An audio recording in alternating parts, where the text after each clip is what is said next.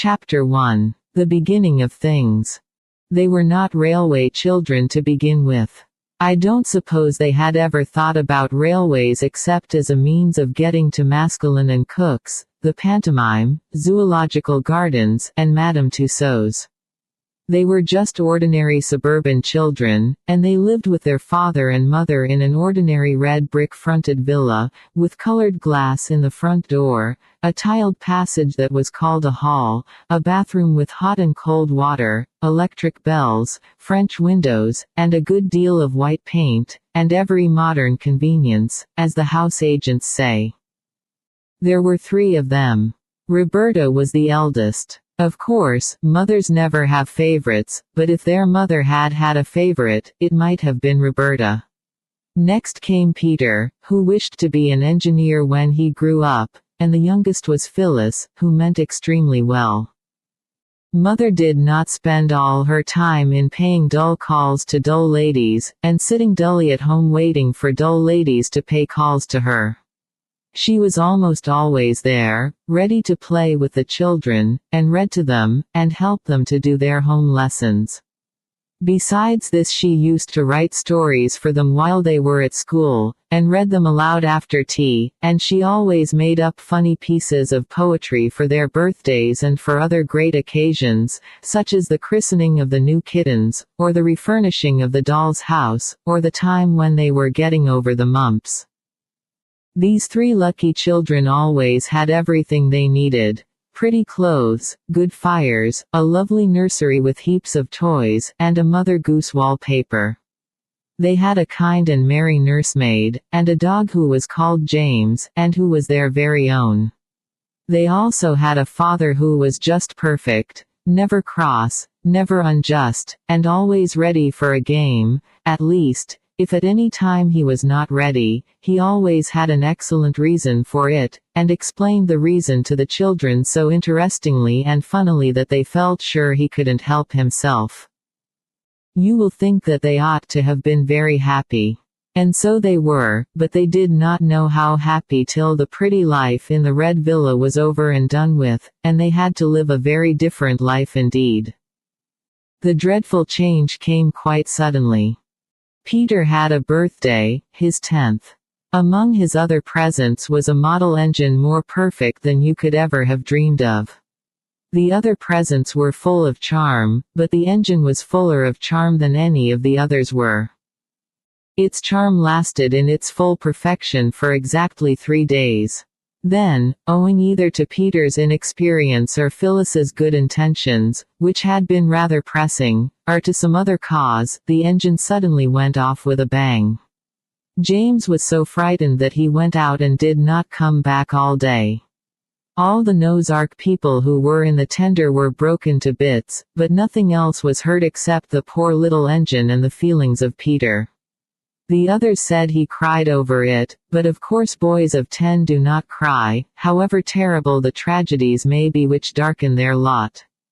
He said that his eyes were red because he had a cold.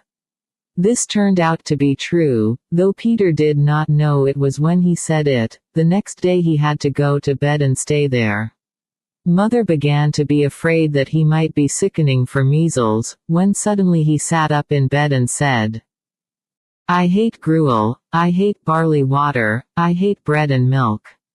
I want to get up and have something real to eat." "What would you like?" Mother asked. "A pigeon pie," said Peter, eagerly, "a large pigeon pie. A very large one." So Mother asked the cook to make a large pigeon pie. The pie was made. And when the pie was made, it was cooked. And when it was cooked, Peter ate some of it. After that his cold was better. Mother made a piece of poetry to amuse him while the pie was being made. It began by saying what an unfortunate but worthy boy Peter was, then it went on. He had an engine that he loved with all his heart and soul. And if he had a wish on earth it was to keep it whole. One day, my friends, prepare your minds. I'm coming to the worst. Quite suddenly a screw went mad, and then the boiler burst. With gloomy face he picked it up. and took it to his mother, though even he could not suppose that she could make another. For those who perished on the line he did not seem to care, his engine being more to him than all the people there. And now you see the reason why our Peter has been ill. He soothes his soul with pigeon pie, his gnawing grief to kill. He wraps himself in blankets warm, and sleeps in bed till late, determined thus to overcome his miserable fate. And if his eyes are rather red, his cold must just excuse it. Offer him pie, you may be sure he never will refuse it.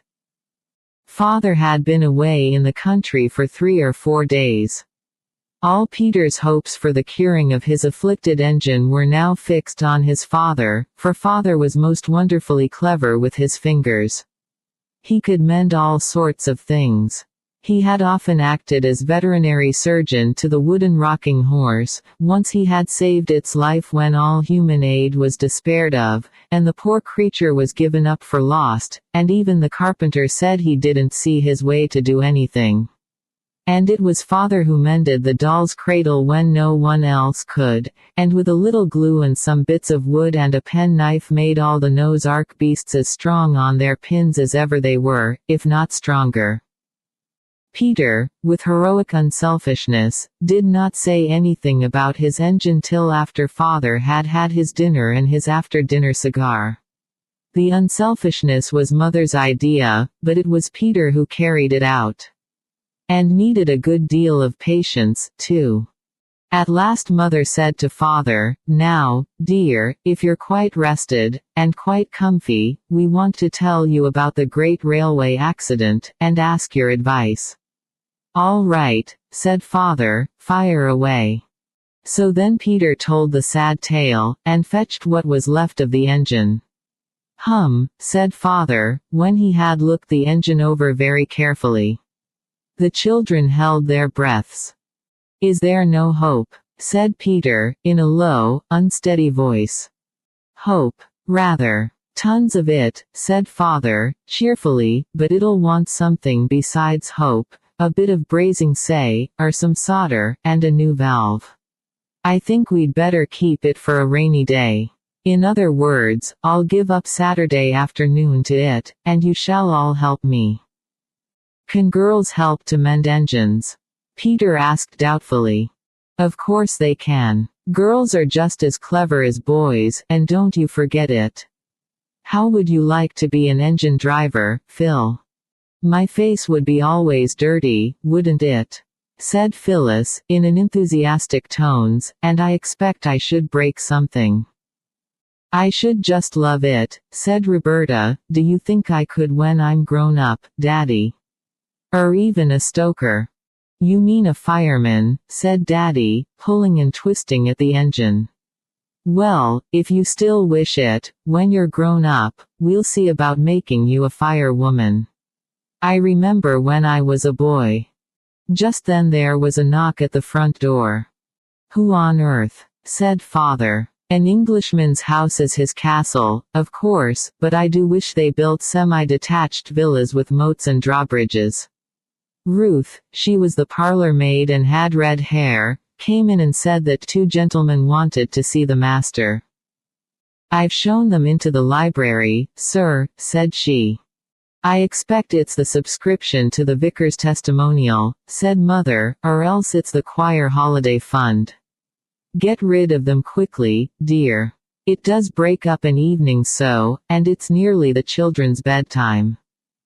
But father did not seem to be able to get rid of the gentleman at all quickly. "I wish we had got a moat and drawbridge," said Roberta. "Then, when we didn't want people, we could just pull up the drawbridge and no one else could get in. I expect father will have forgotten about when he was a boy if they stay much longer."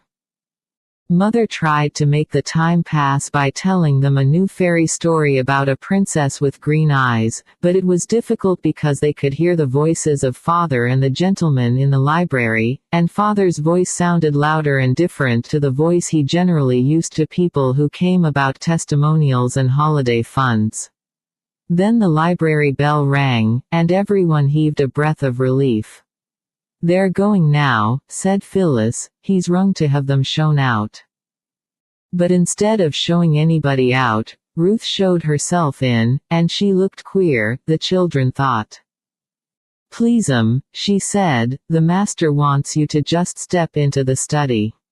He looks like the dead, Mum. I think he's had bad news. You'd best prepare yourself for the worst, perhaps it's a death in the family or a bank busted or—" "That'll do, Ruth," said Mother gently, "you can go." Then Mother went into the library. There was more talking. Then the bell rang again, and Ruth fetched a cab. The children heard boots go out and down the steps. The cab drove away, and the front door shut.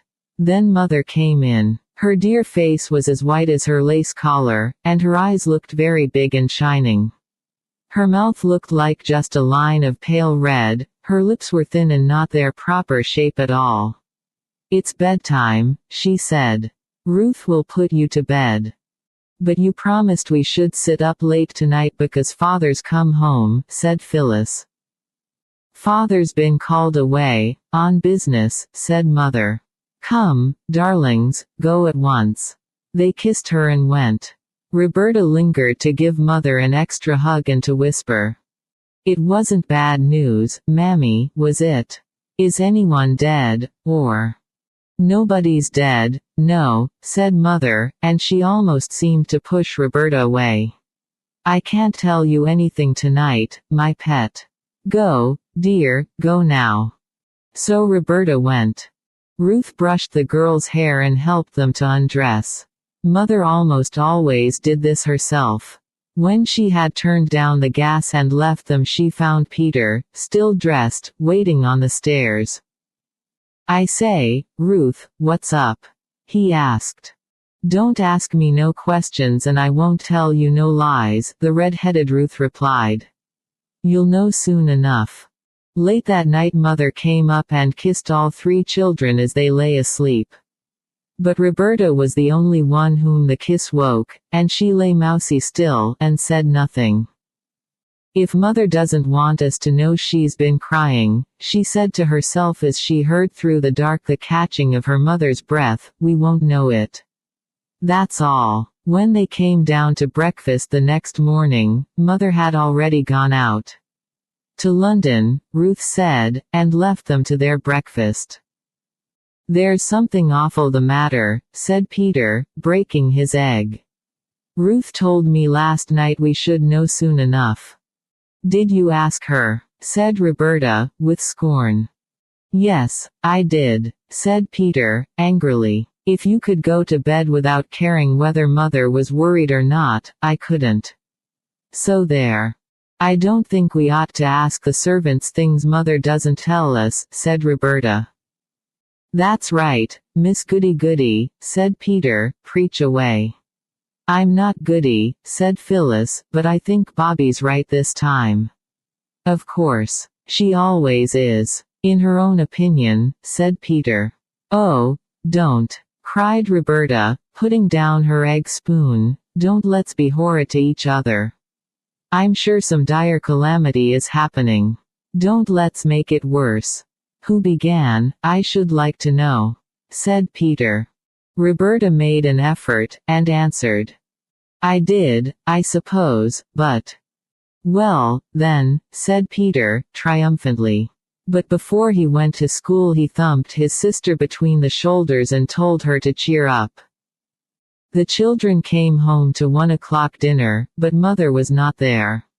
And she was not there at tea time. It was nearly 7 before she came in, looking so ill and tired that the children felt they could not ask her any questions. She sank into an armchair. Phyllis took the long pins out of her hat, while Roberta took off her gloves, and Peter unfastened her walking shoes and fetched her soft velvety slippers for her. When she had had a cup of tea, and Roberta had put eau de cologne on her poor head that ached, Mother said, "Now, my darlings, I want to tell you something. Those men last night did bring very bad news, and Father will be away for some time. I am very worried about it, and I want you all to help me, and not to make things harder for me." "As if we would," said Roberta, holding Mother's hand against her face. "You can help me very much," said Mother, "by being good and happy and not quarreling when I'm away." Roberta and Peter exchanged guilty glances, for I shall have to be away a good deal. "We won't quarrel." "Indeed we won't," said everybody. And meant it, too. Then, Mother went on, "I want you not to ask me any questions about this trouble, and not to ask anybody else any questions." Peter cringed and shuffled his boots on the carpet. "You'll promise this, too, won't you?" said Mother. "I did ask Ruth," said Peter, suddenly. "I'm very sorry, but I did." "And what did she say?" "She said I should know soon enough." "It isn't necessary for you to know anything about it," said Mother, "it's about business, and you never do understand business, do you?" "No," said Roberta. "Is it something to do with government?" For Father was in a government office. "Yes," said Mother. "Now it's bedtime, my darlings. And don't you worry. It'll all come right in the end." "Then don't you worry either, Mother," said Phyllis, "and we'll all be as good as gold." Mother sighed and kissed them. "We'll begin being good the first thing tomorrow morning," said Peter, as they went upstairs. "Why not now?" said Roberta. "There's nothing to be good about now, silly," said Peter. "We might begin to try to feel good," said Phyllis, "and not call names." "Who's calling names?" said Peter. "Bobby knows right enough that when I say silly, it's just the same as if I said Bobby." "Well," said Roberta. "No, I don't mean what you mean.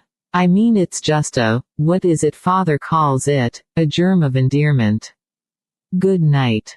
The girls folded up their clothes with more than usual neatness, which was the only way of being good that they could think of. "I say," said Phyllis, smoothing out her pinafore, "you used to say it was so dull, nothing happening, like in books. Now something has happened." "I never wanted things to happen to make Mother unhappy," said Roberta. "Everything's perfectly horrid." Everything continued to be perfectly horrid for some weeks. Mother was nearly always out. Meals were dull and dirty. The between maid was sent away, and Aunt Emma came on a visit. Aunt Emma was much older than Mother. She was going abroad to be a governess. She was very busy getting her clothes ready, and they were very ugly, dingy clothes, and she had them always littering about, and the sewing machine seemed to whir, on and on all day and most of the night. Aunt Emma believed in keeping children in their proper places. And they more than returned the compliment. Their idea of Aunt Emma's proper place was anywhere where they were not. So they saw very little of her. They preferred the company of the servants, who were more amusing. Cook, if in a good temper, could sing comic songs, and the housemaid, if she happened not to be offended with you, could imitate a hen that has laid an egg, a bottle of champagne being opened, and could mew like two cats fighting. The servants never told the children what the bad news was that the gentleman had brought to Father.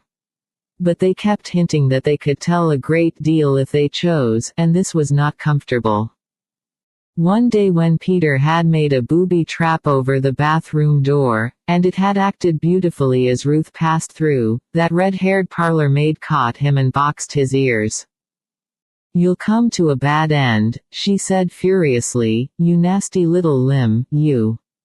If you don't mend your ways, you'll go where your precious father's gone, so I tell you straight." Roberta repeated this to her mother, and next day Ruth was sent away. Then came the time when Mother came home and went to bed and stayed there 2 days, and the doctor came, and the children crept wretchedly about the house and wondered if the world was coming to an end. Mother came down one morning to breakfast, very pale and with lines on her face that used not to be there. And she smiled, as well as she could, and said, Now, my pets, everything is settled. We're going to leave this house, and go and live in the country. Such a ducky dear little white house. I know you'll love it." A whirling week of packing followed, not just packing clothes, like when you go to the seaside, but packing chairs and tables, covering their tops with sacking and their legs with straw. All sorts of things were packed that you don't pack when you go to the seaside. Crockery, blankets, candlesticks, carpets, bedsteads, saucepans, and even fenders and fire irons. The house was like a furniture warehouse. I think the children enjoyed it very much. Mother was very busy, but not too busy now to talk to them, and read to them, and even to make a bit of poetry for Phyllis to cheer her up when she fell down with a screwdriver and ran it into her hand. "Aren't you going to pack this, Mother?" Roberta asked, pointing to the beautiful cabinet inlaid with red turtle shell and brass. "We can't take everything," said Mother. "But we seem to be taking all the ugly things," said Roberta. "We're taking the useful ones," said Mother. "We've got to play at being poor for a bit, my chickabiddy." When all the ugly useful things had been packed up and taken away in a van by men in green baize aprons, the two girls and Mother and Aunt Emma slept in the two spare rooms where the furniture was all pretty. All their beds had gone. A bed was made up for Peter on the drawing room sofa. "I say, this is larks," he said, wriggling joyously, as Mother tucked him up. "I do like moving. I wish we moved once a month." Mother laughed. "I don't," she said. "Good night, Peterkin." As she turned away, Roberta saw her face. She never forgot it. "Oh, Mother," she whispered all to herself as she got into bed, "how brave you are. How I love you. Fancy being brave enough to laugh when you're feeling like that." Next day boxes were filled, and boxes and more boxes, and then late in the afternoon a cab came to take them to the station. Aunt Emma saw them off. They felt that they were seeing her off, and they were glad of it. "But, oh, those poor little foreign children that she's going to governess," whispered Phyllis. "I wouldn't be them for anything." At first they enjoyed looking out of the window, but when it grew dusk they grew sleepier and sleepier, and no one knew how long they had been in the train when they were roused by Mother's shaking them gently and saying, "Wake up, dears. We're there." They woke up, cold and melancholy, and stood shivering on the drafty platform while the baggage was taken out of the train. Then the engine, puffing and blowing, set to work again, and dragged the train away. The children watched the tail lights of the guard's van disappear into the darkness. This was the first train the children saw on that railway which was in time to become so very dear to them. They did not guess then how they would grow to love the railway, and how soon it would become the center of their new life, nor what wonders and changes it would bring to them. They only shivered and sneezed and hoped the walk to the new house would not be long. Peter's nose was colder than he ever remembered it to have been before. Roberta's hat was crooked, and the elastic seemed tighter than usual. Phyllis's shoelaces had come undone. "Come," said Mother, "we've got to walk. There aren't any cabs here." The walk was dark and muddy. The children stumbled a little on the rough road, and once Phyllis absently fell into a puddle, and was picked up damp and unhappy. There were no gas lamps on the road, and the road was uphill. The cart went at a foot's pace, and they followed the gritty crunch of its wheels. As their eyes got used to the darkness, they could see the mound of boxes swaying dimly in front of them. A long gate had to be opened for the cart to pass through, and after that the road seemed to go across fields, and now it went downhill. Presently a great dark lumpish thing showed over to the right. "There's the house," said Mother. "I wonder why she's shut the shutters." "Who's she?" asked Roberta. "The woman I engaged to clean the place, and put the furniture straight and get supper." There was a low wall, and trees inside. That's the garden, said Mother. It looks more like a dripping pan full of black cabbages, said Peter. The cart went on along by the garden wall, and round to the back of the house, and here it clattered into a cobble-stoned yard and stopped at the back door. There was no light in any of the windows. Everyone hammered at the door, but no one came. The man who drove the cart said he expected Mrs. Viney had gone home. You see, your train was that late, said he. But she's got the key, said Mother. What are we to do? Oh, she'll have left that under the doorstep, said the cart man. Folks do hereabouts. He took the lantern off his cart and stooped. Aye, here it is, right enough, he said. He unlocked the door and went in and set his lantern on the table. Got a candle, said he. I don't know where anything is. Mother spoke rather less cheerfully than usual. He struck a match. There was a candle on the table, and he lighted it. By its thin little glimmer the children saw a large bare kitchen with a stone floor. There were no curtains, no hearth rug. The kitchen table from home stood in the middle of the room. The chairs were in one corner, and the pots, pans, brooms, and crockery in another. There was no fire, and the black grate showed cold, dead ashes. As the cart man turned to go out after he had brought in the boxes, there was a rustling, scampering sound that seemed to come from inside the walls of the house. Oh, what's that? Cried the girls. It's only the rats, said the cart man. And he went away and shut the door, and the sudden draught of it blew out the candle. Oh, dear, said Phyllis, I wish we hadn't come. And she knocked a chair over. Only the rats, said Peter, in the dark. Chapter 2. Peter's Coal Mine. What fun, said Mother, in the dark, feeling for the matches on the table. How frightened the poor mice were. I don't believe they were rats at all. She struck a match and relighted the candle, and everyone looked at each other by its winky, blinky light. Well, she said, you've often wanted something to happen and now it has. This is quite an adventure, isn't it? I told Mrs. Viney to get us some bread and butter, and meat and things, and to have supper ready. I suppose she's laid it in the dining room. So let's go and see. The dining room opened out of the kitchen. It looked much darker than the kitchen when they went in with the one candle. Because the kitchen was whitewashed, but the dining room was dark wood from floor to ceiling, and across the ceiling there were heavy black beams. There was a muddled maze of dusty furniture, the breakfast room furniture from the old home where they had lived all their lives. It seemed a very long time ago, and a very long way off. There was the table certainly, and there were chairs, but there was no supper. Let's look in the other rooms, said Mother, and they looked.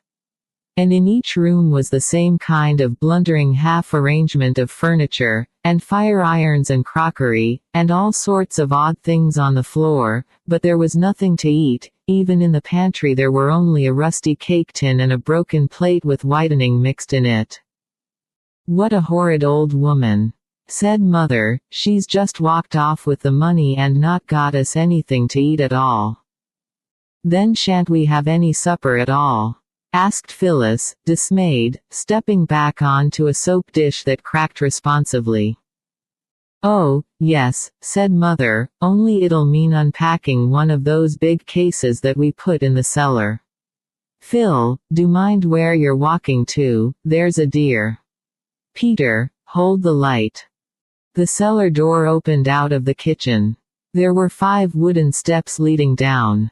It wasn't a proper cellar at all, the children thought, because its ceiling went up as high as the kitchen's. A bacon rack hung under its ceiling. There was wood in it, and coal. Also the big cases. Peter held the candle, all on one side, while Mother tried to open the great packing case. It was very securely nailed down. Where's the hammer? Asked Peter. That's just it, said Mother. I'm afraid it's inside the box. But there's a coal shovel, and there's the kitchen poker. And with these she tried to get the case open. Let me do it, said Peter, thinking he could do it better himself. Everyone thinks this when he sees another person stirring a fire, or opening a box, or untying a knot in a bit of string. You'll hurt your hands, Mammy, said Roberta, let me. I wish Father was here, said Phyllis, he'd get it open in 2 shakes. What are you kicking me for, Bobby? I wasn't, said Roberta. Just then the first of the long nails in the packing case began to come out with a scrunch. Then a lath was raised and then another, till all 4 stood up with the long nails in them shining fiercely like iron teeth in the candle light. Hooray, said Mother, here are some candles, the very first thing. You girls go and light them. You'll find some saucers and things. Just drop a little candle grease in the saucer and stick the candle upright in it. How many shall we light? As many as ever you like, said Mother, gaily. The great thing is to be cheerful. Nobody can be cheerful in the dark except owls and dormice. So the girls lighted candles. The head of the first match flew off and stuck to Phyllis's finger, but, as Roberta said, it was only a little burn, and she might have had to be a Roman martyr and be burned whole if she had happened to live in the days when those things were fashionable. Then, when the dining room was lighted by 14 candles, Roberta fetched coal and wood and lighted a fire. It's very cold for May, she said, feeling what a grown-up thing it was to say. The firelight and the candle light made the dining room look very different, for now you could see that the dark walls were of wood, carved here and there into little wreaths and loops. The girls hastily tidied the room, which meant putting the chairs against the wall, and piling all the odds and ends into a corner and partly hiding them with the big leather armchair that Father used to sit in after dinner. Bravo! Cried Mother, coming in with a tray full of things. This is something like. I'll just get a tablecloth and then. The tablecloth was in a box with a proper lock that was opened with a key and not with a shovel, and when the cloth was spread on the table, a real feast was laid out on it. Everyone was very, very tired, but everyone cheered up at the sight of the funny and delightful supper. There were biscuits, the Marie and the plain kind, sardines, preserved ginger, cooking raisins, and candied peel and marmalade. What a good thing Aunt Emma packed up all the odds and ends out of the store cupboard, said Mother. Now, Phil, don't put the marmalade spoon in among the sardines. No, I won't, Mother, said Phyllis, and put it down among the Marie biscuits.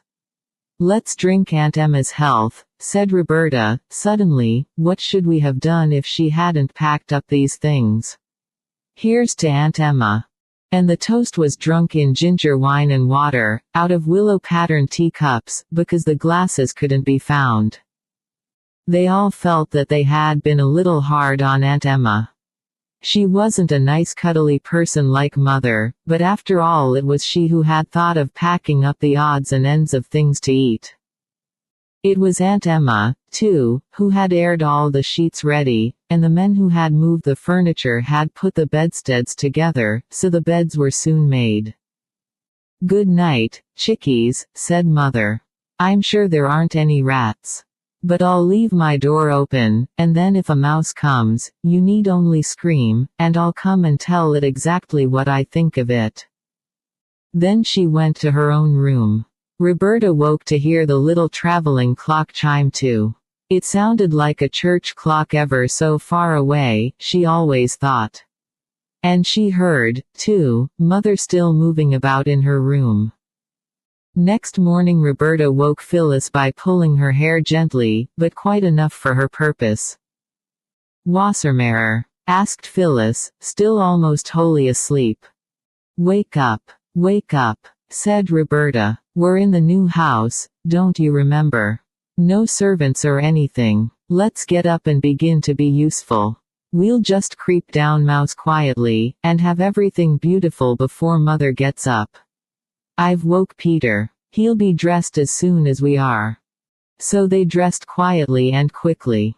Of course, there was no water in their room, so when they got down they washed as much as they thought was necessary under the spout of the pump in the yard. One pumped and the other washed. It was splashy but interesting. "It's much more fun than basin washing," said Roberta. "How sparkly the weeds are between the stones, and the moss on the roof, oh, and the flowers." The roof of the back kitchen sloped down quite low. It was made of thatch and it had moss on it, and house leeks and stonecrop and wallflowers, and even a clump of purple flag flowers at the far corner. "This is far, far, far and away prettier than Edgecombe Villa," said Phyllis. "I wonder what the garden's like." "We mustn't think of the garden yet," said Roberta, with earnest energy. "Let's go in and begin to work." They lighted the fire and put the kettle on, and they arranged the crockery for breakfast. They could not find all the right things, but a glass ashtray made an excellent salt cellar, and a newish baking tin seemed as if it would do to put bread on, if they had any. When there seemed to be nothing more that they could do, they went out again into the fresh bright morning. "We'll go into the garden now," said Peter. But somehow they couldn't find the garden. They went round the house and round the house. The yard occupied the back, and across it were stables and outbuildings. On the other three sides the house stood simply in a field, without a yard of garden to divide it from the short smooth turf. And yet they had certainly seen the garden wall the night before. It was a hilly country. Down below they could see the line of the railway, and the black yawning mouth of a tunnel. The station was out of sight. There was a great bridge with tall arches running across one end of the valley. "Never mind the garden," said Peter, "let's go down and look at the railway. There might be trains passing." "We can see them from here," said Roberta, slowly. "Let's sit down a bit." So they all sat down on a great flat gray stone that had pushed itself up out of the grass. It was one of many that lay about on the hillside, and when Mother came out to look for them at 8 o'clock, she found them deeply asleep in a contented, sun-warmed bunch. They had made an excellent fire, and had set the kettle on it at about 5:30. So that by 8 the fire had been out for some time, the water had all boiled away, and the bottom was burned out of the kettle. Also they had not thought of washing the crockery before they set the table. "But it doesn't matter, the cups and saucers, I mean," said Mother. "Because I've found another room, I'd quite forgotten there was one. And it's magic. And I've boiled the water for tea in a saucepan." The forgotten room opened out of the kitchen. In the agitation and half-darkness the night before its door had been mistaken for a cupboard's. It was a little square room, and on its table, all nicely set out, was a joint of cold roast beef, with bread, butter, cheese, and a pie. "Pie for breakfast," cried Peter, "how perfectly ripping." "It isn't pigeon pie," said Mother, "it's only apple." "Well, this is the supper we ought to have had last night." And there was a note from Mrs. Viney. Her son-in-law has broken his arm, and she had to get home early. She's coming this morning at 10. That was a wonderful breakfast. It is unusual to begin the day with cold apple pie, but the children all said they would rather have it than meat. "You see it's more like dinner than breakfast to us," said Peter, passing his plate for more, "because we were up so early." The day passed in helping Mother to unpack and arrange things. 6 small legs quite ached with running about while their owners carried clothes and crockery and all sorts of things to their proper places. It was not till quite late in the afternoon that Mother said, "There. That'll do for today. I'll lie down for an hour, so as to be as fresh as a lark by supper time." Then they all looked at each other. Each of the 3 expressive countenances expressed the same thought. That thought was double, and consisted, like the bits of information in the Child's Guide to Knowledge, of a question and an answer. Q. Where shall we go? A. To the railway. So to the railway they went, and as soon as they started for the railway they saw where the garden had hidden itself. It was right behind the stables, and it had a high wall all round. "Oh, never mind about the garden now," cried Peter. "Mother told me this morning where it was. It'll keep till tomorrow. Let's get to the railway." The way to the railway was all downhill over smooth, short turf with here and there furze bushes and gray and yellow rocks sticking out like candied peel from the top of a cake. The way ended in a steep run and a wooden fence, and there was the railway with the shining metals and the telegraph wires and posts and signals. They all climbed onto the top of the fence, and then suddenly there was a rumbling sound that made them look along the line to the right, where the dark mouth of a tunnel opened itself in the face of a rocky cliff. Next moment a train had rushed out of the tunnel with a shriek and a snort, and had slid noisily past them.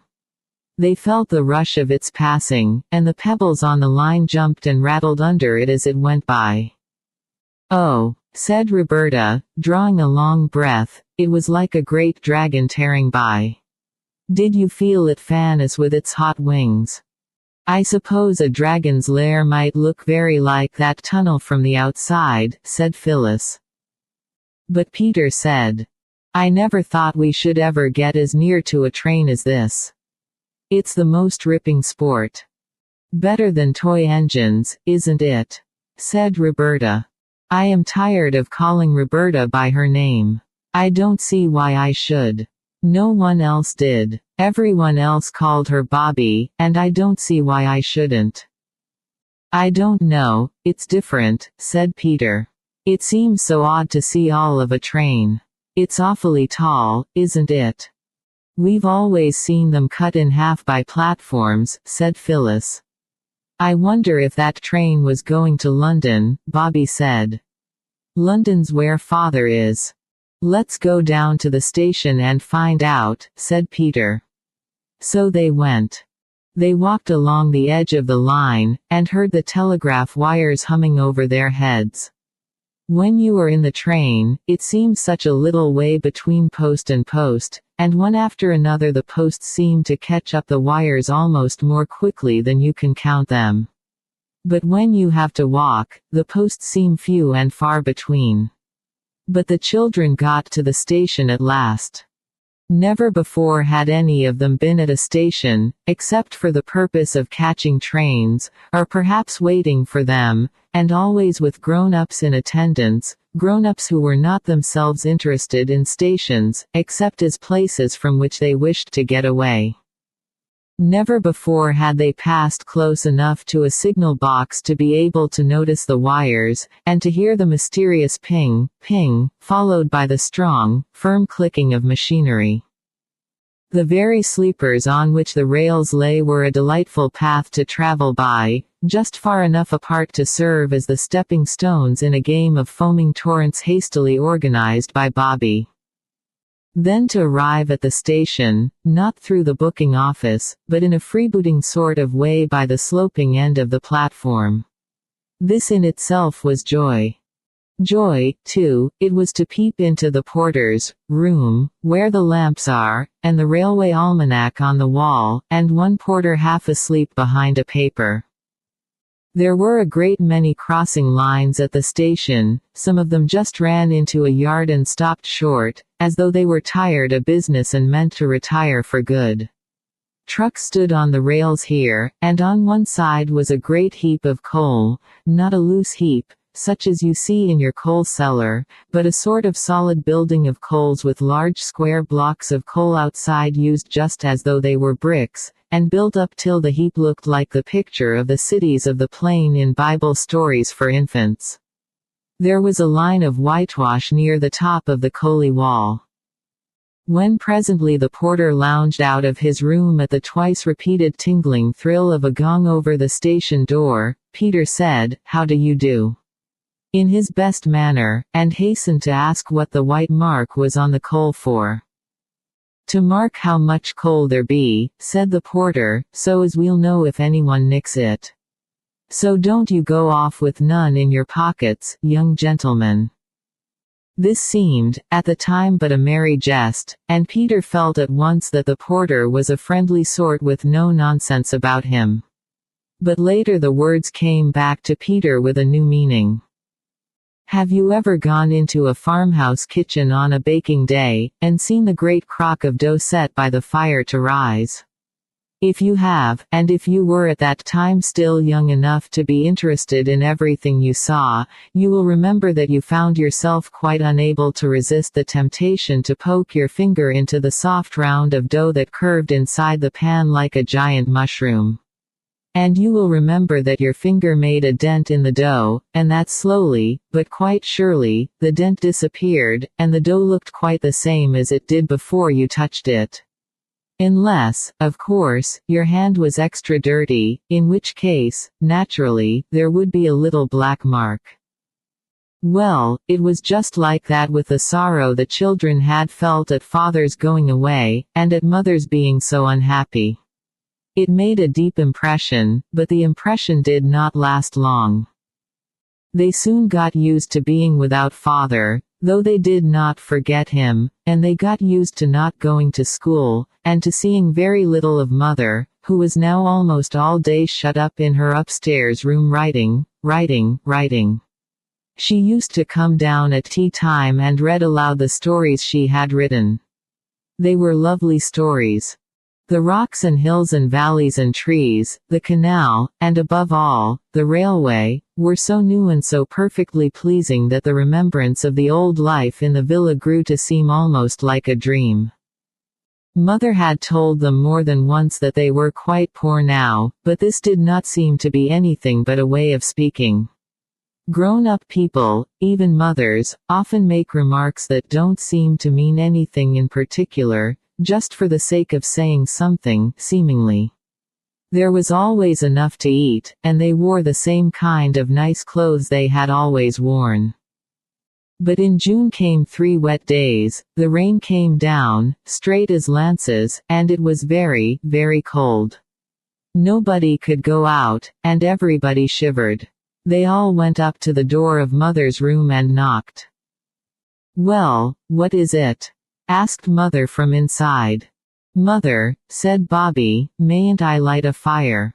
I do know how." And Mother said, "No, my ducky love. We mustn't have fires in June, coal is so dear. If you're cold, go and have a good romp in the attic.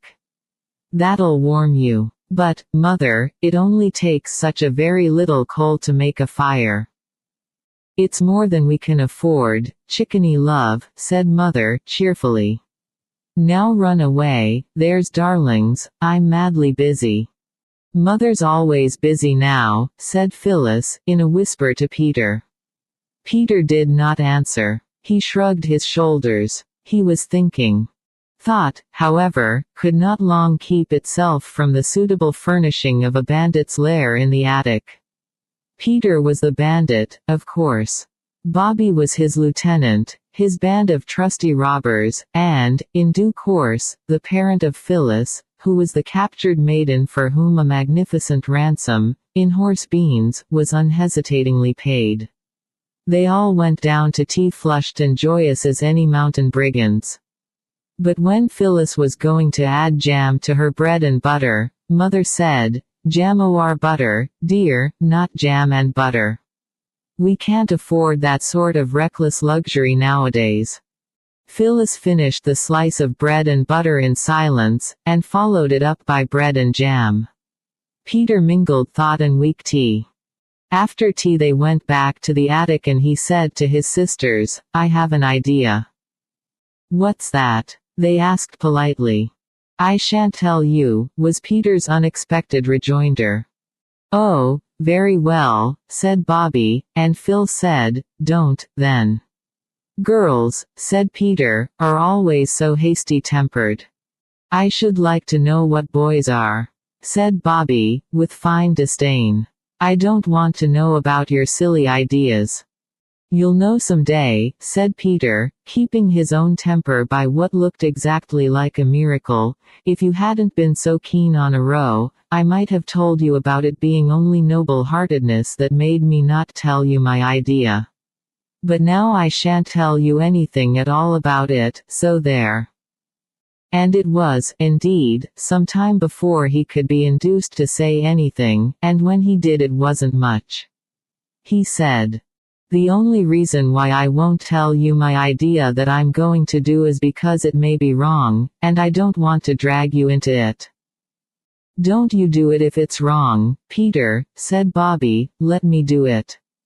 But Phyllis said, "I should like to do wrong if you're going to." "No," said Peter, rather touched by this devotion, "it's a forlorn hope, and I'm going to lead it. All I ask is that if Mother asks where I am, you won't blab." "We haven't got anything to blab," said Bobby, indignantly. "Oh, yes, you have," said Peter, dropping horse beans through his fingers. "I've trusted you to the death. You know I'm going to do a lone adventure, and some people might think it wrong, I don't. And if Mother asks where I am, say I'm playing at mines." "What sort of mines?" "You just say mines. You might tell us, Pete." "Well, then, coal mines. But don't you let the word pass your lips on pain of torture." "You needn't threaten," said Bobby, "and I do think you might let us help. If I find a coal mine, you shall help cart the coal," Peter condescended to promise. "Keep your secret if you like," said Phyllis. "Keep it if you can," said Bobby. "I'll keep it, right enough," said Peter. Between tea and supper there is an interval even in the most greedily regulated families. At this time Mother was usually writing, and Mrs. Viney had gone home. 2 nights after the dawning of Peter's idea he beckoned the girls mysteriously at the twilight hour. "Come hither with me," he said, "and bring the Roman chariot." The Roman chariot was a very old perambulator that had spent years of retirement in the loft over the coach house. The children had oiled its works till it glided noiseless as a pneumatic bicycle, and answered to the helm as it had probably done in its best days. "Follow your dauntless leader," said Peter, and led the way down the hill towards the station. Just above the station many rocks have pushed their heads out through the turf as though they, like the children, were interested in the railway. In a little hollow between 3 rocks lay a heap of dried brambles and heather. Peter halted, turned over the brushwood with a well-scarred boot, and said, "Here's the first coal from the St. Peter's mine. We'll take it home in the chariot. Punctuality and dispatch. All orders carefully attended to. Any shaped lump cut to suit regular customers." The chariot was packed full of coal. And when it was packed it had to be unpacked again because it was so heavy that it couldn't be got up the hill by the 3 children, not even when Peter harnessed himself to the handle with his braces, and firmly grasping his waistband in one hand pulled while the girls pushed behind. 3 journeys had to be made before the coal from Peter's mine was added to the heap of Mother's coal in the cellar. Afterwards Peter went out alone, and came back very black and mysterious. "I've been to my coal mine," he said. "Tomorrow evening we'll bring home the black diamonds in the chariot." It was a week later that Mrs. Viney remarked to Mother how well this last lot of coal was holding out. The children hugged themselves and each other in complicated wriggles of silent laughter as they listened on the stairs. They had all forgotten by now that there had ever been any doubt in Peter's mind as to whether coal mining was wrong. But there came a dreadful night when the station master put on a pair of old sand shoes that he had worn at the seaside in his summer holiday, and crept out very quietly to the yard where the Sodom and Gomorrah heap of coal was, with the whitewashed line round it. He crept out there, and he waited like a cat by a mousel. On the top of the heap something small and dark was scrabbling and rattling furtively among the coal. The station master concealed himself in the shadow of a brake van that had a little tin chimney and was labeled GN and SR. 34,576 return at once to White Heather sidings. And in this concealment he lurked till the small thing on the top of the heap ceased to scrabble and rattle, came to the edge of the heap, cautiously let itself down, and lifted something after it. Then the arm of the station master was raised, the hand of the station master fell on a collar, and there was Peter firmly held by the jacket, with an old carpenter's bag full of coal in his trembling clutch. "So I've caught you at last, have I, you young thief?" said the station master. "I'm not a thief," said Peter, as firmly as he could. "I'm a coal miner." "Tell that to the Marines," said the station master. "It would be just as true whoever I told it to," said Peter. "You're right there," said the man, who held him. "Stow your jaw, you young rip, and come along to the station." "Oh, no," cried in the darkness an agonized voice that was not Peter's. "Not the police station," said another voice from the darkness. "Not yet," said the station master. "The railway station first. Why, it's a regular gang. Any more of you?" "Only us," said Bobby and Phyllis, coming out of the shadow of another truck labeled Staveley Colliery, and bearing on it the legend in white chalk, "Wanted in number 1 road." "What do you mean by spying on a fellow like this?" said Peter, angrily. "Time someone did spy on you, I think," said the station master. "Come along to the station." "Oh, don't," said Bobby. "Can't you decide now what you'll do to us? It's our fault just as much as Peter's. We helped to carry the coal away, and we knew where he got it." "No, you didn't," said Peter. "Yes, we did," said Bobby. "We knew all the time. We only pretended we didn't just to humor you." Peter's cup was full. He had mined for coal, he had struck coal, he had been caught, and now he learned that his sisters had humored him. "Don't hold me," he said. "I won't run away." The station master loosed Peter's collar, struck a match and looked at them by its flickering light. "Why," said he, "you're the children from the 3 chimneys up yonder. So nicely dressed, too. Tell me now, what made you do such a thing? Haven't you ever been to church or learned your catechism or anything, not to know it's wicked to steal?" He spoke much more gently now, and Peter said, "I didn't think it was stealing. I was almost sure it wasn't. I thought if I took it from the outside part of the heap, perhaps it would be. But in the middle I thought I could fairly count it only mining. It'll take thousands of years for you to burn up all that coal and get to the middle parts." "Not quite. But did you do it for a lark or what?" "Not much lark carting that beastly heavy stuff up the hill," said Peter, indignantly. "Then why did you?" The station master's voice was so much kinder now that Peter replied. "You know that wet day. Well, Mother said we were too poor to have a fire. We always had fires when it was cold at our other house, and—" "Don't," interrupted Bobby, in a whisper. "Well," said the station master, rubbing his chin thoughtfully, "I'll tell you what I'll do. I'll look over it this once.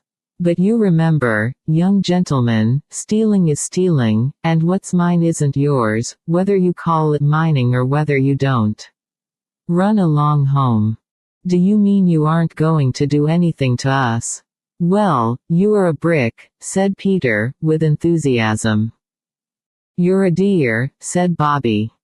"You're a darling," said Phyllis. "That's all right," said the station master. And on this they parted. "Don't speak to me," said Peter, as the 3 went up the hill. "You're spies and traitors, that's what you are." But the girls were too glad to have Peter between them, safe and free, and on the way to 3 Chimneys and not to the police station, to mind much what he said.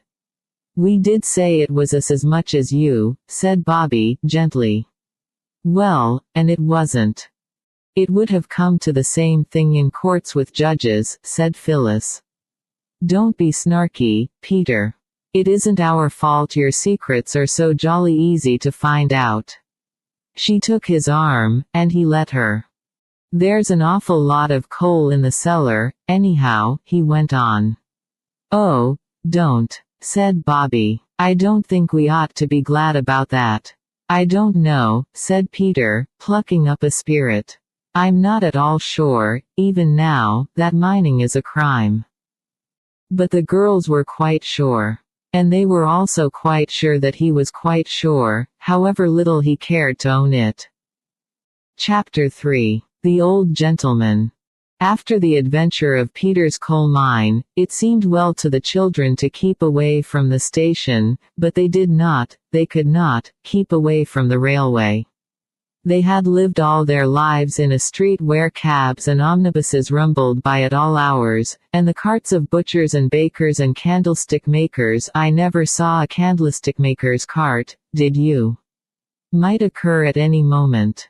Here in the deep silence of the sleeping country the only things that went by were the trains. They seemed to be all that was left to link the children to the old life that had once been theirs. Straight down the hill in front of Three Chimneys the daily passage of their 6 feet began to mark a path across the crisp, short turf. They began to know the hours when certain trains passed, and they gave names to them. The 9.15 up was called the Green Dragon. The 10.7 down was the Worm of Wantley. The Midnight Town Express, whose shrieking rush they sometimes woke from their dreams to hear, was the fearsome Fly-by-Night. Peter got up once, in chill starshine, and, peeping at it through his curtains, named it on the spot. It was by the Green Dragon that the old gentleman traveled. He was a very nice-looking old gentleman, and he looked as if he were nice, too, which is not at all the same thing. He had a fresh-colored, clean-shaven face and white hair, and he wore rather odd-shaped collars and a top hat that wasn't exactly the same kind as other people's. Of course the children didn't see all this at first. In fact the first thing they noticed about the old gentleman was his hand. It was one morning as they sat on the fence waiting for the Green Dragon, which was 3¼ minutes late by Peter's Waterbury watch that he had given him on his last birthday. The Green Dragon's going where Father is, said Phyllis. If it were a really real dragon, we could stop it and ask it to take our love to Father. Dragons don't carry people's love, said Peter, they'd be above it. Yes, they do, if you tame them thoroughly first. They fetch and carry like pet spaniels, said Phyllis, and feed out of your hand. I wonder why Father never writes to us. Mother says he's been too busy, said Bobby, but he'll write soon, she says. I say, Phyllis suggested, let's all wave to the Green Dragon as it goes by. If it's a magic dragon, it'll understand and take our loves to Father. And if it isn't, 3 waves aren't much. We shall never miss them. So when the Green Dragon tore shrieking out of the mouth of its dark lair, which was the tunnel, all 3 children stood on the railing and waved their pocket handkerchiefs without stopping to think whether they were clean handkerchiefs or the reverse. They were, as a matter of fact, very much the reverse. And out of a first-class carriage a hand waved back. A quite clean hand. It held a newspaper. It was the old gentleman's hand. After this it became the custom for waves to be exchanged between the children and the 9.15. And the children, especially the girls, liked to think that perhaps the old gentleman knew Father, and would meet him in business, wherever that shady retreat might be, and tell him how his 3 children stood on a rail far away in the green country and waved their love to him every morning, wet or fine. For they were now able to go out in all sorts of weather such as they would never have been allowed to go out in when they lived in their villa house. This was Aunt Emma's doing, and the children felt more and more that they had not been quite fair to this unattractive aunt, when they found how useful were the long gaiters and waterproof coats that they had laughed at her for buying for them. Mother, all this time, was very busy with her writing. She used to send off a good many long blue envelopes with stories in them, and large envelopes of different sizes and colors used to come to her. Sometimes she would sigh when she opened them and say, "Another story come home to roost. Oh, dear, oh, dear." And then the children would be very sorry. But sometimes she would wave the envelope in the air and say, "Hooray, hooray. Here's a sensible editor. He's taken my story and this is the proof of it." At first the children thought the proof meant the letter the sensible editor had written, but they presently got to know that the proof was long slips of paper with the story printed on them. Whenever an editor was sensible there were buns for tea. One day Peter was going down to the village to get buns to celebrate the sensibleness of the editor of the Children's Globe, when he met the station master. Peter felt very uncomfortable, for he had now had time to think over the affair of the coal mine. He did not like to say, "Good morning," to the station master, as you usually do to anyone you meet on a lonely road, because he had a hot feeling, which spread even to his ears, that the station master might not care to speak to a person who had stolen coals. Stolen is a nasty word, but Peter felt it was the right one. So he looked down, and said nothing. It was the station master who said, "Good morning," as he passed by. And Peter answered, "Good morning." Then he thought, "Perhaps he doesn't know who I am by daylight, or he wouldn't be so polite." And he did not like the feeling which thinking this gave him. And then before he knew what he was going to do he ran after the station master, who stopped when he heard Peter's hasty boots crunching the road, and coming up with him very breathless and with his ears now quite magenta-colored, he said, "I don't want you to be polite to me if you don't know me when you see me." Said the station master. "I thought perhaps you didn't know it was me that took the coals," Peter went on, "when you said good morning. But it was, and I'm sorry. There." "Why," said the station master, "I wasn't thinking anything at all about the precious coals. Let bygones be bygones. And where were you off to in such a hurry?" "I'm going to buy buns for tea," said Peter. "I thought you were all so poor," said the station master. "So we are," said Peter, confidentially, "but we always have 3 pennyworth of halfpennies for tea whenever Mother sells a story or a poem or anything."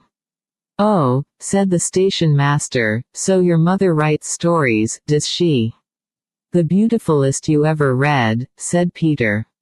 "You ought to be very proud to have such a clever mother." "Yes," said Peter, "but she used to play with us more before she had to be so clever." "Well," said the station master, "I must be getting along. You give us a look in at the station whenever you feel so inclined.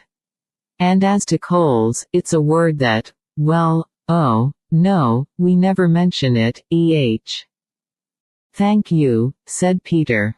"I'm very glad it's all straightened out between us." And he went on across the canal bridge to the village to get the buns, feeling more comfortable in his mind than he had felt since the hand of the station master had fastened on his collar that night among the coals.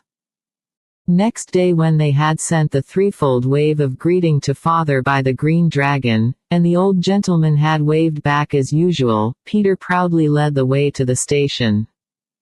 "But ought we?" said Bobby. "After the coals, she means," Phyllis explained. "I met the station master yesterday," said Peter, in an offhand way, and he pretended not to hear what Phyllis had said. "He express-specially invited us to go down any time we liked." "After the coals," repeated Phyllis. "Stop a minute, my bootlace is undone again." "It always is undone again," said Peter, "and the station master was more of a gentleman than you'll ever be, Phil, throwing coal at a chap's head like that. Phyllis did up her bootlace and went on in silence, but her shoulders shook, and presently a fat tear fell off her nose and splashed on the metal of the railway line. Bobby saw it. "Why, what's the matter, darling?" she said, stopping short and putting her arm round the heaving shoulders. "He called me ungentlemanly," sobbed Phyllis. "I didn't never call him unladylike, not even when he tied my Clorinda to the firewood bundle and burned her at the stake for a martyr." Peter had indeed perpetrated this outrage a year or two before. "Well, you began, you know," said Bobby, honestly, "about coals and all that. Don't you think you'd better both unsay everything since the wave, and let honor be satisfied?" "I will if Peter will," said Phyllis, sniffling. "All right," said Peter, "honor is satisfied. Here, use my hanky, Phil, for goodness sake, if you've lost yours as usual. I wonder what you do with them." "You had my last one," said Phyllis, indignantly, "to tie up the rabbit hutch door with. But you're very ungrateful. It's quite right what it says in the poetry book about sharper than a serpent it is to have a toothless child, but it means ungrateful when it says toothless. Miss Lowe told me so." "All right," said Peter, impatiently, "I'm sorry. There. Now will you come on?" They reached the station and spent a joyous 2 hours with the porter. He was a worthy man and seemed never tired of answering the questions that begin with, "Why?" which many people in higher ranks of life often seem weary of. He told them many things that they had not known before, as, for instance, that the things that hook carriages together are called couplings, and that the pipes like great serpents that hang over the couplings are meant to stop the train with. "If you could get a hold of one o' them when the train is going and pull 'em apart," said he, "she'd stop dead off with a jerk." "Who's she?" said Phyllis. "The train, of course," said the porter. After that the train was never again it, to the children. "And you know the thing in the carriages where it says on it, £5 fine for improper use. If you was to improperly use that, the train 'ould stop. And if you used it properly," said Roberta, "it 'ould stop just the same, I suppose," said he, "but it isn't proper use unless you're being murdered. There was an old lady once, someone kidded her on it was a refreshment room bell, and she used it improper, not being in danger of her life, though hungry, and when the train stopped and the guard came along expecting to find someone weltering in their last moments, she says, 'Oh, please, mister, I'll take a glass of stout and a bath bun,' she says.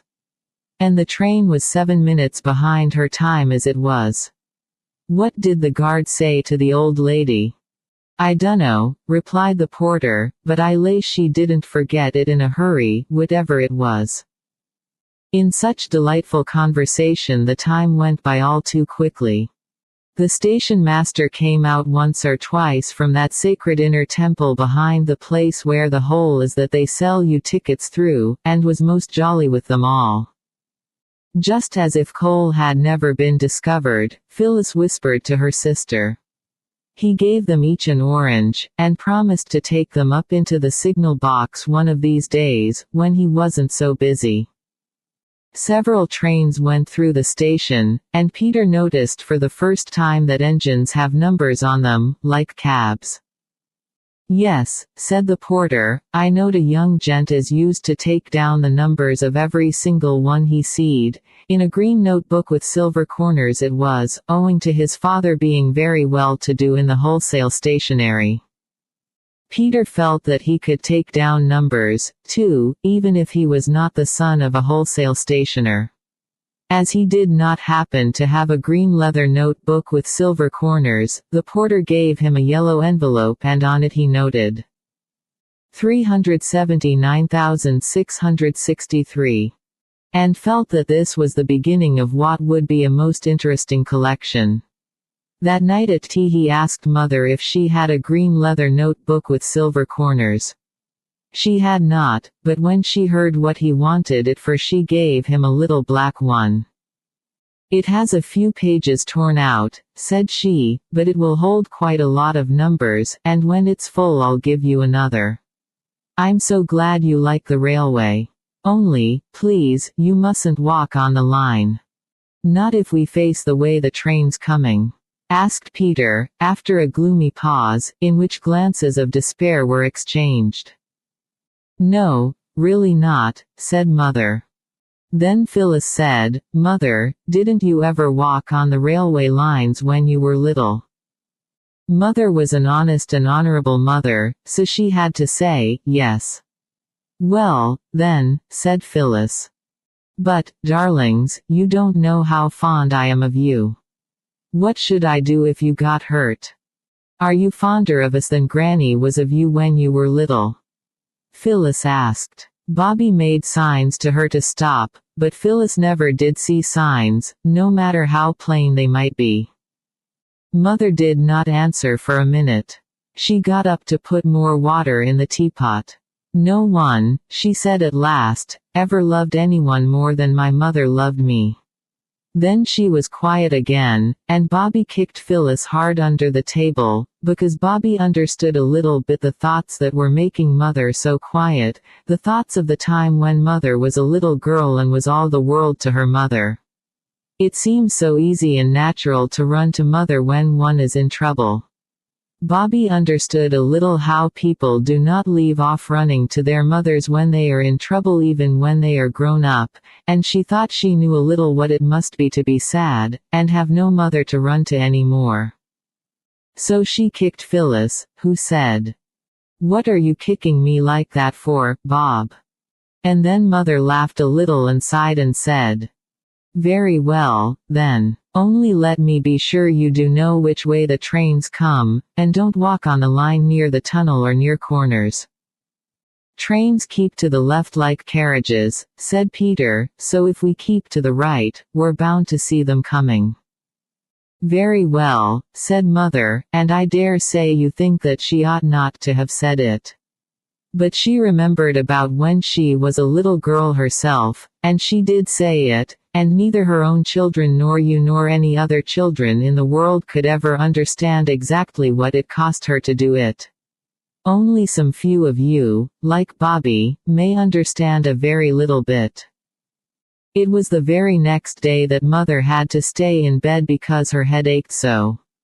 Her hands were burning hot, and she would not eat anything, and her throat was very sore. "If I was you, Mum," said Mrs. Viney, "I should take and send for the doctor.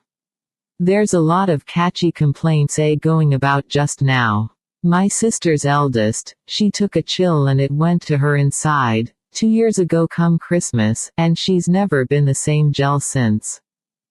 Mother wouldn't at first, but in the evening she felt so much worse that Peter was sent to the house in the village that had 3 laburnum trees by the gate, and on the gate a brass plate with W. W. Forrest, M.D., on it. W. W. Forrest, M.D., came at once. He talked to Peter on the way back. He seemed a most charming and sensible man, interested in railways, and rabbits, and really important things. When he had seen Mother, he said it was influenza.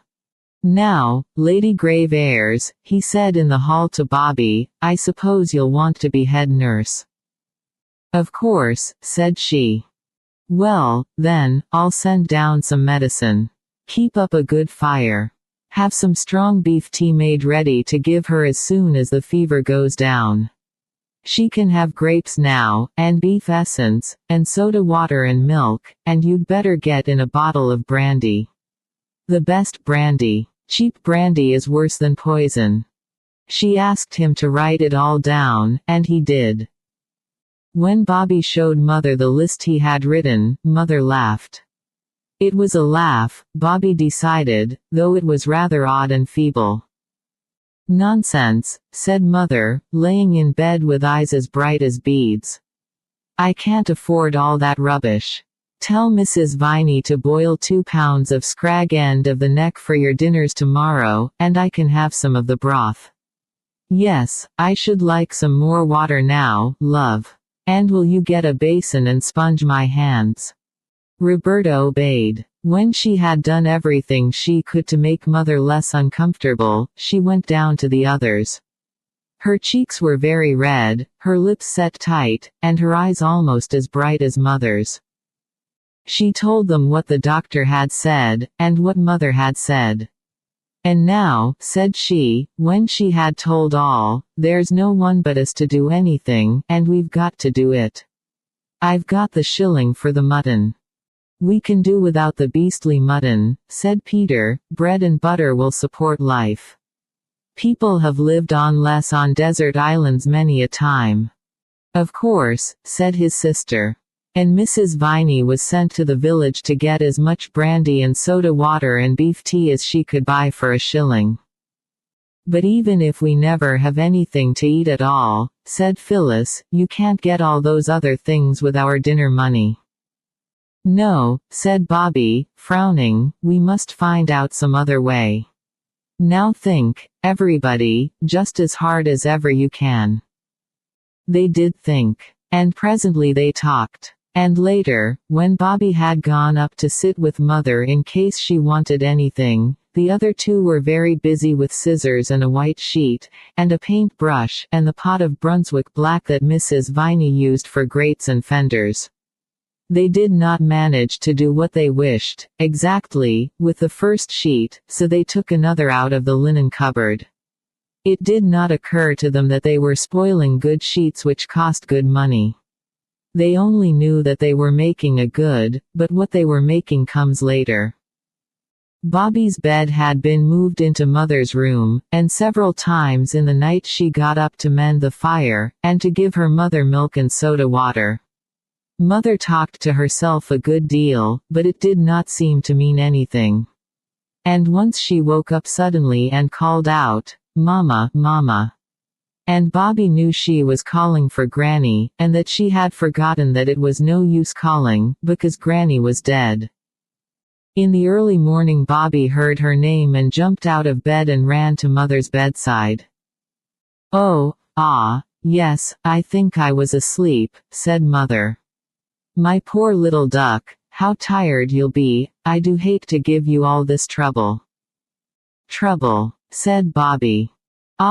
Don't cry, sweet," Mother said, "I shall be all right in a day or two." And Bobby said, "Yes," and tried to smile. When you are used to 10 hours of solid sleep, to get up 3 or 4 times in your sleep time makes you feel as though you had been up all night. Bobby felt quite stupid and her eyes were sore and stiff, but she tidied the room, and arranged everything neatly before the doctor came. This was at 8:30. "Everything going on all right, little nurse?" he said at the front door. "Did you get the brandy?" "I've got the brandy," said Bobby, "in a little flat bottle. I didn't see the grapes or the beef tea, though," said he. "No," said Bobby, firmly, "but you will tomorrow. And there's some beef stewing in the oven for beef tea." "Who told you to do that?" he asked. "I noticed what Mother did when Phil had mumps." "Right," said the doctor.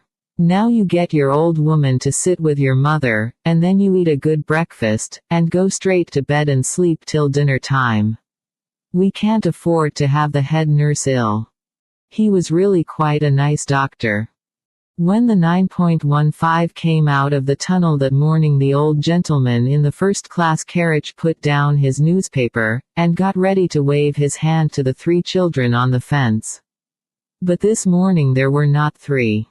There was only 1. And that was Peter. Peter was not on the railings either, as usual.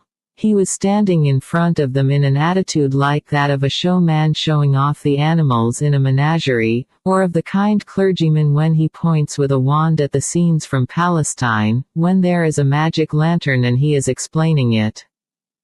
Peter was pointing, too. And what he was pointing at was a large white sheet nailed against the fence. On the sheet there were thick black letters more than a foot long.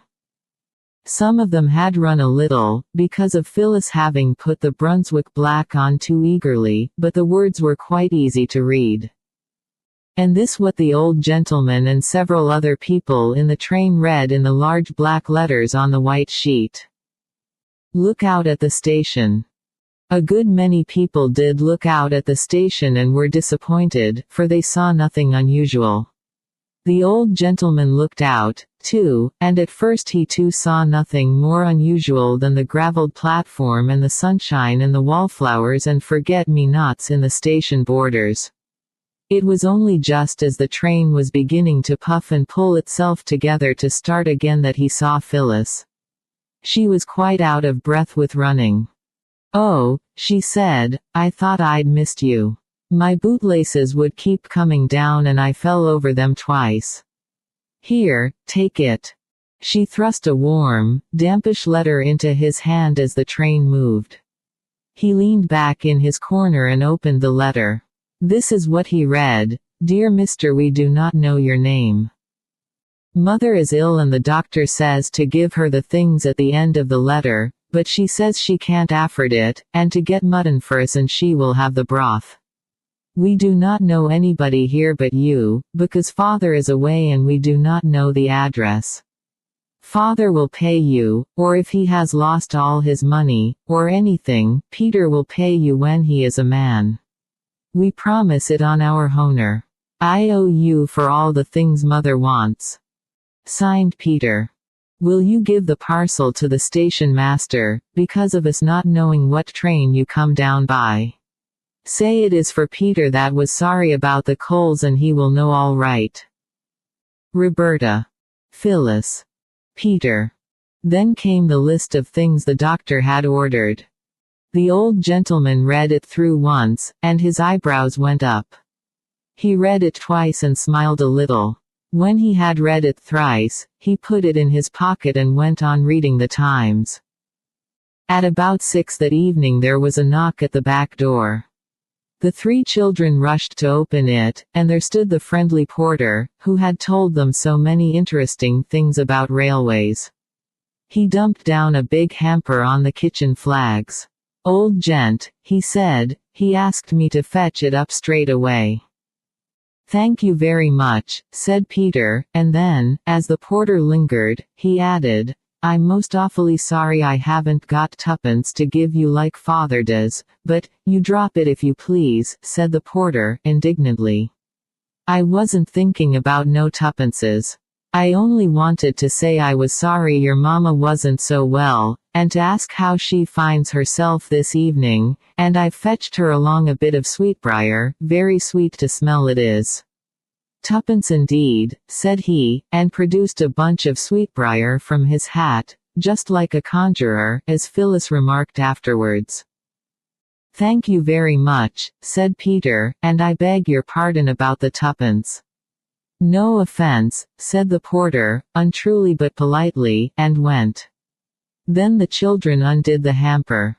First there was straw, and then there were fine shavings, and then came all the things they had asked for, and plenty of them, and then a good many things they had not asked for, among others peaches and port wine and 2 chickens, a cardboard box of big red roses with long stalks, and a tall thin green bottle of lavender water, and 3 smaller fatter bottles of eau de cologne. There was a letter, too. "Dear Roberta and Phyllis and Peter," it said, "here are the things you want. Your mother will want to know where they came from. Tell her they were sent by a friend who heard she was ill. When she is well again you must tell her all about it, of course. And if she says you ought not to have asked for the things, tell her that I say you were quite right, and that I hope she will forgive me for taking the liberty of allowing myself a very great pleasure." The letter was signed G.P. something that the children couldn't read. "I think we were right," said Phyllis. "Right. Of course we were right," said Bobby. "All the same," said Peter, with his hands in his pockets, "I don't exactly look forward to telling Mother the whole truth about it." We're not to do it till she's well, said Bobby, and when she's well we shall be so happy we shan't mind a little fuss like that. Oh, just look at the roses. I must take them up to her. And the sweetbriar, said Phyllis, sniffing it loudly, don't forget the sweetbriar. As if I should, said Roberta. Mother told me the other day there was a thick hedge of it at her mother's house when she was a little girl. Chapter 4. The Engine Burglar. What was left of the second sheet and the Brunswick black came in very nicely to make a banner bearing the legend, "She is nearly well, thank you." And this was displayed to the Green Dragon about a fortnight after the arrival of the wonderful hamper. The old gentleman saw it, and waved a cheerful response from the train. And when this had been done the children saw that now was the time when they must tell Mother what they had done when she was ill. And it did not seem nearly so easy as they had thought it would be. But it had to be done. And it was done. Mother was extremely angry. She was seldom angry, and now she was angrier than they had ever known her. This was horrible. But it was much worse when she suddenly began to cry. Crying is catching, I believe, like measles and whooping cough. At any rate, everyone at once found itself taking part in a crying party. Mother stopped first. She dried her eyes and then she said, "I'm sorry I was so angry, darlings, because I know you didn't understand. We didn't mean to be naughty, Mammy," sobbed Bobby, and Peter and Phyllis sniffed. "Now, listen," said Mother, "it's quite true that we're poor, but we have enough to live on. You mustn't go telling everyone about our affairs, it's not right. And you must never, never, never ask strangers to give you things. Now always remember that, won't you?" They all hugged her and rubbed their damp cheeks against hers and promised that they would. "And I'll write a letter to your old gentleman, and I shall tell him that I didn't approve. Oh, of course I shall thank him, too, for his kindness. It's you I don't approve of, my darlings, not the old gentleman. He was as kind as ever he could be. And you can give the letter to the station master to give him, and we won't say any more about it." Afterwards, when the children were alone, Bobby said, "Isn't Mother splendid? You catch any other grown-up saying they were sorry they had been angry?" "Yes," said Peter, "she is splendid, but it's rather awful when she's angry." "She's like avenging and bright in the song," said Phyllis. "I should like to look at her if it wasn't so awful. She looks so beautiful when she's really downright furious." They took the letter down to the station master. "I thought you said you hadn't got any friends except in London," said he. "We've made him since," said Peter. "But he doesn't live hereabouts." "No, we just know him on the railway." Then the station master retired to that sacred inner temple behind the little window where the tickets are sold, and the children went down to the porter's room and talked to the porter. They learned several interesting things from him, among others that his name was Perks, that he was married and had 3 children, that the lamps in front of engines are called headlights and the ones at the back tail lights. "And that just shows," whispered Phyllis, "that trains really are dragons in disguise, with proper heads and tails." It was on this day that the children first noticed that all engines are not alike. "Alike," said the porter, whose name was Perks. "Lor, love you, no, miss. No more alike nor what you and me are. That little un without a tender as went by just now all on her own, that was a tank, that was, she's off to do some shunting t'other side o' Maidbridge. That's as it might be you, miss. Then there's goods engines, great, strong things with 3 wheels each side, joined with rods to strengthen 'em, as it might be me. Then there's main-line engines as it might be this 'ere young gentleman when he grows up and wins all the races at his school, so he will. The main-line engine she's built for speed as well as power. That's 1 to the 9.15 up. The green dragon, said Phyllis. We calls her the snail, miss, among ourselves, said the porter. She's oftener bean't and nor any train on the line. But the engine's green, said Phyllis. Yes, miss, said Perks, so's a snail some seasons o' the year. The children agreed as they went home to dinner that the porter was most delightful company. Next day was Roberta's birthday. In the afternoon she was politely but firmly requested to get out of the way and keep there till tea time. You aren't to see what we're going to do till it's done, it's a glorious surprise, said Phyllis. And Roberta went out into the garden all alone. She tried to be grateful, but she felt she would much rather have helped in whatever it was than have to spend her birthday afternoon by herself, no matter how glorious the surprise might be. Now that she was alone, she had time to think, and one of the things she thought of most was what Mother had said in one of those feverish nights when her hands were so hot and her eyes so bright. The words were, "Oh, what a doctor's bill there'll be for this." She walked round and round the garden among the rose bushes that hadn't any roses yet, only buds, and the lilac bushes and syringas and American currants, and the more she thought of the doctor's bill, the less she liked the thought of it. And presently she made up her mind. She went out through the side door of the garden and climbed up the steep field to where the road runs along by the canal. She walked along until she came to the bridge that crosses the canal and leads to the village, and here she waited. It was very pleasant in the sunshine to lean one's elbows on the warm stone of the bridge and look down at the blue water of the canal. Bobby had never seen any other canal, except the Regent's Canal, and the water of that is not at all a pretty color.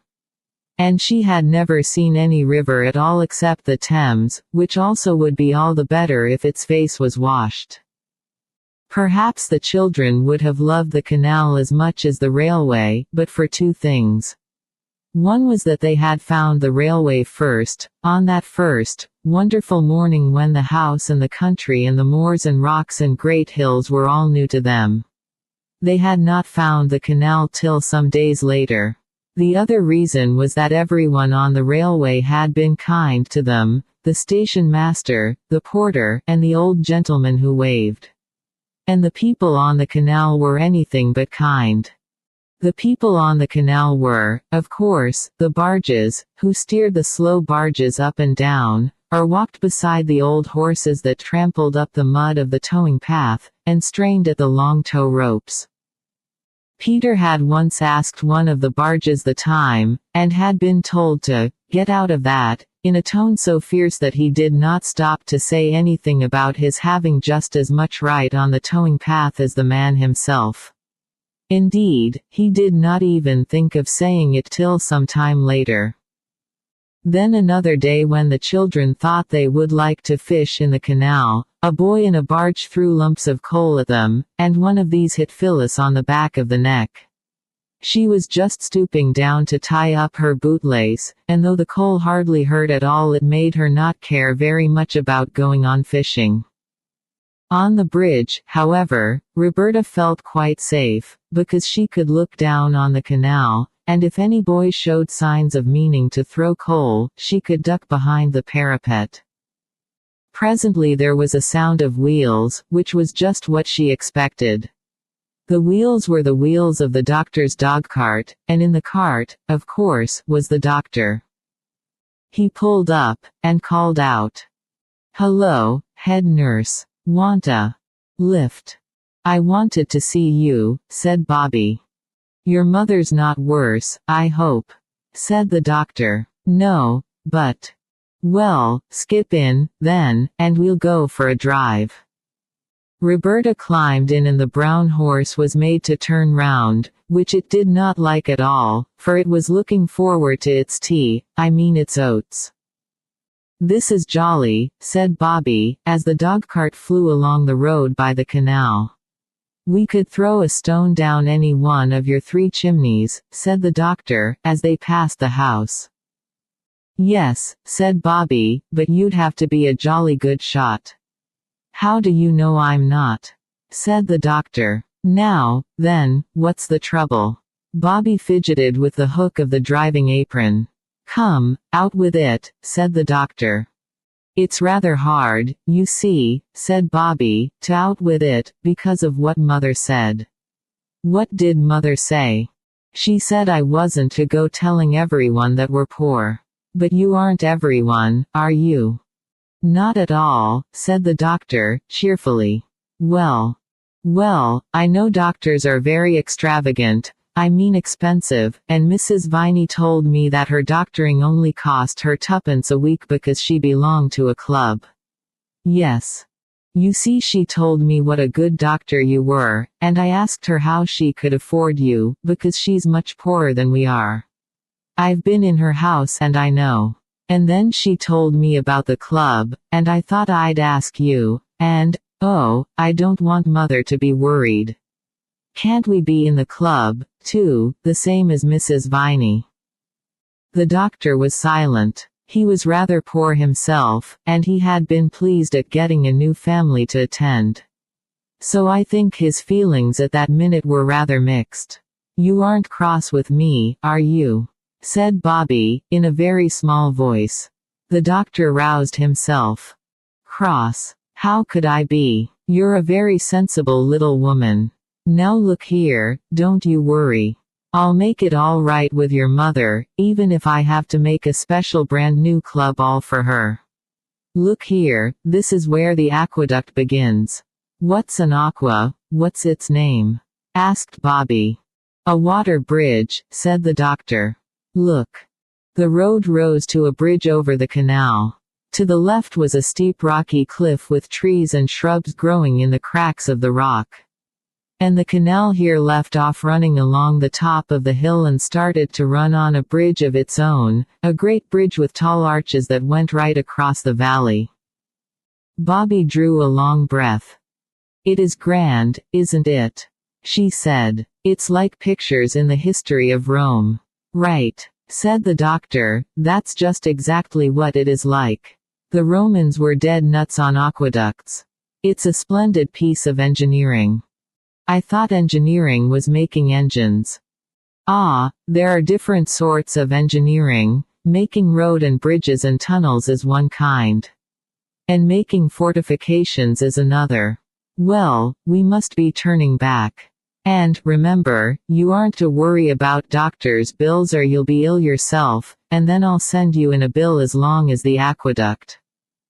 When Bobby had parted from the doctor at the top of the field that ran down from the road to Three Chimneys, she could not feel that she had done wrong. She knew that Mother would perhaps think differently. But Bobby felt that for once she was the one who was right, and she scrambled down the rocky slope with a really happy feeling. Phyllis and Peter met her at the back door. They were unnaturally clean and neat, and Phyllis had a red bow in her hair. There was only just time for Bobby to make herself tidy and tie up her hair with a blue bow before a little bell rang. There, said Phyllis, that's to show the surprise is ready. Now you wait till the bell rings again and then you may come into the dining room. So Bobby waited. Tinkle, tinkle, said the little bell, and Bobby went into the dining room, feeling rather shy. Directly she opened the door she found herself, as it seemed, in a new world of light and flowers and singing. Mother and Peter and Phyllis were standing in a row at the end of the table. The shutters were shut and there were 12 candles on the table, one for each of Roberta's years. The table was covered with a sort of pattern of flowers, and at Roberta's place was a thick wreath of forget-me-nots and several most interesting little packages. And Mother and Phyllis and Peter were singing, to the first part of the tune of St. Patrick's Day. Roberta knew that Mother had written the words on purpose for her birthday. It was a little way of Mother's on birthdays. It had begun on Bobby's 4th birthday when Phyllis was a baby. Bobby remembered learning the verses to say to Father for a surprise. She wondered if Mother had remembered, too. The 4-year-old verse had been, "Daddy dear, I'm only 4 and I'd rather not be more." 4's the nicest age to be. 2 and 2 and 1 and 3. What I love is 2 and 2, Mother, Peter, Phil, and you. What you love is 1 and 3, Mother, Peter, Phil, and me. Give your little girl a kiss. Because she learned and told you this. The song the others were singing now went like this. Our darling Roberta, no sorrow shall hurt her if we can prevent it. Her whole life long. Her birthday's our fete day, we'll make it our great day, and give her our presents. And sing her our song. May pleasures attend her and may the fates send her the happiest journey. Along her life's way, with skies bright above her and dear ones to love her. Dear Bob, many happy returns of the day. When they had finished singing they cried, 3 cheers for our Bobby. And gave them very loudly. Bobby felt exactly as though she were going to cry, you know that odd feeling in the bridge of your nose and the pricking in your eyelids. But before she had time to begin they were all kissing and hugging her. Now, said Mother, look at your presents. They were very nice presents. There was a green and red needle book that Phyllis had made herself in secret moments. There was a darling little silver brooch of Mother's shaped like a buttercup, which Bobby had known and loved for years, but which she had never thought would come to be her very own. There was also a pair of blue glass vases from Mrs. Viney. Roberta had seen and admired them in the village shop. And there were 3 birthday cards with pretty pictures and wishes. Mother fitted the forget-me-not crown on Bobby's brown head. And now look at the table, she said. There was a cake on the table covered with white sugar, with Dear Bobby on it in pink sweets, and there were buns and jam, but the nicest thing was that the big table was almost covered with flowers. Wallflowers were laid all round the tea tray, there was a ring of forget-me-nots round each plate. The cake had a wreath of white lilac round it, and in the middle was something that looked like a pattern all done with single blooms of lilac or wallflower or laburnum. It's a map of the railway, cried Peter. Look, those lilac lines are the metals, and there's the station done in brown wallflowers. The laburnum is the train, and there are the signal boxes, and the road up to here, and those fat red daisies are us 3 waving to the old gentleman, that's him, the pansy in the laburnum train. And there's 3 chimneys done in the purple primroses, said Phyllis. And that little tiny rosebud is Mother looking out for us when we're late for tea. Peter invented it all, and we got all the flowers from the station. We thought you'd like it better. That's my present, said Peter, suddenly dumping down his adored steam engine on the table in front of her. Its tender had been lined with fresh white paper, and was full of sweets. Oh, Peter, cried Bobby, quite overcome by this munificence, not your own dear little engine that you're so fond of. Oh, no, said Peter, very promptly, not the engine. Only the sweets. Bobby couldn't help her face changing a little, not so much because she was disappointed at not getting the engine, as because she had thought it so very noble of Peter, and now she felt she had been silly to think it. Also she felt she must have seemed greedy to expect the engine as well as the sweets. So her face changed. Peter saw it. He hesitated a minute, then his face changed, too, and he said, I mean not all the engine. I'll let you go halves if you like. You're a brick, cried Bobby, it's a splendid present. She said no more aloud, but to herself she said, that was awfully jolly decent of Peter because I know he didn't mean to. Well, the broken half shall be my half of the engine, and I'll get it mended and give it back to Peter for his birthday. Yes, Mother dear, I should like to cut the cake, she added, and tea began. It was a delightful birthday. After tea Mother played games with them, any game they liked, and of course their first choice was Blindman's Buff, in the course of which Bobby's forget-me-not wreath twisted itself crookedly over one of her ears and stayed there. Then, when it was near bedtime and time to calm down, Mother had a lovely new story to read to them. "You won't sit up late working, will you, Mother?" Bobby asked as they said good night. And Mother said no, she wouldn't, she would only just write to Father and then go to bed. But when Bobby crept down later to bring up her presents, for she felt she really could not be separated from them all night, Mother was not writing, but leaning her head on her arms and her arms on the table. I think it was rather good of Bobby to slip quietly away, saying over and over, "She doesn't want me to know she's unhappy, and I won't know, I won't know." But it made a sad end to the birthday. The very next morning Bobby began to watch her opportunity to get Peter's engine mended secretly. And the opportunity came the very next afternoon. Mother went by train to the nearest town to do shopping. When she went there, she always went to the post office. Perhaps to post her letters to Father, for she never gave them to the children or Mrs. Viney to post, and she never went to the village herself. Peter and Phyllis went with her. Bobby wanted an excuse not to go, but try as she would she couldn't think of a good one. And just when she felt that all was lost, her frock caught on a big nail by the kitchen door and there was a great criss-cross tear all along the front of the skirt. I assure you this was really an accident. So the others pitied her and went without her, for there was no time for her to change, because they were rather late already and had to hurry to the station to catch the train. When they had gone, Bobby put on her everyday frock, and went down to the railway. She did not go into the station, but she went along the line to the end of the platform where the engine is when the down train is alongside the platform, the place where there are a water tank and a long, limp, leather hose, like an elephant's trunk. She hid behind a bush on the other side of the railway. She had the toy engine done up in brown paper, and she waited patiently with it under her arm. Then when the next train came in and stopped, Bobby went across the metals of the up line and stood beside the engine.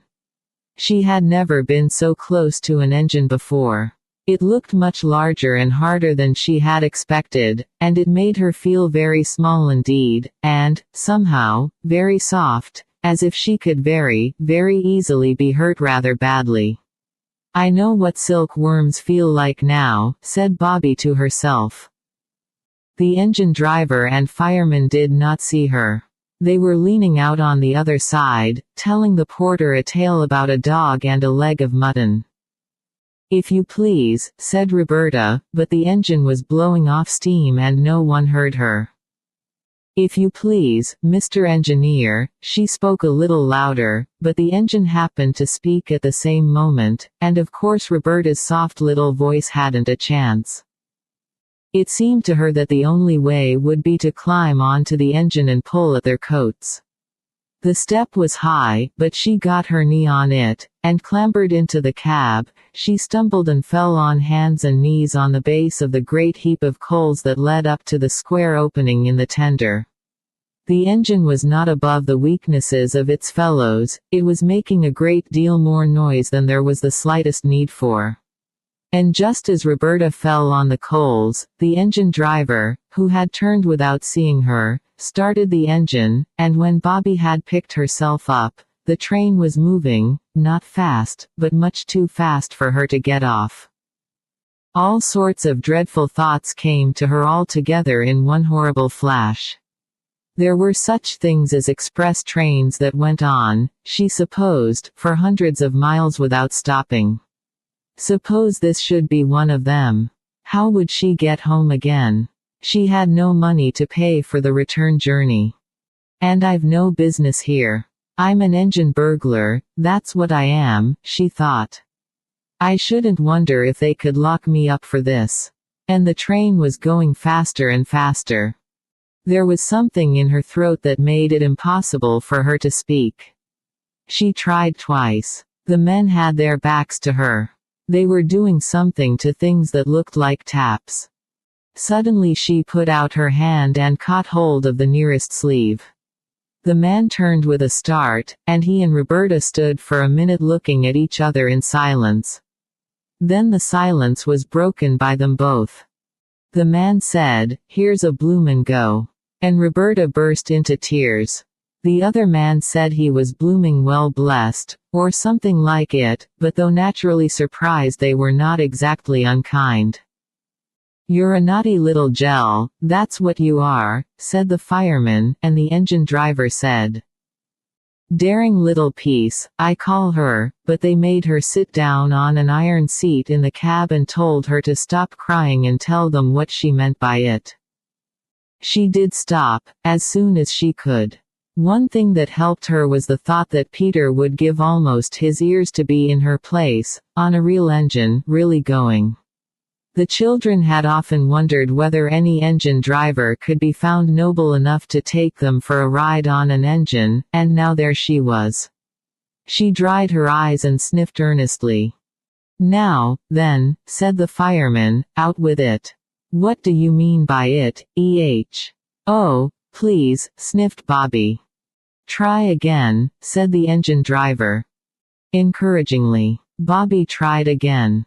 "Please, Mr. Engineer," she said, "I did call out to you from the line, but you didn't hear me, and I just climbed up to touch you on the arm, quite gently I meant to do it, and then I fell into the coals, and I am so sorry if I frightened you.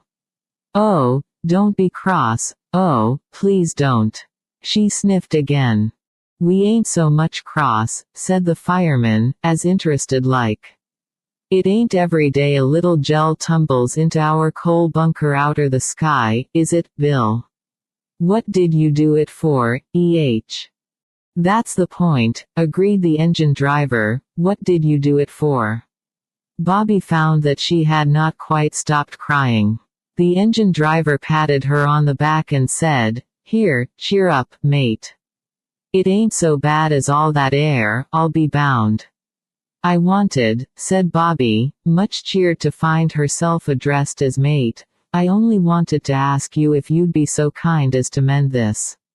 She picked up the brown paper parcel from among the coals and undid the string with hot, red fingers that trembled. Her feet and legs felt the scorch of the engine fire, but her shoulders felt the wild chill rush of the air. The engine lurched and shook and rattled, and as they shot under a bridge the engine seemed to shout in her ears.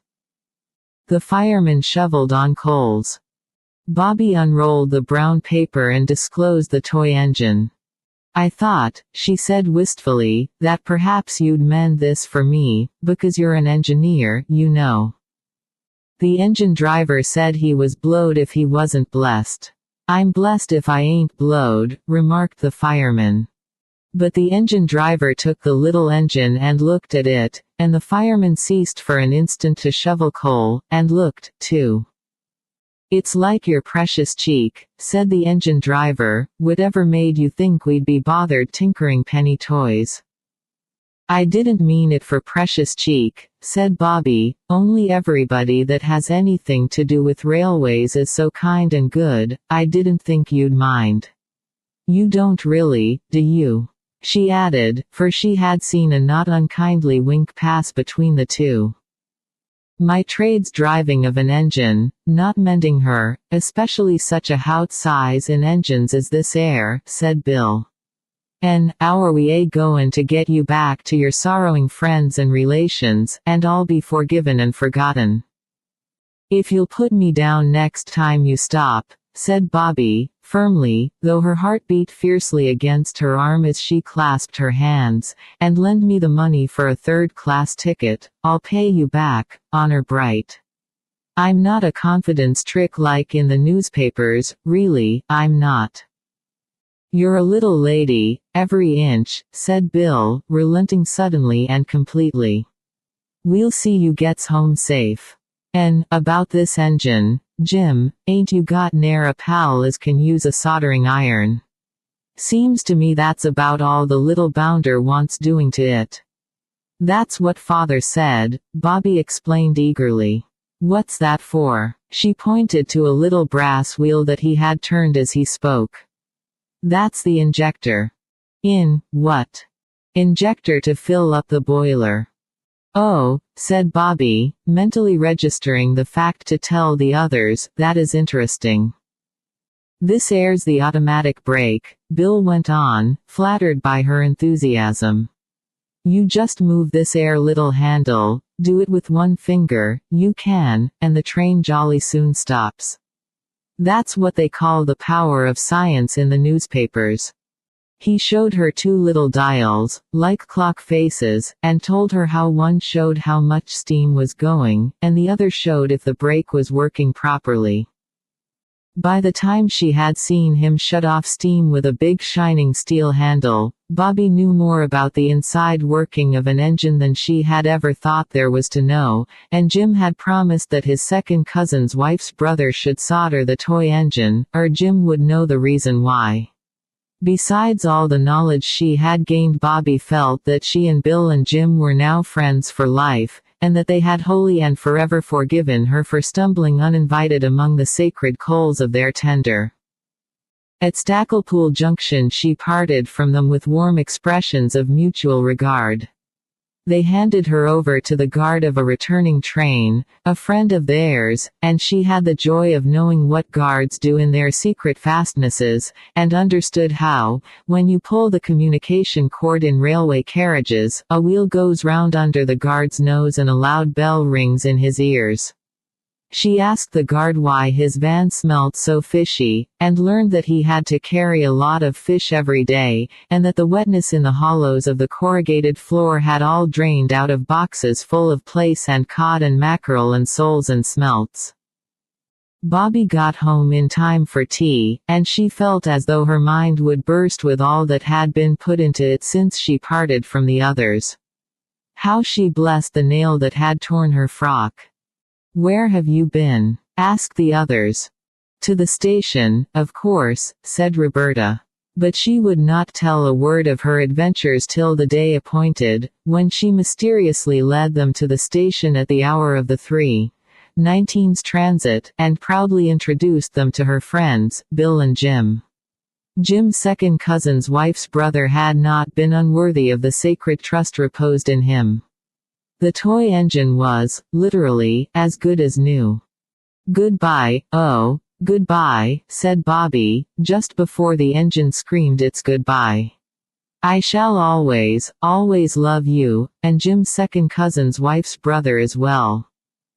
And as the three children went home up the hill, Peter hugging the engine, now quite its own self again, Bobby told, with joyous leaps of the heart, the story of how she had been an engine burglar.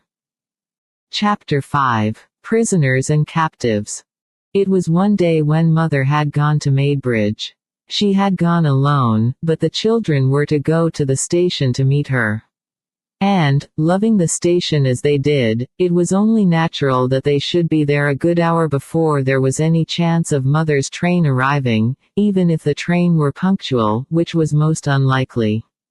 No doubt they would have been just as early, even if it had been a fine day, and all the delights of woods and fields and rocks and rivers had been open to them.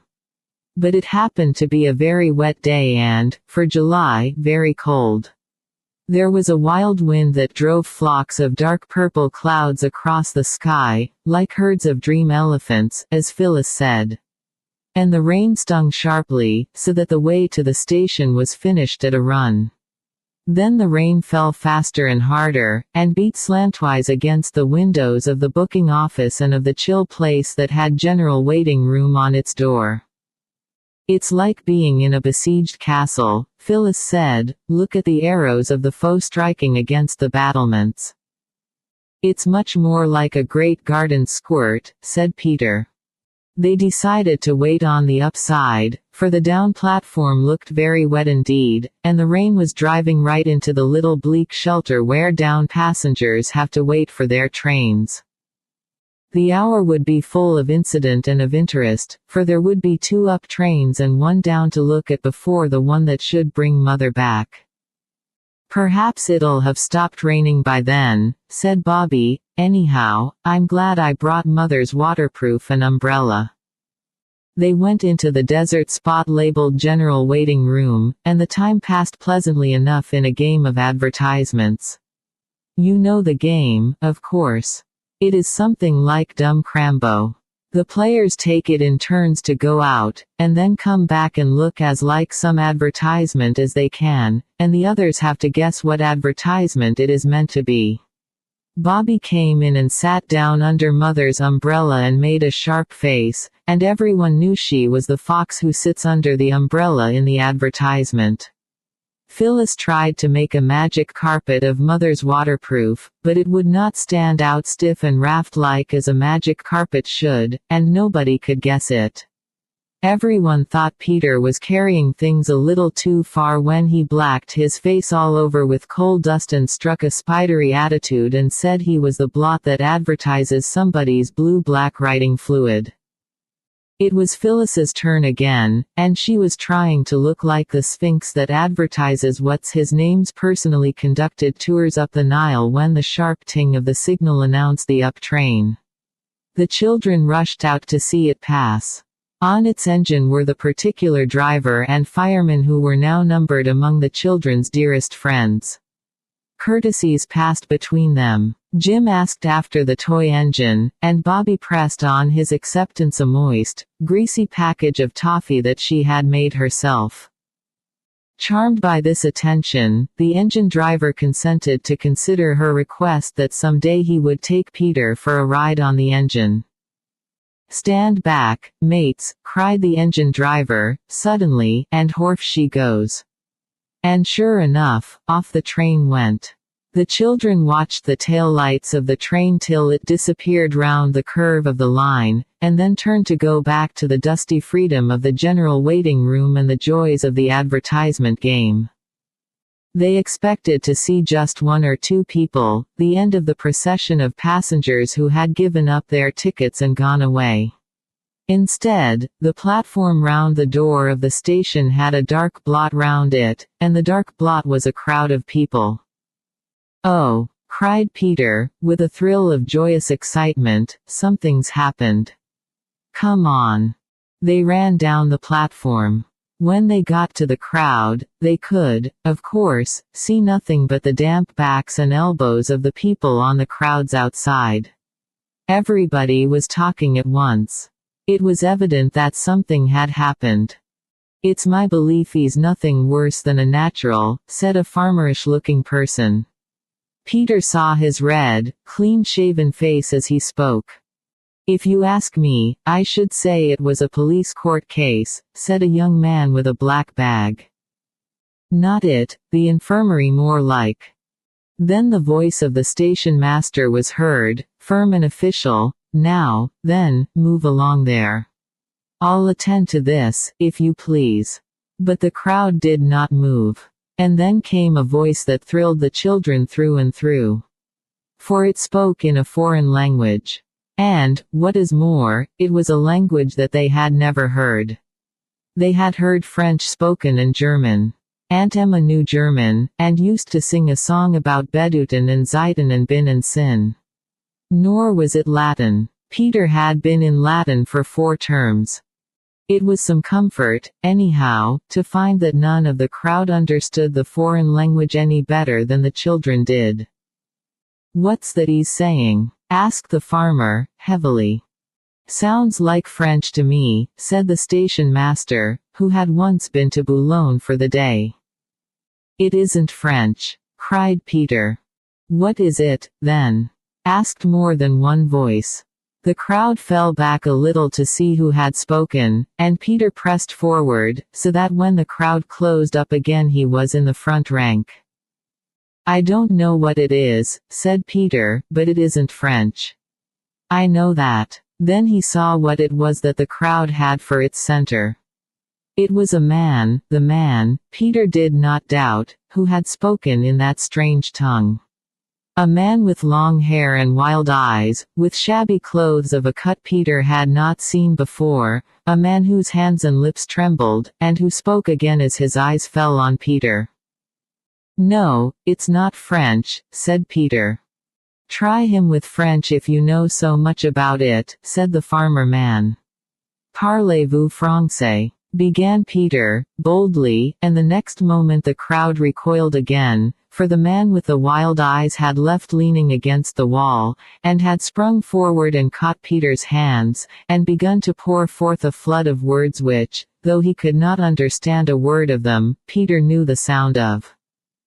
"There," said he, and turned, his hands still clasped in the hands of the strange shabby figure, to throw a glance of triumph at the crowd. "There, that's French. What does he say?" "I don't know." Peter was obliged to own it. "Here," said the station master again, "you move on if you please. I'll deal with this case." A few of the more timid or less inquisitive travelers moved slowly and reluctantly away. And Phyllis and Bobby got near to Peter. All three had been taught French at school. How deeply they now wished that they had learned it. Peter shook his head at the stranger, but he also shook his hands as warmly and looked at him as kindly as he could. A person in the crowd, after some hesitation, said suddenly, "No comprenez." And then, blushing deeply, backed out of the press and went away. "Take him into your room," whispered Bobby to the station master. "Mother can talk French. She'll be here by the next train from Maidbridge." The station master took the arm of the stranger, suddenly but not unkindly. But the man wrenched his arm away, and cowered back coughing and trembling and trying to push the station master away. "Oh, don't," said Bobby, "don't you see how frightened he is? He thinks you're going to shut him up. I know he does, look at his eyes. They're like a fox's eyes when the beast's in a trap," said the farmer. "Oh, let me try." Bobby went on, "I do really know one or two French words if I could only think of them. Sometimes, in moments of great need, we can do wonderful things, things that in ordinary life we could hardly even dream of doing." Bobby had never been anywhere near the top of her French class, but she must have learned something without knowing it, for now, looking at those wild, hunted eyes, she actually remembered and, what is more, spoke some French words. She said, "Vous attendre, Monsieur parle français." Nous, what's the French for being kind? Nobody knew. "Bong is good," said Phyllis. "Nous c'est bon pour vous." I do not know whether the man understood her words, but he understood the touch of the hand she thrust into his, and the kindness of the other hand that stroked his shabby sleeve. She pulled him gently towards the inmost sanctuary of the station master. The other children followed, and the station master shut the door in the face of the crowd, which stood a little while in the booking office talking and looking at the fast-closed yellow door, and then by ones and twos went its way, grumbling. Inside the station master's room Bobby still held the stranger's hand and stroked his sleeve. "Here's a go," said the station master. "No ticket, doesn't even know where he wants to go. I'm not sure now but what I ought to send for the police." "Oh, don't," all the children pleaded at once. And suddenly Bobby got between the others and the stranger, for she had seen that he was crying. By a most unusual piece of good fortune she had a handkerchief in her pocket. By a still more uncommon accident the handkerchief was moderately clean. Standing in front of the stranger, she got out the handkerchief and passed it to him so that the others did not see.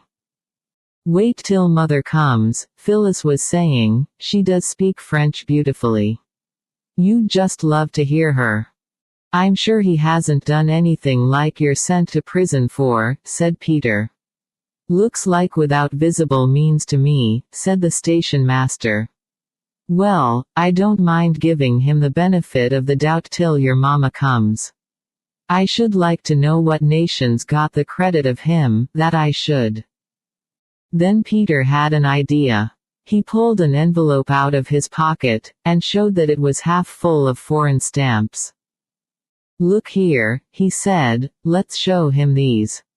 Bobby looked and saw that the stranger had dried his eyes with her handkerchief. So she said, all right. They showed him an Italian stamp, and pointed from him to it and back again, and made signs of question with their eyebrows. He shook his head. Then they showed him a Norwegian stamp, the common blue kind it was, and again he signed no. Then they showed him a Spanish one, and at that he took the envelope from Peter's hand and searched among the stamps with a hand that trembled. The hand that he reached out at last, with a gesture as of one answering a question, contained a Russian stamp. "He's Russian," cried Peter, "or else he's like the man who was, in Kipling, you know." The train from Maidbridge was signaled. "I'll stay with him till you bring Mother in," said Bobby. "You're not afraid, Missy?" "Oh, no," said Bobby, looking at the stranger, as she might have looked at a strange dog of doubtful temper. "You wouldn't hurt me, would you?" She smiled at him, and he smiled back, a queer crooked smile. And then he coughed again. And the heavy rattling swish of the incoming train swept past, and the station master and Peter and Phyllis went out to meet it. Bobby was still holding the stranger's hand when they came back with Mother. The Russian rose and bowed very ceremoniously. Then Mother spoke in French, and he replied, haltingly at first, but presently in longer and longer sentences. The children, watching his face and Mother's, knew that he was telling her things that made her angry and pitying, and sorry and indignant all at once. "Well, Mum, what's it all about?" The station master could not restrain his curiosity any longer. "Oh," said Mother, "it's all right. He's a Russian, and he's lost his ticket. And I'm afraid he's very ill. If you don't mind, I'll take him home with me now. He's really quite worn out. I'll run down and tell you all about him tomorrow." "I hope you won't find you're taking home a frozen viper," said the station master, doubtfully. "Oh, no," Mother said brightly, and she smiled, "I'm quite sure I'm not. Why, he's a great man in his own country, writes books, beautiful books, I've read some of them, but I'll tell you all about it tomorrow." She spoke again in French to the Russian, and everyone could see the surprise and pleasure and gratitude in his eyes. He got up and politely bowed to the station master, and offered his arm most ceremoniously to Mother. She took it, but anybody could have seen that she was helping him along, and not he her. "You girls run home and light a fire in the sitting room," Mother said, "and Peter had better go for the doctor." But it was Bobby who went for the doctor. "I hate to tell you," she said breathlessly when she came upon him in his shirt sleeves, weeding his pansy bed, "but Mother's got a very shabby Russian, and I'm sure he'll have to belong to your club. I'm certain he hasn't got any money. We found him at the station." "Found him? Was he lost, then?" asked the doctor, reaching for his coat. "Yes," said Bobby, unexpectedly, "that's just what he was. He's been telling Mother the sad, sweet story of his life in French, and she said would you be kind enough to come directly if you were at home. He has a dreadful cough, and he's been crying." The doctor smiled. "Oh, don't," said Bobby, "please don't. You wouldn't if you'd seen him. I never saw a man cry before. You don't know what it's like." Dr. Forrest wished then that he hadn't smiled. When Bobby and the doctor got to Three Chimneys, the Russian was sitting in the armchair that had been Father's, stretching his feet to the blaze of a bright wood fire, and sipping the tea Mother had made him. "The man seems worn out, mind and body," was what the doctor said. "The cough's bad, but there's nothing that can't be cured. He ought to go straight to bed, though, and let him have a fire at night. I'll make one in my room, it's the only one with a fireplace," said Mother. She did, and presently the doctor helped the stranger to bed. There was a big black trunk in Mother's room that none of the children had ever seen unlocked. Now, when she had lighted the fire, she unlocked it and took some clothes out. men's clothes, and set them to air by the newly lighted fire. Bobby, coming in with more wood for the fire, saw the mark on the nightshirt, and looked over to the open trunk. All the things she could see were men's clothes. And the name marked on the shirt was Father's name. Then Father hadn't taken his clothes with him. And that nightshirt was one of Father's new ones. Bobby remembered its being made, just before Peter's birthday. Why hadn't Father taken his clothes? Bobby slipped from the room. As she went, she heard the key turned in the lock of the trunk. Her heart was beating horribly. Why hadn't Father taken his clothes? When Mother came out of the room, Bobby flung tightly clasping arms round her waist, and whispered, "Mother, Daddy isn't dead, is he?" "My darling, no. What made you think of anything so horrible?" I don't know," said Bobby, angry with herself, but still clinging to that resolution of hers, not to see anything that Mother didn't mean her to see. Mother gave her a hurried hug. "Daddy was quite well when I heard from him last," she said, "and he'll come back to us someday. Don't fancy such horrible things, darling." Later on, when the Russian stranger had been made comfortable for the night, Mother came into the girl's room. She was to sleep there in Phyllis's bed, and Phyllis was to have a mattress on the floor, a most amusing adventure for Phyllis. Directly Mother came in, two white figures started up, and two eager voices called, "Now, Mother, tell us all about the Russian gentleman." A white shape hopped into the room. It was Peter, dragging his quilt behind him like the tail of a white peacock. "We have been patient," he said, "and I had to bite my tongue not to go to sleep, and I just nearly went to sleep and I bit too hard, and it hurts ever so. Do tell us. Make a nice long story of it." "I can't make a long story of it tonight," said Mother, "I'm very tired." Bobby knew by her voice that Mother had been crying, but the others didn't know. "Well, make it as long as you can," said Phil, and Bobby got her arms round Mother's waist and snuggled close to her. "Well, it's a story long enough to make a whole book of. He's a writer, he's written beautiful books. In Russia at the time of the Tsar, one dared not say anything about the rich people doing wrong, or about the things that ought to be done to make poor people better and happier. If one did, one was sent to prison." "But they can't," said Peter, "people only go to prison when they've done wrong. Or when the judges think they've done wrong," said Mother. "Yes, that's so in England. But in Russia it was different. And he wrote a beautiful book about poor people and how to help them. I've read it. There's nothing in it but goodness and kindness. And they sent him to prison for it. He was 3 years in a horrible dungeon, with hardly any light, and all damp and dreadful. In prison all alone for 3 years. Mother's voice trembled a little and stopped suddenly. "But, Mother," said Peter, "that can't be true now.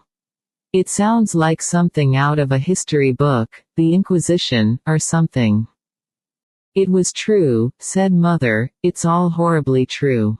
Well, then they took him out and sent him to Siberia, a convict chained to other convicts, wicked men who'd done all sorts of crimes, a long chain of them, and they walked, and walked, and walked, for days and weeks, till he thought they'd never stop walking.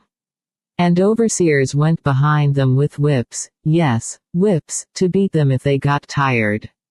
And some of them went lame, and some fell down, and when they couldn't get up and go on, they beat them, and then left them to die. Oh, it's all too terrible.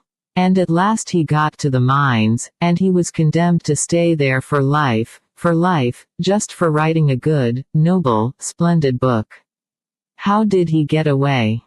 When the war came, some of the Russian prisoners were allowed to volunteer as soldiers. And he volunteered. But he deserted at the first chance he got but that's very cowardly, isn't it, said Peter, to desert. Especially when it's war. Do you think he owed anything to a country that had done that to him? If he did, he owed more to his wife and children. He didn't know what had become of them. Oh, cried Bobby, he had them to think about and be miserable about too, then, all the time he was in prison. Yes, he had them to think about and be miserable about all the time he was in prison. For anything he knew, they might have been sent to prison, too. They did those things in Russia. But while he was in the mines, some friends managed to get a message to him that his wife and children had escaped and come to England. So when he deserted, he came here to look for them. Had he got their address? Said practical Peter. No, just England. He was going to London, and he thought he had to change at our station, and then he found he'd lost his ticket and his purse. Oh, do you think he'll find them? I mean his wife and children, not the ticket and things. I hope so. Oh, I hope and pray that he'll find his wife and children again. Even Phyllis now perceived that Mother's voice was very unsteady. Why, Mother, she said, how very sorry you seem to be for him. Mother didn't answer for a minute. Then she just said, yes, and then she seemed to be thinking. The children were quiet. Presently she said, dears, when you say your prayers, I think you might ask God to show his pity upon all prisoners and captives. To show his pity, Bobby repeated slowly, upon all prisoners and captives. Is that right, Mother? Yes, said Mother, upon all prisoners and captives. All prisoners and captives. Chapter 6. Saviors of the Train. The Russian gentleman was better the next day, and the day after that better still, and on the third day he was well enough to come into the garden. A basket chair was put for him and he sat there, dressed in clothes of Father's which were too big for him. But when Mother had hemmed up the ends of the sleeves and the trousers, the clothes did well enough. His was a kind face now that it was no longer tired and frightened, and he smiled at the children whenever he saw them. They wished very much that he could speak English. Mother wrote several letters to people she thought might know whereabouts in England a Russian gentleman's wife and family might possibly be, not to the people she used to know before she came to live at Three Chimneys, she never wrote to any of them, but strange people, members of Parliament and editors of papers, and secretaries of societies. And she did not do much of her story writing, only corrected proofs as she sat in the sun near the Russian, and talked to him every now and then. The children wanted very much to show how kindly they felt to this man who had been sent to prison and to Siberia just for writing a beautiful book about poor people. They could smile at him, of course, they could and they did. But if you smile too constantly, the smile is apt to get fixed like the smile of the hyena. And then it no longer looks friendly, but simply silly. So they tried other ways, and brought him flowers till the place where he sat was surrounded by little fading bunches of clover and roses and Canterbury bells. And then Phyllis had an idea. She beckoned mysteriously to the others and drew them into the backyard, and there, in a concealed spot, between the pump and the water butt, she said, "You remember Perks promising me the very first strawberries out of his own garden?" Perks, you will recollect, was the porter. "Well, I should think they're ripe now. Let's go down and see."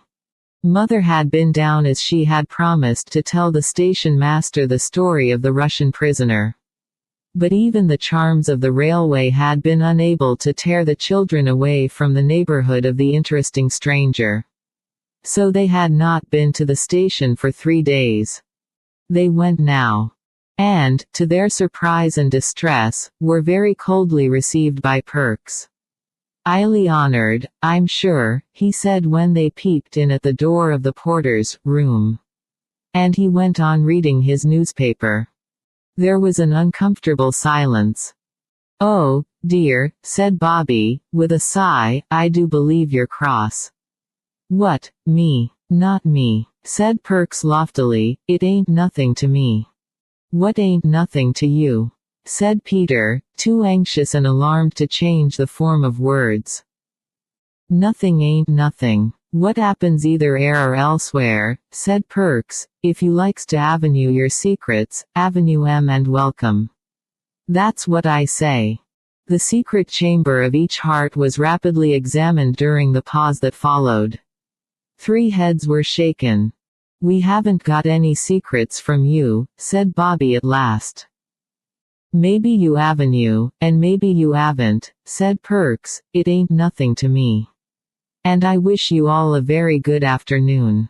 He held up the paper between him and them and went on reading. Oh, don't, said Phyllis, in despair, this is truly dreadful. Whatever it is, do tell us. We didn't mean to do it, whatever it was. No answer. The paper was refolded and Perks began on another column. Look here, said Peter, suddenly, it's not fair. Even people who do crimes aren't punished without being told what it's for, as once they were in Russia. I don't know nothing about Russia. Oh, yes, you do, when Mother came down on purpose to tell you and Mr. Gills all about our Russian. Can't you fancy it? Said Perks, indignantly, don't you see I am asking of me to step into his room and take a chair and listen to what her ladyship is to say? Do you mean to say you've not heard? Not so much as a breath. I did go so far as to put a question. And he shuts me up like a rat trap. Affairs of state, Perks, says he. But I did think one o' you woulda nipped down to tell me, you're here sharp enough when you want to get anything out of old Perks. Phyllis flushed purple as she thought of the strawberries, information about locomotives or signals or the likes, said Perks. We didn't know you didn't know. We thought Mother had told you. We wanted to tell you only we thought it would bestale news. The 3 spoke all at once. Perks said it was all very well, and still held up the paper. Then Phyllis suddenly snatched it away, and threw her arms round his neck. Oh, let's kiss and be friends, she said. We'll say we're sorry first, if you like, but we didn't really know that you didn't know. We are so sorry, said the others. And Perks at last consented to accept their apologies. Then they got him to come out and sit in the sun on the green railway bank, where the grass was quite hot to touch, and there, sometimes speaking one at a time, and sometimes all together, they told the porter the story of the Russian prisoner. Well, I must say, said Perks, but he did not say it, whatever it was. Yes, it is pretty awful, isn't it? Said Peter, and I don't wonder you were curious about who the Russian was. I wasn't curious, not so much as interested, said the porter.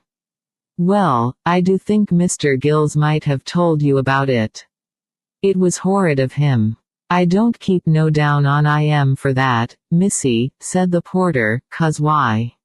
I see his reasons. He wouldn't want to give away his own side with a tale like that It ain't human nature. A man's got to stand up for his own side whatever they does. That's what it means by party politics. I shoulda done the same myself if that long-haired chap hadda been a Jap. But the Japs didn't do cruel, wicked things like that, said Bobby. Perhaps not, said Perks, cautiously, still you can't be sure with foreigners. My own belief is they're all tarred with the same brush. Then why were you on the side of the Japs? Peter asked. Well, you see, you must take one side or the other. Same as with liberals and conservatives. The great thing is to take your side and then stick to it, whatever happens. A signal sounded. There's the 3.14 up, said Perks. You lie low till she's through, and then we'll go up along to my place, and see if there's any of them strawberries ripe what I told you about. If there are any ripe, and you do give them to me, said Phyllis, you won't mind if I give them to the poor Russian, will you? Perks narrowed his eyes and then raised his eyebrows. So it was them strawberries you come down for this afternoon, said he. This was an awkward moment for Phyllis. To say, yes, would seem rude and greedy, and unkind to Perks. But she knew if she said, no, she would not be pleased with herself afterwards. So, yes, she said, it was. Well done, said the porter, speak the truth and shame the. But we'd have come down the very next day if we'd known you hadn't heard the story, Phyllis added hastily. I believe you, missy, said Perks, and sprang across the line 6 feet in front of the advancing train. The girls hated to see him do this, but Peter liked it. It was so exciting. The Russian gentleman was so delighted with the strawberries that the three racked their brains to find some other surprise for him. But all the racking did not bring out any idea more novel than wild cherries. And this idea occurred to them next morning. They had seen the blossom on the trees in the spring, and they knew where to look for wild cherries now that cherry time was here. The trees grew all up and along the rocky face of the cliff out of which the mouth of the tunnel opened. There were all sorts of trees there, birches and beeches and baby oaks and hazels, and among them the cherry blossom had shone like snow and silver. The mouth of the tunnel was some way from Three Chimneys, so Mother let them take their lunch with them in a basket. And the basket would do to bring the cherries back in if they found any. She also lent them her silver watch so that they should not be late for tea.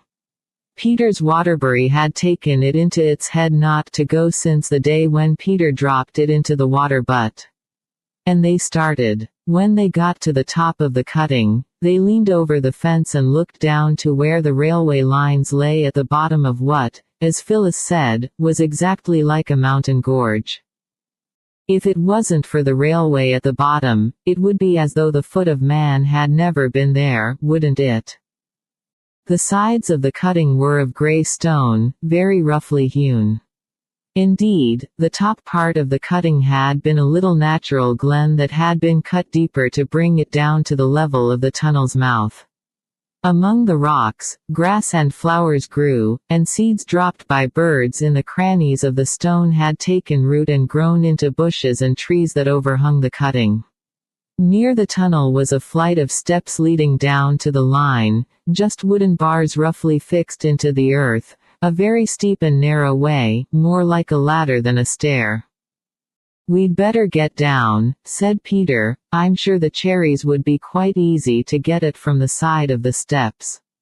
You remember it was there we picked the cherry blossoms that we put on the rabbit's grave.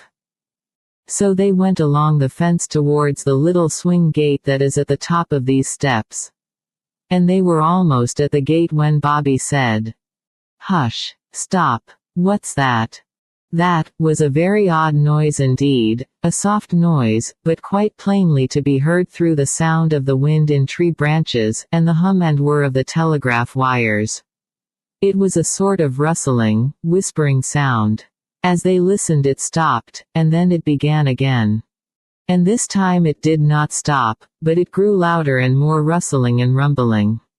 "Look," cried Peter, suddenly, "the tree over there." The tree he pointed at was one of those that have rough gray leaves and white flowers. The berries, when they come, are bright scarlet, but if you pick them, they disappoint you by turning black before you get them home. And, as Peter pointed, the tree was moving, not just the way trees ought to move when the wind blows through them, but all in one piece, as though it were a live creature and were walking down the side of the cutting. "It's moving," cried Bobby. "Oh, look. And so are the others. It's like the woods in Macbeth." "It's magic," said Phyllis, breathlessly. "I always knew this railway was enchanted. It really did seem a little like magic. For all the trees for about 20 yards of the opposite bank seemed to be slowly walking down towards the railway line, the tree with the gray leaves bringing up the rear like some old shepherd driving a flock of green sheep. "What is it? Oh, what is it?" said Phyllis, "it's much too magic for me. I don't like it. Let's go home." But Bobby and Peter clung fast to the rail and watched breathlessly. And Phyllis made no movement towards going home by herself. The trees moved on and on. Some stones and loose earth fell down and rattled on the railway metals far below. "It's all coming down," Peter tried to say, but he found there was hardly any voice to say it with. And, indeed, just as he spoke, the great rock, on the top of which the walking trees were, leaned slowly forward. The trees, ceasing to walk, stood still and shivered. Leaning with the rock, they seemed to hesitate a moment, and then rock and trees and grass and bushes, with a rushing sound, slipped right away from the face of the cutting and fell on the line with a blundering crash that could have been heard half a mile off. A cloud of dust rose up. "Oh," said Peter, in awestruck tones, "isn't it exactly like when coals come in, if there wasn't any roof to the cellar and you could see down? Look what a great mound it's made," said Bobby. "Yes," said Peter, slowly. He was still leaning on the fence. "Yes," he said again, still more slowly. Then he stood upright. "The 11.29 down hasn't gone by yet. We must let them know at the station, or there'll be a most frightful accident." "Let's run," said Bobby, and began. But Peter cried, "Come back," and looked at Mother's watch. He was very prompt and businesslike, and his face looked whiter than they had ever seen it. "No time," he said, "it's 2 miles away, and it's past 11. "Couldn't we," suggested Phyllis, breathlessly, "couldn't we climb up a telegraph post and do something to the wires?" "We don't know how," said Peter. "They do it in war," said Phyllis, "I know, I've heard of it." "They only cut them, silly," said Peter, "and that doesn't do any good. And we couldn't cut them even if we got up, and we couldn't get up. If we had anything red, we could get down on the line and wave it. But the train wouldn't see us till it got round the corner, and then it could see the mound just as well as us," said Phyllis. "Better, because it's much bigger than us." "If we only had something red," Peter repeated, "we could go round the corner and wave to the train. We might wave, anyway. They'd only think it was just us, as usual. We've waved so often before. Anyway, let's get down." They got down the steep stairs. Bobby was pale and shivering. Peter's face looked thinner than usual. Phyllis was red-faced and damp with anxiety. "Oh, how hot I am," she said, "and I thought it was going to be cold. I wish we hadn't put on our—" she stopped short, and then ended in quite a different tone, "our flannel petticoats." Bobby turned at the bottom of the stairs. "Oh, yes," she cried, "they're red. Let's take them off." They did, and with the petticoats rolled up under their arms, ran along the railway, skirting the newly fallen mound of stones and rock and earth, and bent, crushed, twisted trees. They ran at their best pace. Peter led, but the girls were not far behind. They reached the corner that hid the mound from the straight line of railway that ran half a mile without curve or corner. "Now," said Peter, taking hold of the largest flannel petticoat. "You're not," Phyllis faltered, "you're not going to tear them." "Shut up," said Peter, with brief sternness. "Oh, yes," said Bobby, "tear them into little bits if you like. Don't you see, Phil, if we can't stop the train, there'll be a real live accident, with people killed. Oh, horrible. Here, Peter, you'll never tear it through the band." She took the red flannel petticoat from him and tore it off an inch from the band. Then she tore the other in the same way. "There," said Peter, tearing in his turn. He divided each petticoat into 3 pieces. "Now, we've got 6 flags." He looked at the watch again. "And we've got 7 minutes. We must have flagstaffs." The knives given to boys are, for some odd reason, seldom of the kind of steel that keeps sharp. The young saplings had to be broken off. 2 came up by the roots. The leaves were stripped from them. We must cut holes in the flags, and run the sticks through the holes, said Peter. And the holes were cut. The knife was sharp enough to cut flannel with. 2 of the flags were set up in heaps of loose stones between the sleepers of the down line. Then Phyllis and Roberta took each a flag, and stood ready to wave it as soon as the train came in sight. I shall have the other 2 myself, said Peter, because it was my idea to wave something red. They're our petticoats, though, Phyllis was beginning, but Bobby interrupted, oh, what does it matter who waves what, if we can only save the train? Perhaps Peter had not rightly calculated the number of minutes it would take the 11.29 to get from the station to the place where they were, or perhaps the train was late. Anyway, it seemed a very long time that they waited. Phyllis grew impatient. I expect the watch is wrong, and the train's gone by, said she. Peter relaxed the heroic attitude he had chosen to show off his 2 flags. And Bobby began to feel sick with suspense. It seemed to her that they had been standing there for hours and hours, holding those silly little red flannel flags that no one would ever notice. The train wouldn't care. It would go rushing by them and tear round the corner and go crashing into that awful mound. And everyone would be killed. Her hands grew very cold and trembled so that she could hardly hold the flag. And then came the distant rumble and hum of the metals, and a puff of white steam showed far away along the stretch of line. Stand firm, said Peter, and wave like mad. When it gets to that big furze bush, step back, but go on waving. Don't stand on the line, Bobby. The train came rattling along very, very fast. They don't see us. They won't see us. It's all no good, cried Bobby.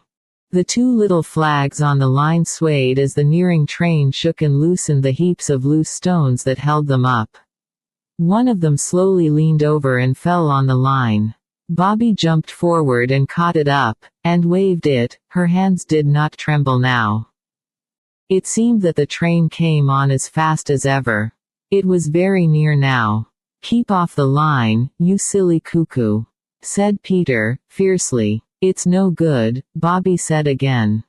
Stand back, cried Peter, suddenly, and he dragged Phyllis back by the arm. But Bobby cried, not yet, not yet. And waved her 2 flags right over the line. The front of the engine looked black and enormous. Its voice was loud and harsh. Oh, stop, stop, stop, cried Bobby. No one heard her. At least Peter and Phyllis didn't, for the oncoming rush of the train covered the sound of her voice with a mountain of sound. But afterwards she used to wonder whether the engine itself had not heard her. It seemed almost as though it had, for it slackened swiftly, slackened and stopped, not 20 yards from the place where Bobby's 2 flags waved over the line. She saw the great black engine stop dead, but somehow she could not stop waving the flags. And when the driver and the fireman had got off the engine and Peter and Phyllis had gone to meet them and pour out their excited tale of the awful mound just round the corner, Bobby still waved the flags, but more and more feebly and jerkily. When the others turned towards her, she was lying across the line with her hands flung forward and still gripping the sticks of the little red flannel flags. The engine driver picked her up, carried her to the train, and laid her on the cushions of a first-class carriage. Gone right off in a faint, he said, poor little woman. And no wonder. I'll just have you a look at this air mound of yours, and then we'll run you back to the station and get her seen to. It was horrible to see Bobby lying so white and quiet, with her lips blue and parted.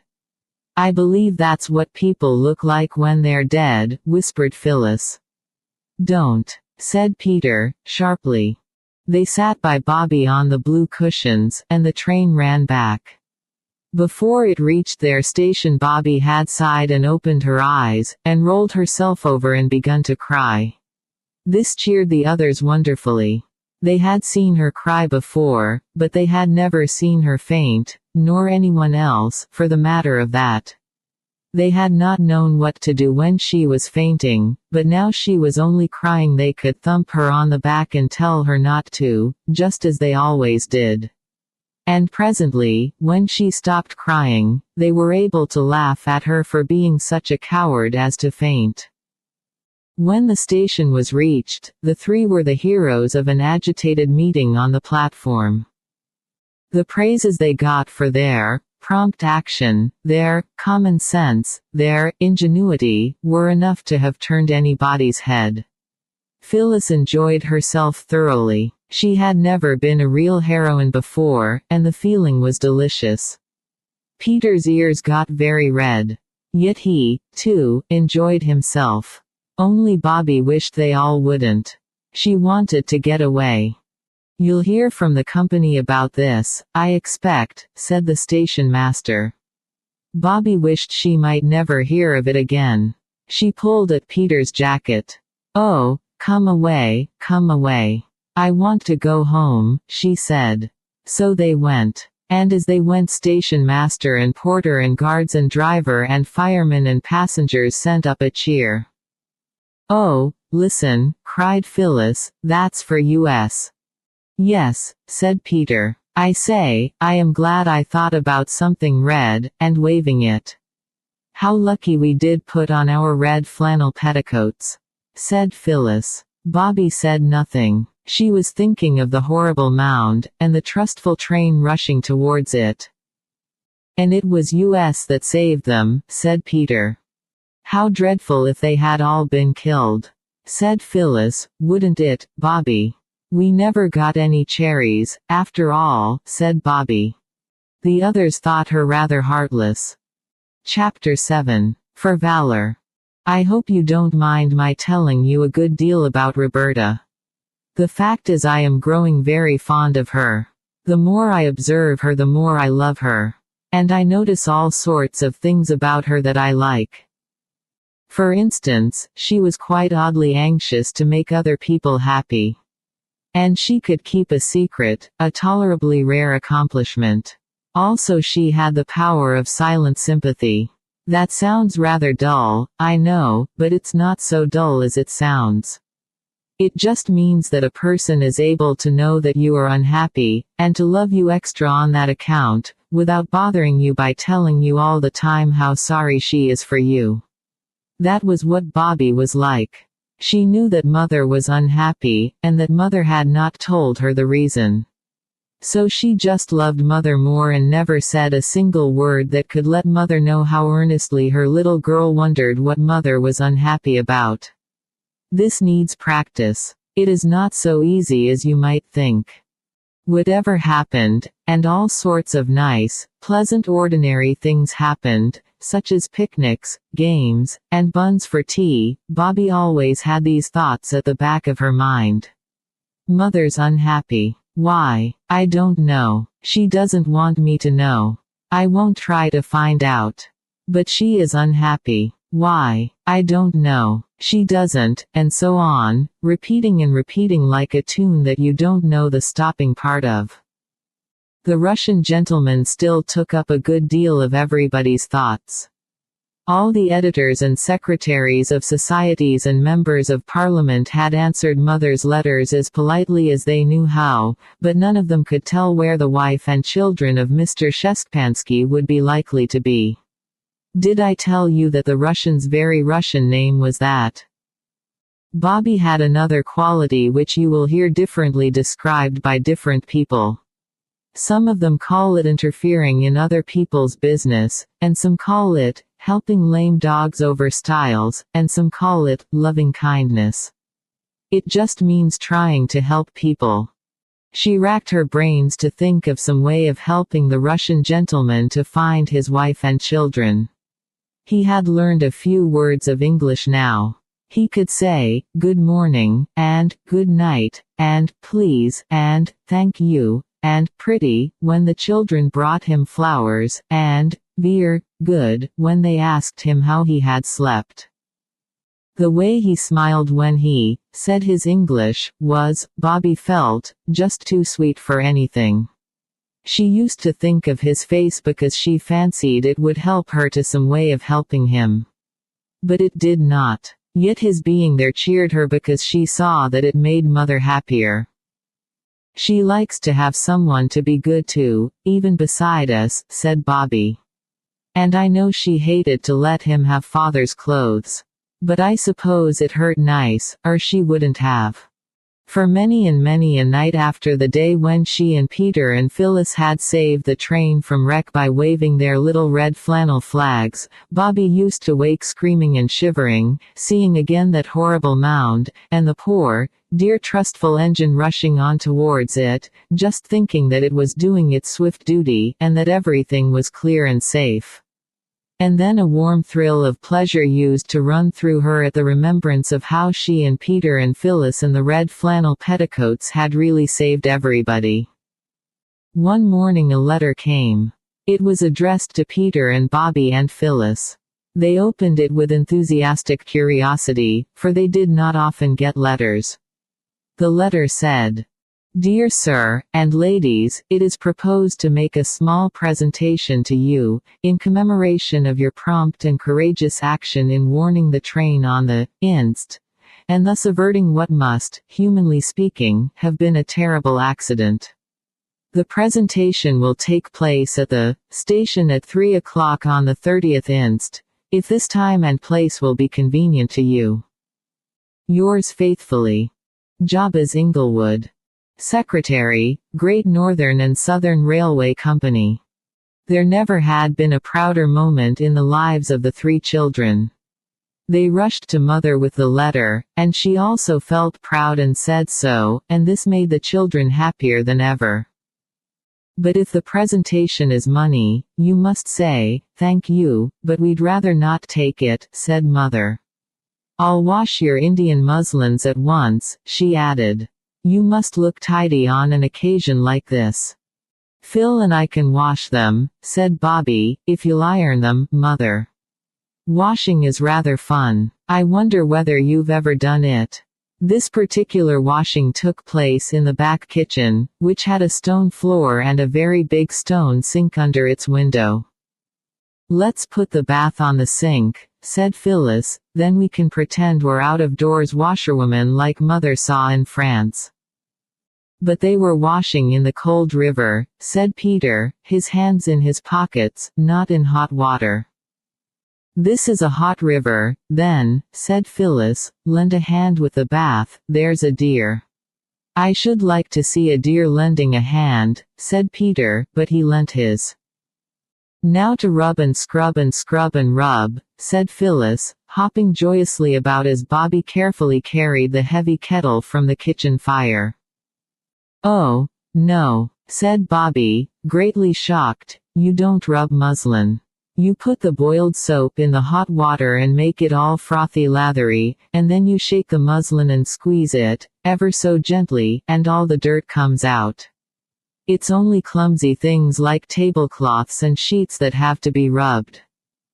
The lilac and the Gloire de Dijon roses outside the window swayed in the soft breeze. It's a nice drying day, that's one thing, said Bobby, feeling very grown up. Oh, I do wonder what wonderful feelings we shall have when we wear the Indian muslin dresses. Yes, so do I, said Phyllis, shaking and squeezing the muslin in quite a professional manner.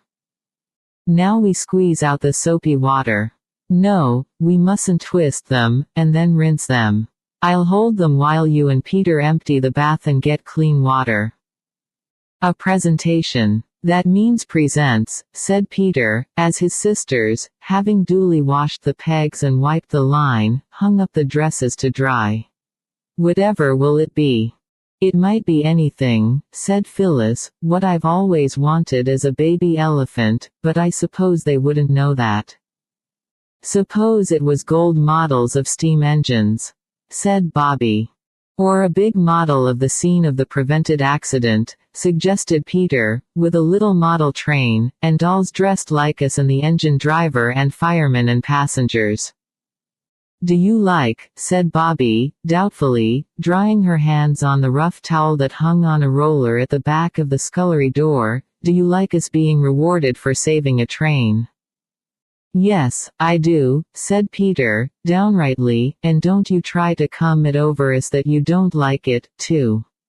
Because I know you do. Yes, said Bobby, doubtfully, I know I do. But oughtn't we to be satisfied with just having done it, and not ask for anything more? Who did ask for anything more, silly? Said her brother. Victoria Cross soldiers don't ask for it, but they're glad enough to get it all the same. Perhaps it'll be medals. Then, when I'm very old indeed, I shall show them to my grandchildren and say, we only did our duty, and they'll be awfully proud of me. You have to be married, warned Phyllis, or you don't have any grandchildren. I suppose I shall have to be married some day, said Peter, but it will be an awful bother having her round all the time. I'd like to marry a lady who had trances, and only woke up once or twice a year. Just to say you were the light of her life and then go to sleep again. Yes. That wouldn't be bad, said Bobby. When I get married, said Phyllis, I shall want him to want me to be awake all the time, so that I can hear him say how nice I am. I think it would be nice, said Bobby, to marry someone very poor, and then you'd do all the work and he'd love you most frightfully, and see the blue wood smoke curling up among the trees from the domestic hearth as he came home from work every night. I say, we've got to answer that letter and say that the time and place will be convenient to us. There's the soap, Peter. We're both as clean as clean. That pink box of writing paper you had on your birthday, Phil. It took some time to arrange what should be said. Mother had gone back to her writing, and several sheets of pink paper with scalloped gilt edges and green four-leaved shamrocks in the corner were spoiled before the three had decided what to say. Then each made a copy and signed it with its own name. The threefold letter ran. Dear Mr. Jabez Inglewood, thank you very much. We did not want to be rewarded but only to save the train, but we are glad you think so and thank you very much. The time and place you say will be quite convenient to us. Thank you very much. Your affectionate little friend. Then came the name, and after it, P.S. Thank you very much. Washing is much easier than ironing, said Bobby, taking the clean dry dresses off the line. I do love to see things come clean. Oh, I don't know how we shall wait till it's time to know what presentation they're going to present. When at last, it seemed a very long time after, it was the day, the three children went down to the station at the proper time. And everything that happened was so odd that it seemed like a dream. The station master came out to meet them, in his best clothes, as Peter noticed at once, and led them into the waiting room where once they had played the advertisement game. It looked quite different now. A carpet had been put down, and there were pots of roses on the mantelpiece and on the window ledges, green branches stuck up, like holly and laurel or at Christmas, over the framed advertisement of Cook's Tours and the beauties of Devon and the Paris Lyons Railway. There were quite a number of people there besides the porter, 2 or 3 ladies in smart dresses, and quite a crowd of gentlemen in high hats and frock coats, besides everybody who belonged to the station. They recognized several people who had been in the train on the red flannel petticoat day. Best of all, their own old gentleman was there, and his coat and hat and collar seemed more than ever different from anyone else's. He shook hands with them and then everybody sat down on chairs, and a gentleman in spectacles, they found out afterwards that he was the district superintendent, began quite a long speech, very clever indeed. I am not going to write the speech down. First, because you would think it dull, and secondly, because it made all the children blush so, and get so hot about the ears that I am quite anxious to get away from this part of the subject, and thirdly, because the gentleman took so many words to say what he had to say that I really haven't time to write them down. He said all sorts of nice things about the children's bravery and presence of mind, and when he had done he sat down, and everyone who was there clapped and said, "Hear, hear." And then the old gentleman got up and said things, too. It was very like a prize giving. And then he called the children one, by their names, and gave each of them a beautiful gold watch and chain. And inside the watches were engraved after the name of the watch's new owner. From the directors of the Northern and Southern Railway in grateful recognition of the courageous and prompt action which averted an accident on 1905. The watches were the most beautiful you can possibly imagine, and each one had a blue leather case to live in when it was at home. "You must make a speech now and thank everyone for their kindness," whispered the station master in Peter's ear and pushed him forward.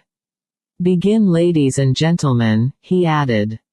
Each of the children had already said, "Thank you," quite properly. "Oh, dear," said Peter, but he did not resist the push. "Ladies and gentlemen," he said in a rather husky voice. Then there was a pause, and he heard his heart beating in his throat. "Ladies and gentlemen," he went on with a rush, "it's most awfully good of you, and we shall treasure the watches all our lives, but really we don't deserve it because what we did wasn't anything, really. At least, I mean it was awfully exciting, and what I mean to say, thank you all very, very much." The people clapped Peter more than they had done the district superintendent, and then everybody shook hands with them, and as soon as politeness would let them, they got away, and tore up the hill to Three Chimneys with their watches in their hands. It was a wonderful day, the kind of day that very seldom happens to anybody and to most of us not at all. "I did want to talk to the old gentleman about something else," said Bobby, "but it was so public, like being in church." "What did you want to say?" asked Phyllis. "I'll tell you when I've thought about it more," said Bobby. So when she had thought a little more she wrote a letter. "My dearest old gentleman," it said, "I want most awfully to ask you something. If you could get out of the train and go by the next, it would do. I do not want you to give me anything. Mother says we ought not to. And besides, we do not want any things. Only to talk to you about a prisoner and captive. Your loving little friend, Bobby." She got the station master to give the letter to the old gentleman, and next day she asked Peter and Phyllis to come down to the station with her at the time when the train that brought the old gentleman from town would be passing through. She explained her idea to them, and they approved thoroughly. They had all washed their hands and faces, and brushed their hair, and were looking as tidy as they knew how. But Phyllis, always unlucky, had upset a jug of lemonade down the front of her dress.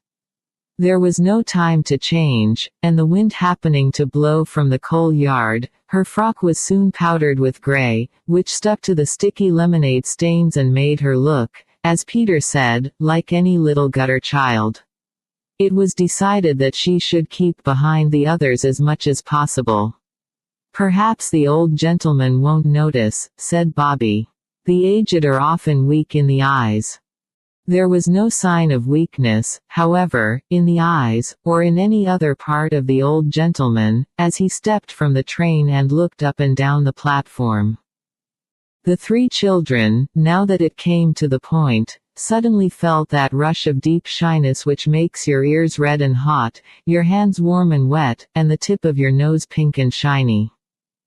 "Oh," said Phyllis, "my heart's thumping like a steam engine, right under my sash, too."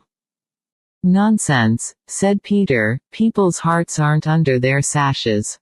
"I don't care, mine is," said Phyllis. If you're going to talk like a poetry book, said Peter, my heart's in my mouth. My heart's in my boots, if you come to that, said Roberta, but do come on, he'll think we're idiots. He won't be far wrong, said Peter, gloomily. And they went forward to meet the old gentleman. Hello, he said, shaking hands with them all in turn. This is a very great pleasure. It was good of you to get out, Bobby said, perspiring and polite.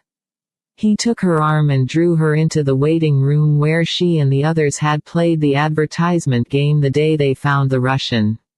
Phyllis and Peter followed. Well, said the old gentleman, giving Bobby's arm a kind little shake before he let it go. Well, what is it? Oh, please, said Bobby. Yes, said the old gentleman. What I mean to say, said Bobby. Well, said the old gentleman. It's all very nice and kind, said she. But, he said. I wish I might say something, she said. Say it, said he. Well, then, said Bobby, and out came the story of the Russian who had written the beautiful book about poor people, and had been sent to prison and to Siberia for just that. And what we want more than anything in the world is to find his wife and children for him, said Bobby, but we don't know how. But you must be most horribly clever, or you wouldn't be a direction of the railway. And if you knew how, and would. We'd rather have that than anything else in the world. We'd go without the watches, even, if you could sell them and find his wife with the money. And the others said so, too, though not with so much enthusiasm. Said the old gentleman, pulling down the white waistcoat that had the big gilt buttons on it. What did you say the name was, Fryingpansky? No, said Bobby earnestly. I'll write it down for you. It doesn't really look at all like that except when you say it. Have you a bit of pencil and the back of an envelope? She asked.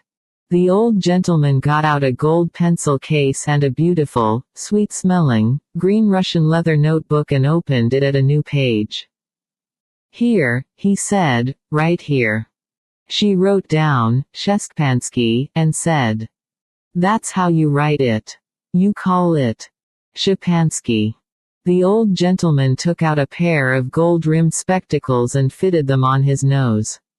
When he had read the name, he looked quite different. That man. Bless my soul, he said. Why, I've read his book. It's translated into every European language. A fine book, a noble book. And so your mother took him in, like the Good Samaritan. Well, I'll tell you what, youngsters, your mother must be a very good woman. Of course she is, said Phyllis, in astonishment.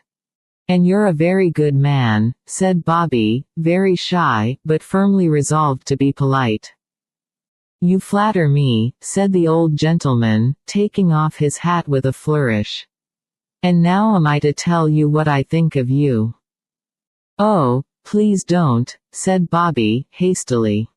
Why? Asked the old gentleman. I don't exactly know, said Bobby.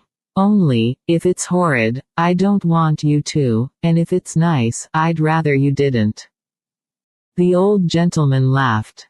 Well, then, he said, I'll only just say that I'm very glad you came to me about this, very glad, indeed.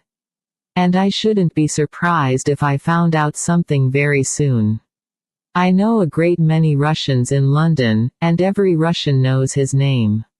Now tell me all about yourselves. He turned to the others, but there was only one other, and that was Peter. Phyllis had disappeared. Tell me all about yourself, said the old gentleman again. And, quite naturally, Peter was stricken dumb. All right, we'll have an examination, said the old gentleman. You two sit on the table, and I'll sit on the bench and ask questions. He did, and out came their names and ages, their father's name and business, how long they had lived at Three Chimneys and a great deal more. The questions were beginning to turn on a herring and a half for 3 halfpence, and a pound of lead and a pound of feathers, when the door of the waiting room was kicked open by a boot. As the boot entered, everyone could see that its lace was coming undone, and in came Phyllis, very slowly and carefully. In one hand she carried a large tin can, and in the other a thick slice of bread and butter. "Afternoon tea," she announced proudly, and held the can and the bread and butter out to the old gentleman, who took them and said, "Bless my soul." "Yes," said Phyllis. "It's very thoughtful of you," said the old gentleman, "very. But you might have got a cup," said Bobby, "and a plate." "Perks always drinks out of the can," said Phyllis, flushing red. "I think it was very nice of him to give it me at all, let alone cups and plates," she added. "So do I," said the old gentleman, and he drank some of the tea and tasted the bread and butter. And then it was time for the next train, and he got into it with many good-byes and kind last words.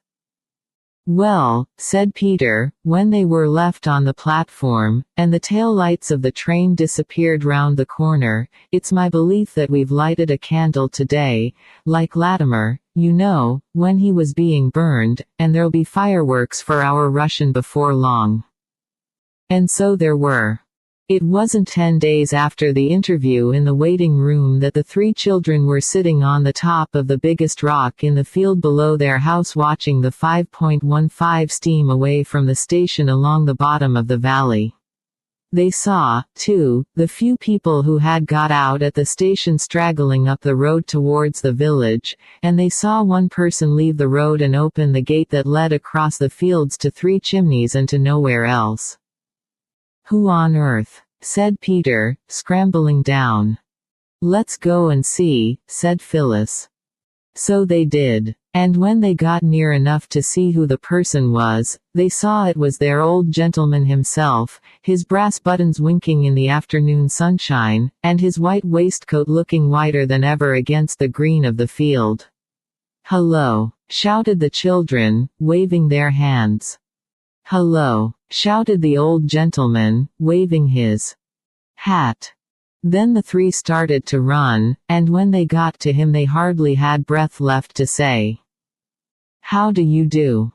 "Good news," said he. "I've found your Russian friend's wife and child, and I couldn't resist the temptation of giving myself the pleasure of telling him."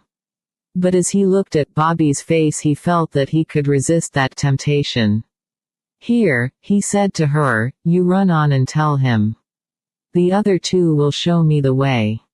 Bobby ran. But when she had breathlessly panted out the news to the Russian and Mother sitting in the quiet garden, when Mother's face had lighted up so beautifully, and she had said half a dozen quick French words to the exile, Bobby wished that she had not carried the news. For the Russian sprang up with a cry that made Bobby's heart leap and then tremble, a cry of love and longing such as she had never heard. Then he took Mother's hand and kissed it gently and reverently, and then he sank down in his chair and covered his face with his hands and sobbed. Bobby crept away. She did not want to see the others just then. But she was as gay as anybody when the endless French talking was over, when Peter had torn down to the village for buns and cakes, and the girls had got tea ready and taken it out into the garden. The old gentleman was most merry and delightful. He seemed to be able to talk in French and English almost at the same moment, and Mother did nearly as well. It was a delightful time. Mother seemed as if she could not make enough fuss about the old gentleman, and she said yes at once when he asked if he might present some goodies to his little friends. The word was new to the children, but they guessed that it meant sweets, for the 3 large pink and green boxes, tied with green ribbon, which he took out of his bag, held unheard of layers of beautiful chocolates. The Russian's few belongings were packed, and they all saw him off at the station. Then Mother turned to the old gentleman and said, "I don't know how to thank you for everything. It has been a real pleasure to me to see you. But we live very quietly. I am so sorry that I can't ask you to come and see us again." The children thought this very hard. When they had made a friend, and such a friend, they would dearly have liked him to come and see them again. What the old gentleman thought they couldn't tell. He only said, "I consider myself very fortunate, madam, to have been received once at your house." "Ah," said Mother, "I know I must seem surly and ungrateful, but you could never seem anything but a most charming and gracious lady," said the old gentleman, with another of his bows. And as they turned to go up the hill, Bobby saw her mother's face. "How tired you look, Mammy," she said, "lean on me." "It's my place to give Mother my arm," said Peter. "I'm the head man of the family when Father's away." Mother took an arm of each. "How awfully nice," said Phyllis, skipping joyfully, "to think of the dear Russian embracing his long-lost wife. The baby must have grown a lot since he saw it." "Yes," said Mother. "I wonder whether Father will think I've grown," Phyllis went on, skipping still more gaily.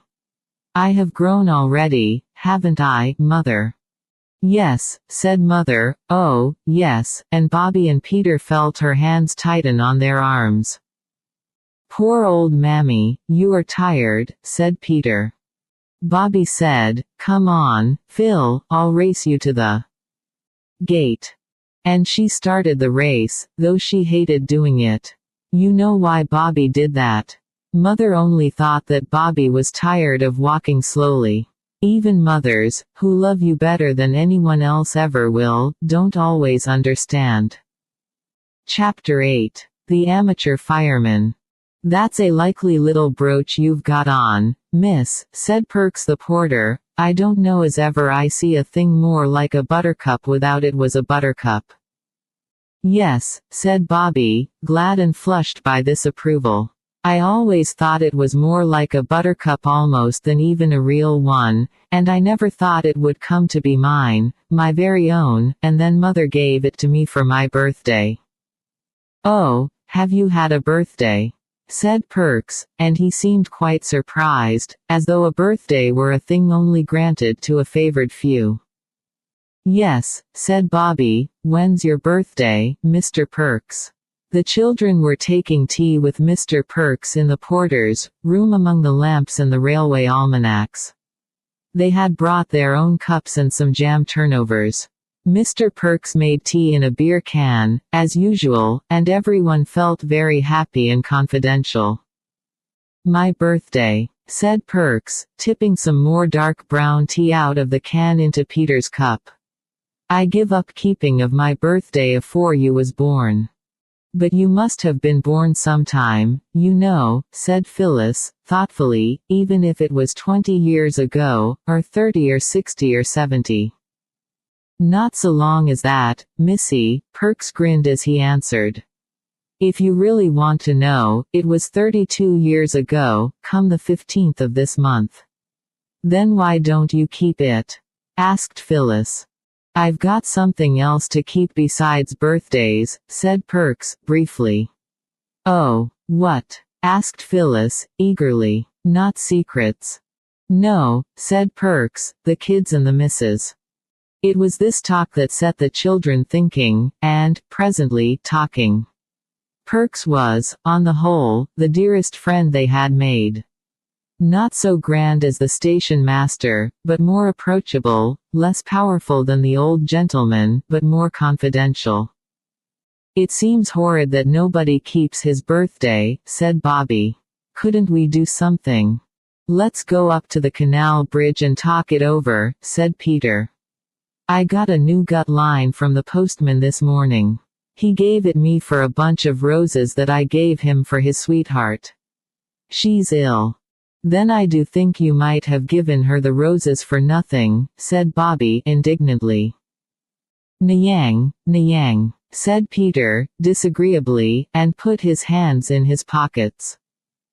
"He did, of course," said Phyllis, in haste. "Directly we heard she was ill we got the roses ready and waited by the gate. It was when you were making the Brecker toast." And when he'd said thank you for the roses so many times, much more than he need have, he pulled out the line and gave it to Peter. It wasn't exchange. It was the grateful heart. "Oh, I beg your pardon, Peter," said Bobby, "I am so sorry." "Don't mention it," said Peter, grandly, "I knew you would be." So then they all went up to the canal bridge. The idea was to fish from the bridge, but the line was not quite long enough. "Never mind," said Bobby. "Let's just stay here and look at things. Everything's so beautiful." It was. The sun was setting in red splendor over the gray and purple hills, and the canal lay smooth and shiny in the shadow, no ripple broke its surface. It was like a gray satin ribbon between the dusky green silk of the meadows that were on each side of its banks. "It's all right," said Peter, "but somehow I can always see how pretty things are much better when I've something to do. Let's get down onto the towpath and fish from there." Phyllis and Bobby remembered how the boys on the canal boats had thrown coal at them, and they said so. "Oh, nonsense," said Peter. "There aren't any boys here now. If there were, I'd fight them." Peter's sisters were kind enough not to remind him how he had not fought the boys when coal had last been thrown. Instead they said, "All right, then," and cautiously climbed down the steep bank to the towing path.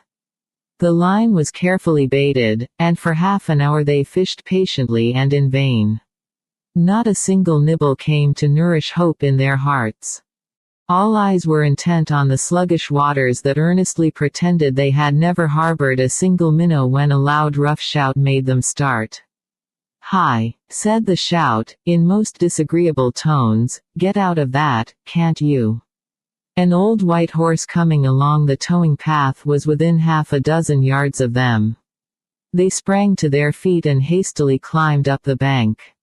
"We'll slip down again when they've gone by," said Bobby. But, alas, the barge, after the manner of barges, stopped under the bridge. "She's going to anchor," said Peter, "just our luck." The barge did not anchor, because an anchor is not part of a canal boat's furniture, but she was moored with ropes fore and aft, and the ropes were made fast to the paulings and to crowbars driven into the ground.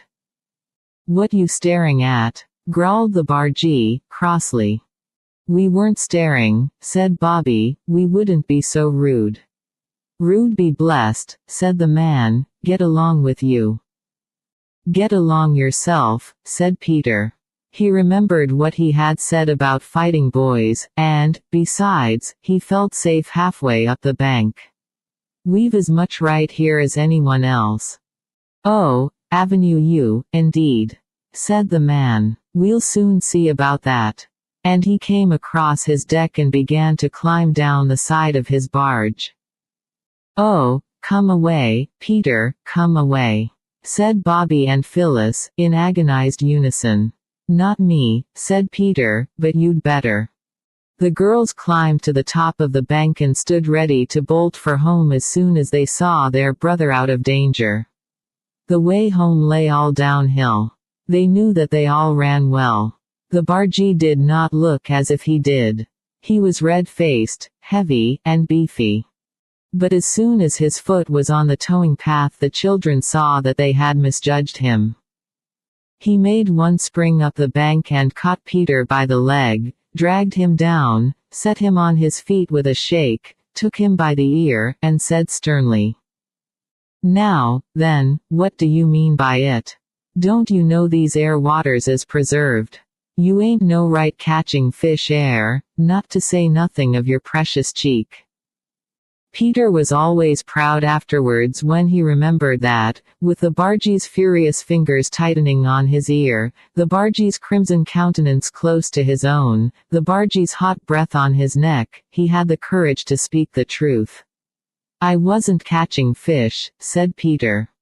"That's not your fault, I'll be bound," said the man, giving Peter's ear a twist, not a hard one, but still a twist. Peter could not say that it was. Bobby and Phyllis had been holding on to the railings above and skipping with anxiety. Now suddenly Bobby slipped through the railings and rushed down the bank towards Peter, so impetuously that Phyllis, following more temperately, felt certain that her sister's descent would end in the waters of the canal. And so it would have done if the bargee hadn't let go of Peter's ear, and caught her in his jerseyed arm. "Who are you shoving of?" he said, setting her on her feet. "Oh," said Bobby, breathless, "I'm not shoving anybody. At least, not on purpose. Please don't be cross with Peter. Of course, if it's your canal, we're sorry and we won't anymore. But we didn't know it was yours." "Go along with you," said the bargee. "Yes, we will, indeed we will," said Bobby, earnestly, "but we do beg your pardon, and really we haven't caught a single fish. I'd tell you directly if we had, honor bright I would." She held out her hands and Phyllis turned out her little empty pocket to show that really they hadn't any fish concealed about them. "Well," said the bargee, more gently, "cut along, then, and don't you do it again, that's all." The children hurried up the bank. "Chuck us a coat, Maria," shouted the man. And a red-haired woman in a green plaid shawl came out from the cabin door with a baby in her arms and threw a coat to him. He put it on, climbed the bank, and slouched along across the bridge towards the village. "You'll find me up at the Rose and Crown, when you've got the kid to sleep," he called to her from the bridge. When he was out of sight the children slowly returned. Peter insisted on this. "The canal may belong to him," he said, "though I don't believe it does. But the bridge is everybody's. Dr. Forrest told me it's public property. I'm not going to be bounced off the bridge by him or anyone else, so I tell you." Peter's ear was still sore and so were his feelings. The girls followed him as gallant soldiers might follow the leader of a forlorn hope. "I do wish you wouldn't," was all they said. "Go home if you're afraid," said Peter, "leave me alone." "I'm not afraid." The sound of the man's footsteps died away along the quiet road. The peace of the evening was not broken by the notes of the sedge warblers or by the voice of the woman in the barge, singing her baby to sleep. It was a sad song she sang. Something about Bill Bailey and how she wanted him to come home. The children stood leaning their arms on the parapet of the bridge. They were glad to be quiet for a few minutes because all three hearts were beating much more quickly. "I'm not going to be driven away by any old bargeman, I'm not," said Peter, thickly. "Of course not," Phyllis said soothingly, "you didn't give in to him. So now we might go home, don't you think?" "No," said Peter. Nothing more was said till the woman got off the barge, climbed the bank, and came across the bridge. She hesitated, looking at the three backs of the children, then she said, "Ahem." Peter stayed as he was, but the girls looked round.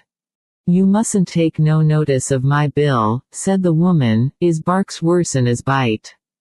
Some of the kids down Farley way is fair terrors. It was them put us back up calling out about who ate the puppy pie under Marlow Bridge." "Who did?" asked Phyllis. "I dunno," said the woman. "Nobody don't know. But somehow, and I don't know the why nor the wherefore of it, them words is pison to a barge master. Don't you take no notice.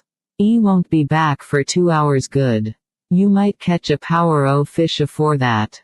The light's good and all," she added. "Thank you," said Bobby. "You're very kind. Where's your baby?" "Asleep in the cabin," said the woman. "'E's all right. Never wakes afore 12. Reglar as a church clock, 'e is." "I'm sorry," said Bobby, "I would have liked to see him, close to. And a finer you never did see, miss, though I says it." The woman's face brightened as she spoke. "Aren't you afraid to leave it?" said Peter. "Lor, love you, no," said the woman, "who'd hurt a little thing like I am." Besides, Spot's there. So long." The woman went away. "Shall we go home?" said Phyllis. "You can. I'm going to fish," said Peter briefly. "I thought we came up here to talk about Perks's birthday," said Phyllis. "Perks's birthday'll keep." So they got down on the towing path again and Peter fished. He did not catch anything. It was almost quite dark, the girls were getting tired, and as Bobby said, it was past bedtime, when suddenly Phyllis cried, "What's that?" And she pointed to the canal boat.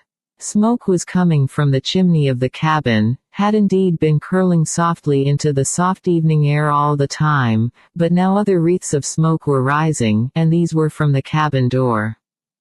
"It's on fire, that's all," said Peter, calmly. "Serve him right." "Oh, how can you?" cried Phyllis. "Think of the poor dear dog. The baby," screamed Bobby. In an instant all three made for the barge. Her mooring ropes were slack, and the little breeze, hardly strong enough to be felt, had yet been strong enough to drift her stern against the bank. Bobby was first, then came Peter, and it was Peter who slipped and fell. He went into the canal up to his neck, and his feet could not feel the bottom, but his arm was on the edge of the barge. Phyllis caught at his hair. It hurt, but it helped him to get out. Next minute he had leapt on to the barge, Phyllis following. "Not you," he shouted to Bobby, "me, because I'm wet." He caught up with Bobby at the cabin door, and flung her aside very roughly indeed. If they had been playing, such roughness would have made Bobby weep with tears of rage and pain. Now, though he flung her onto the edge of the hold, so that her knee and her elbow were grazed and bruised, she only cried, "No, not you, me," and struggled up again. But not quickly enough. Peter had already gone down 2 of the cabin steps into the cloud of thick smoke.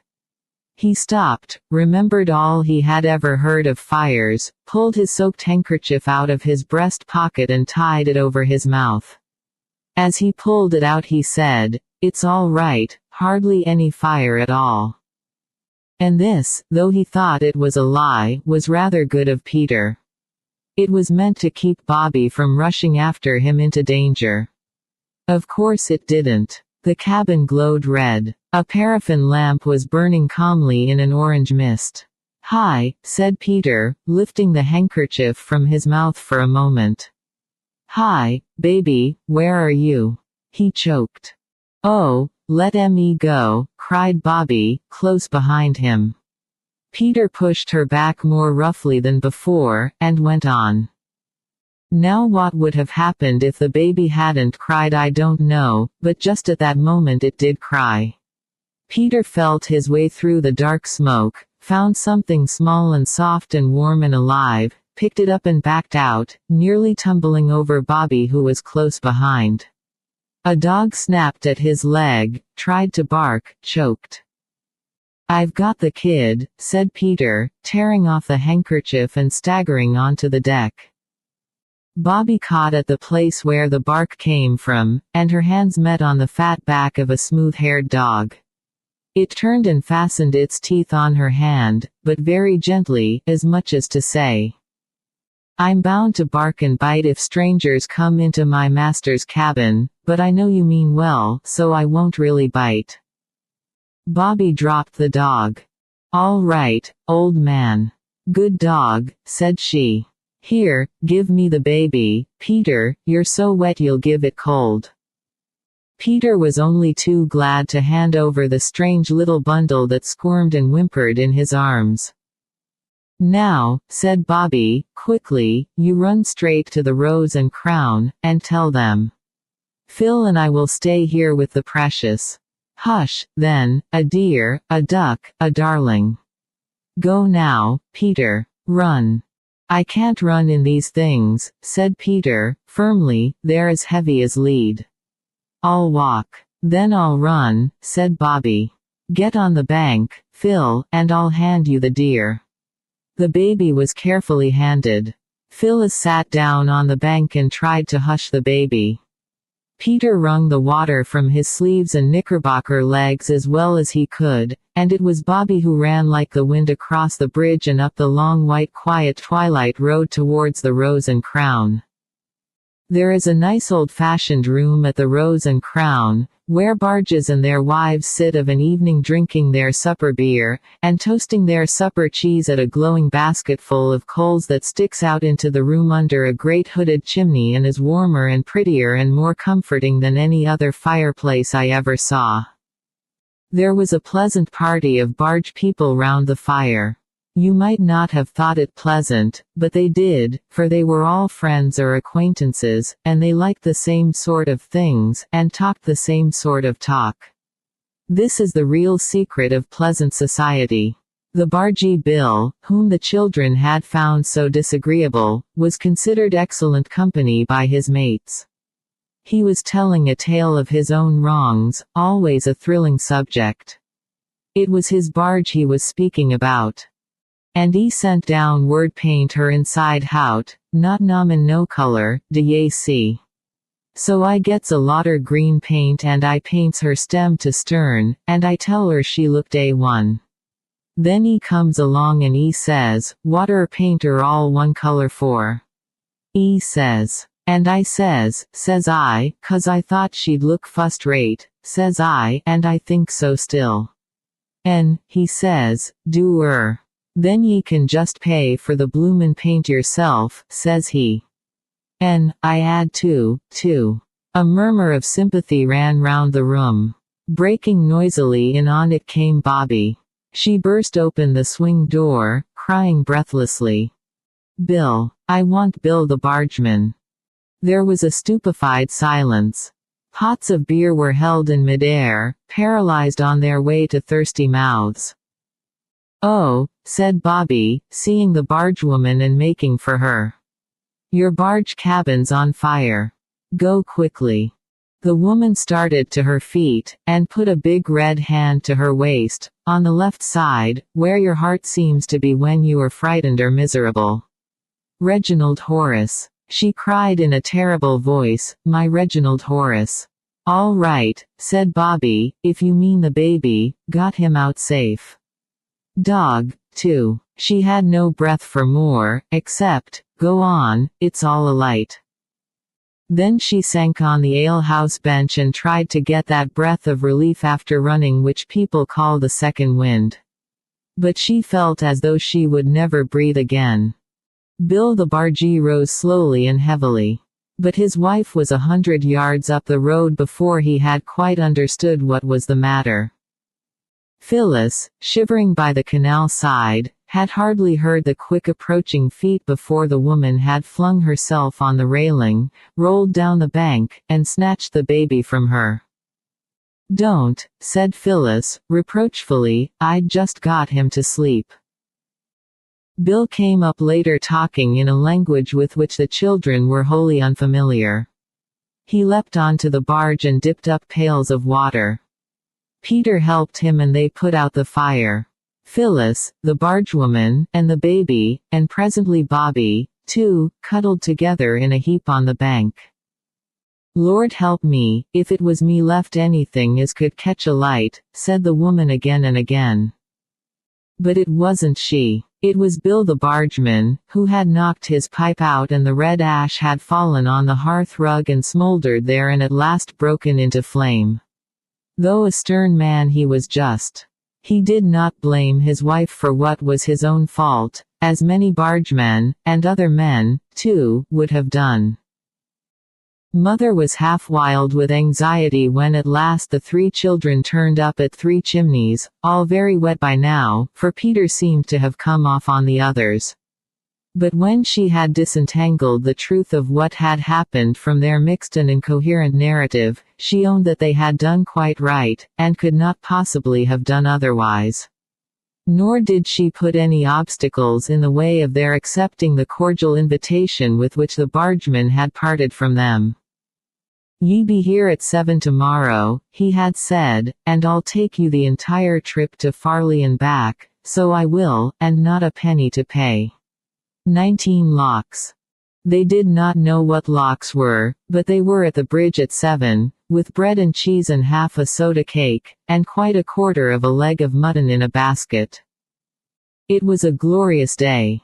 The old white horse strained at the ropes, the barge glided smoothly and steadily through the still water. The sky was blue overhead. Mr. Bill was as nice as anyone could possibly be. No one would have thought that he could be the same man who had held Peter by the ear. As for Mrs. Bill, she had always been nice, as Bobby said, and so had the baby, and even Spot, who might have bitten them quite badly if he had liked. "It was simply ripping, Mother," said Peter, when they reached home very happy, very tired, and very dirty, right over that glorious aqueduct. And lox, you don't know what they're like. You sink into the ground and then, when you feel you're never going to stop going down, two great black gates open slowly, slowly, you go out, and there you are on the canal just like you were before. "I know," said Mother, "there are locks on the Thames. Father and I used to go on the river at Marlow before we were married." "And the dear, darling, ducky baby," said Bobby, "it let me nurse it for ages and ages, and it was so good. Mother, I wish we had a baby to play with. And everybody was so nice to us," said Phyllis, "everybody we met. And they say we may fish whenever we like. And Bill is going to show us the way next time he's in these parts. He says we don't know really." "He said you didn't know," said Peter, "but, Mother, he said he'd tell all the barges up and down the canal that we were the real, right sort, and they were to treat us like good pals, as we were." "So then I said," Phyllis interrupted, "we'd always each wear a red ribbon when we went fishing by the canal, so they'd know it was us, and we were the real, right sort, and be nice to us." "So you've made another lot of friends," said Mother, "first the railway and then the canal." "Oh, yes," said Bobby, "I think everyone in the world is friends if you can only get them to see you don't want to be UN friends." "Perhaps you're right," said Mother, and she sighed. "Come, chicks. It's bedtime." "Yes," said Phyllis. "Oh dear, and we went up there to talk about what we'd do for Perks's birthday. And we haven't talked a single thing about it." "No more we have," said Bobby, "but Peter saved Reginald Horace's life. I think that's about good enough for one evening." "Bobby would have saved him if I hadn't knocked her down, twice I did," said Peter, loyally. "So would I," said Phyllis, "if I'd known what to do." "Yes," said Mother, "you've saved a little child's life. I do think that's enough for one evening. Oh, my darlings, thank God you're all safe." Chapter 9. The Pride of Perks. It was breakfast time. Mother's face was very bright as she poured the milk and ladled out the porridge. "I've sold another story, chickies," she said, "the one about the king of the mussels, so there'll be buns for tea. You can go and get them as soon as they're baked. About 11, isn't it?" Peter, Phyllis, and Bobby exchanged glances with each other, 6 glances in all. Then Bobby said, "Mother, would you mind if we didn't have the buns for tea tonight, but on the 15th? That's next Thursday." "I don't mind when you have them, dear," said Mother, "but why?" "Because it's Perks's birthday," said Bobby. "He's 32, and he says he doesn't keep his birthday anymore, because he's got other things to keep, not rabbits or secrets, but the kids and the missus." "You mean his wife and children," said Mother. "Yes," said Phyllis, "it's the same thing, isn't it? And we thought we'd make a nice birthday for him. He's been so awfully jolly decent to us, you know, Mother," said Peter, "and we agreed that next bun day we'd ask you if we could." "But suppose there hadn't been a bun day before the 15th, said Mother. "Oh, then, we meant to ask you to let us anticipate it, and go without when the bun day came." "Anticipate," said Mother. "I see. Certainly. It would be nice to put his name on the buns with pink sugar, wouldn't it? Perks, said Peter, it's not a pretty name. His other name's Albert, said Phyllis, I asked him once. We might put a P, said Mother, I'll show you how when the day comes. This was all very well as far as it went. But even 14 halfpenny buns with a P on them in pink sugar do not of themselves make a very grand celebration. There are always flowers, of course, said Bobby, later, when a really earnest council was being held on the subject in the hayloft where the broken chaff-cutting machine was, and the row of holes to drop hay through into the hay racks over the mangers of the stables below. He's got lots of flowers of his own, said Peter. But it's always nice to have them given you, said Bobby, however many you've got of your own. We can use flowers for trimmings to the birthday. But there must be something to trim besides buns. Let's all be quiet and think, said Phyllis, no one's to speak until it's thought of something. So they were all quiet and so very still that a brown rat thought that there was no one in the loft and came out very boldly. When Bobby sneezed, the rat was quite shocked and hurried away, for he saw that a hayloft where such things could happen was no place for a respectable middle-aged rat that liked a quiet life. Hooray! Cried Peter, suddenly, I've got it. He jumped up and kicked at the loose hay. What? Said the others, eagerly. Why, Perks is so nice to everybody. There must be lots of people in the village who'd like to help to make him a birthday. Let's go round and ask everybody. Mother said we weren't to ask people for things, said Bobby, doubtfully. For ourselves, she meant, silly, not for other people. I'll ask the old gentleman too. You see if I don't, said Peter. Let's ask Mother first, said Bobby. Oh, what's the use of bothering Mother about every little thing? Said Peter, especially when she's busy. Come on, let's go down to the village now and begin. So they went. The old lady at the post office said she didn't see why Perks should have a birthday any more than anyone else. No, said Bobby, I should like everyone to have one. Only we know when his is. Mine's tomorrow, said the old lady, and much notice anyone will take of it. Go along with you. So they went. And some people were kind, and some were crusty. And some would give and some would not. It is rather difficult work asking for things, even for other people, as you have no doubt found if you have ever tried it. When the children got home and counted up what had been given and what had been promised, they felt that for the first day it was not so bad. Peter wrote down the lists of the things in the little pocket book where he kept the numbers of his engines. These were the lists. Given. A tobacco pipe from the sweet shop. Half a pound of tea from the grocer's. A woolen scarf slightly faded from the draper's, which was the other side of the grocer's.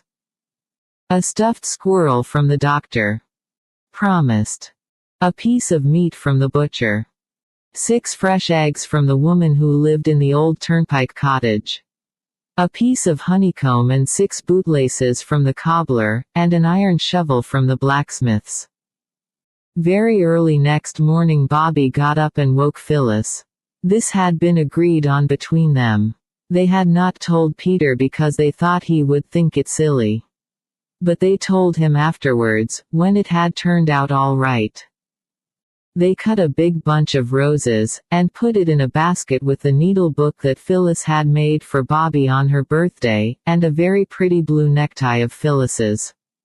Then they wrote on a paper, "For Mrs. Ransom, with our best love, because it is her birthday," and they put the paper in the basket, and they took it to the post office, and went in and put it on the counter and ran away before the old woman at the post office had time to get into her shop. When they got home Peter had grown confidential over helping Mother to get the breakfast and had told her their plans. "There's no harm in it," said Mother, "but it depends how you do it. I only hope he won't be offended and think it's charity. Poor people are very proud, you know. It isn't because he's poor, said Phyllis, it's because we're fond of him. I'll find some things that Phyllis has outgrown, said Mother, if you're quite sure you can give them to him without his being offended. I should like to do some little thing for him because he's been so kind to you. I can't do much because we're poor ourselves. What are you writing, Bobby? Nothing particular, said Bobby, who had suddenly begun to scribble. I'm sure he'd like the things, Mother. The morning of the 15th was spent very happily in getting the buns and watching Mother make AP on them with pink sugar. You know how it's done, of course. You beat up whites of eggs and mix powdered sugar with them, and put in a few drops of cochineal. And then you make a cone of clean, white paper with a little hole at the pointed end, and put the pink egg sugar in at the big end. It runs slowly out at the pointed end, and you write the letters with it just as though it were a great fat pen full of pink sugar ink.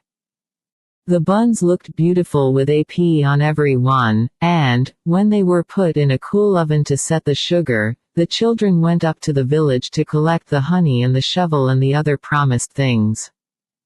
The old lady at the post office was standing on her doorstep. The children said, "Good morning," politely, as they passed.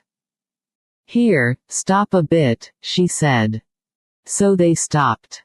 "Those roses," said she. "Did you like them?" said Phyllis, "they were as fresh as fresh. I made the needle book, but it was Bobby's present." She skipped joyously as she spoke.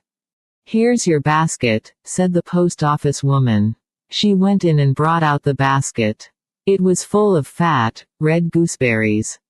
"I dare say Perks's children would like them," said she. "You are an old dear," said Phyllis, throwing her arms around the old lady's fat waist. "Perks will be pleased." "He won't be half so pleased as I was with your needlebook and the tie and the pretty flowers and all," said the old lady, patting Phyllis's shoulder. "You're good little souls, that you are. Look here, I've got a pram round the back in the wood lodge. It was got for my Emmy's first, that didn't live but 6 months, and she never had but that one. I'd like Mrs. Perks to have it. It 'ould be a help to her with that great boy of hers. Will you take it along?" "Oh," said all the children together. When Mrs. Ransom had got out the perambulator and taken off the careful papers that covered it, and dusted it all over, she said, "Well, there it is. I don't know but what I'd have given it to her before if I'd thought of it. Only I didn't quite know if she'd accept of it from me. You tell her it was my Emmy's little one's pram. Oh, isn't it nice to think there is going to be a real live baby in it again?" "Yes," said Mrs. Ransom, sighing, and then laughing. "Here, I'll give you some peppermint cushions for the little ones, and then you run along before I give you the roof off my head and the clothes off my back." All the things that had been collected for Perks were packed into the perambulator, and at 3:30 Peter and Bobby and Phyllis wheeled it down to the little yellow house where Perks lived. The house was very tidy. On the window ledge was a jug of wild flowers, big daisies, and red sorrel, and feathery, flowery grasses. There was a sound of splashing from the wash house, and a partly washed boy put his head round the door. "Mother's a changing of herself," he said. Down in a minute, a voice sounded down the narrow, freshly scrubbed stairs. The children waited. Next moment the stairs creaked and Mrs. Perks came down, buttoning her bodice. Her hair was brushed very smooth and tight, and her face shone with soap and water. "I'm a bit late changing, miss," she said to Bobby, "owing to me having had a extra clean-up today, along o' Perks happening to name its being his birthday. I don't know what put it into his head to think of such a thing. We keeps the children's birthdays, of course, but him and me, we're too old for such like, as a general rule." We knew it was his birthday, said Peter, and we've got some presents for him outside in the perambulator. As the presents were being unpacked, Mrs. Perks gasped. When they were all unpacked, she surprised and horrified the children by sitting suddenly down on a wooden chair and bursting into tears. "Oh, don't," said everybody. "Oh, please don't." And Peter added, perhaps a little impatiently, "What on earth is the matter? You don't mean to say you don't like it?" Mrs. Perks only sobbed. The Perks children, now as shiny-faced as anyone could wish, stood at the wash-house door, and scowled at the intruders. There was a silence, an awkward silence. "Don't you like it?" said Peter, again, while his sisters patted Mrs. Perks on the back. She stopped crying as suddenly as she had begun. There, don't you mind me. I'm all right," she said. "Like it? Why, it's a birthday such as Perks never had, not even when he was a boy and stayed with his uncle, who was a corn chandler in his own account. He failed afterwards. Like it. Oh," and then she went on and said all sorts of things that I won't write down, because I am sure that Peter and Bobby and Phyllis would not like me to. Their ears got hotter and hotter, and their faces redder and redder, at the kind things Mrs. Perks said. They felt they had done nothing to deserve all this praise. At last Peter said, "Look here, we're glad you're pleased. But if you go on saying things like that, we must go home. And we did want to stay and see if Mr. Perks is pleased, too. But we can't stand this." "I won't say another single word," said Mrs. Perks, with a beaming face, "but that needn't stop me thinking, need it? For if ever. Can we have a plate for the buns?" Bobby asked abruptly. And then Mrs. Perks hastily laid the table for tea, and the buns and the honey and the gooseberries were displayed on plates, and the roses were put in 2 glass jam jars, and the tea table looked, as Mrs. Perks said, fit for a prince. "To think," she said, "me getting the place tidy early, and the little uns getting the wild flowers and all, when never did I think there'd be anything more for him except the ounce of his pet particular that I got o' Saturday and been saving up for I am ever since. Bless us. Is early." Perks had indeed unlatched the latch of the little front gate. "Oh," whispered Bobby, "let's hide in the back kitchen, and you tell him about it. But give him the tobacco first, because you got it for him. And when you've told him, we'll all come in and shout, 'Many happy returns.'" It was a very nice plan, but it did not quite come off. To begin with, there was only just time for Peter and Bobby and Phyllis to rush into the wash house, pushing the young and open-mouthed Perks children in front of them. There was not time to shut the door, so that, without at all meaning it, they had to listen to what went on in the kitchen. The wash house was a tight fit for the Perks children and the Three Chimneys children, as well as all the wash house's proper furniture, including the mangle and the copper. "Hello, old woman," they heard Mr. Perks's voice say, "here's a pretty set out." "It's your birthday tea, Bert," said Mrs. Perks, "and here's a ounce of your extry particular. I got it o' Saturday along o' your happening to remember it was your birthday today." "Good old girl," said Mr. Perks, and there was a sound of a kiss. "But what's that pram doing here? And what's all these bundles? And where did you get the sweet stuff, and—" The children did not hear what Mrs. Perks replied, because just then Bobby gave a start, put her hand in her pocket, and all her body grew stiff with horror. "Oh," she whispered to the others, "whatever shall we do? I forgot to put the labels on any of the things. He won't know what's from who. He'll think it's all US, and that we're trying to be grand or charitable or something horrid." "Hush," said Peter. And then they heard the voice of Mr. Perks, loud and rather angry.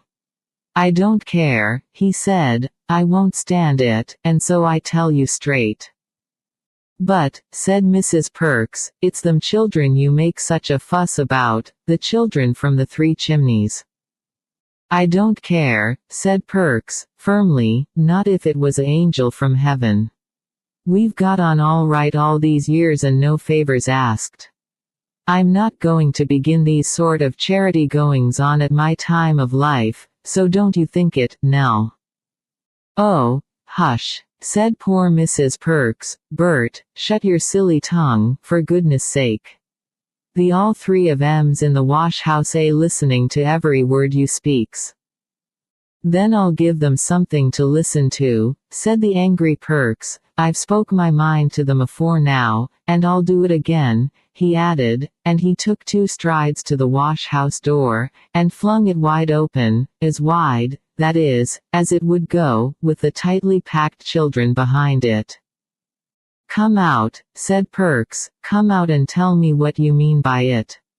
Avenue I ever complained to you of being short, as you comes this charity lay over me. Oh, said Phyllis, I thought you'd be so pleased. I'll never try to be kind to anyone else as long as I live. No, I won't, not never. She burst into tears. We didn't mean any harm, said Peter. It ain't what you mean so much as what you does, said Perks. Oh, don't, cried Bobby, trying hard to be braver than Phyllis, and to find more words than Peter had done for explaining in. We thought you'd love it.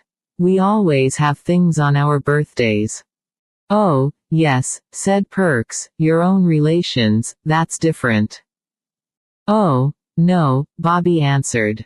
Not our own relations. All the servants always gave us things at home, and as to them when it was their birthdays.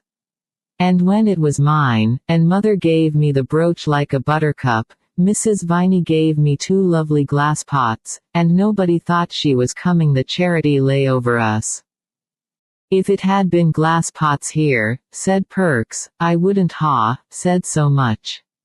It's there being all this heaps and heaps of things I can't stand. No, nor won't, neither. But they're not all from us, said Peter, only we forgot to put the labels on. They're from all sorts of people in the village. Who put 'em up to it, I'd like to know? Asked Perks. Why, we did, sniffed Phyllis. Perks sat down heavily in the elbow chair and looked at them with what Bobby afterwards described as withering glances of gloomy despair. So you've been round telling the neighbors we can't make both ends meet. Well, now you've disgraced us as deep as you can in the neighborhood, you can just take the whole bag of tricks back where it come from. Very much obliged, I'm sure. I don't doubt but what you meant it kind, but I'd rather not be acquainted with you any longer if it's all the same to you. He deliberately turned the chair round so that his back was turned to the children. The legs of the chair grated on the brick floor, and that was the only sound that broke the silence. Then suddenly Bobby spoke. Look here, she said, this is most awful. That's what I says, said Perks, not turning round.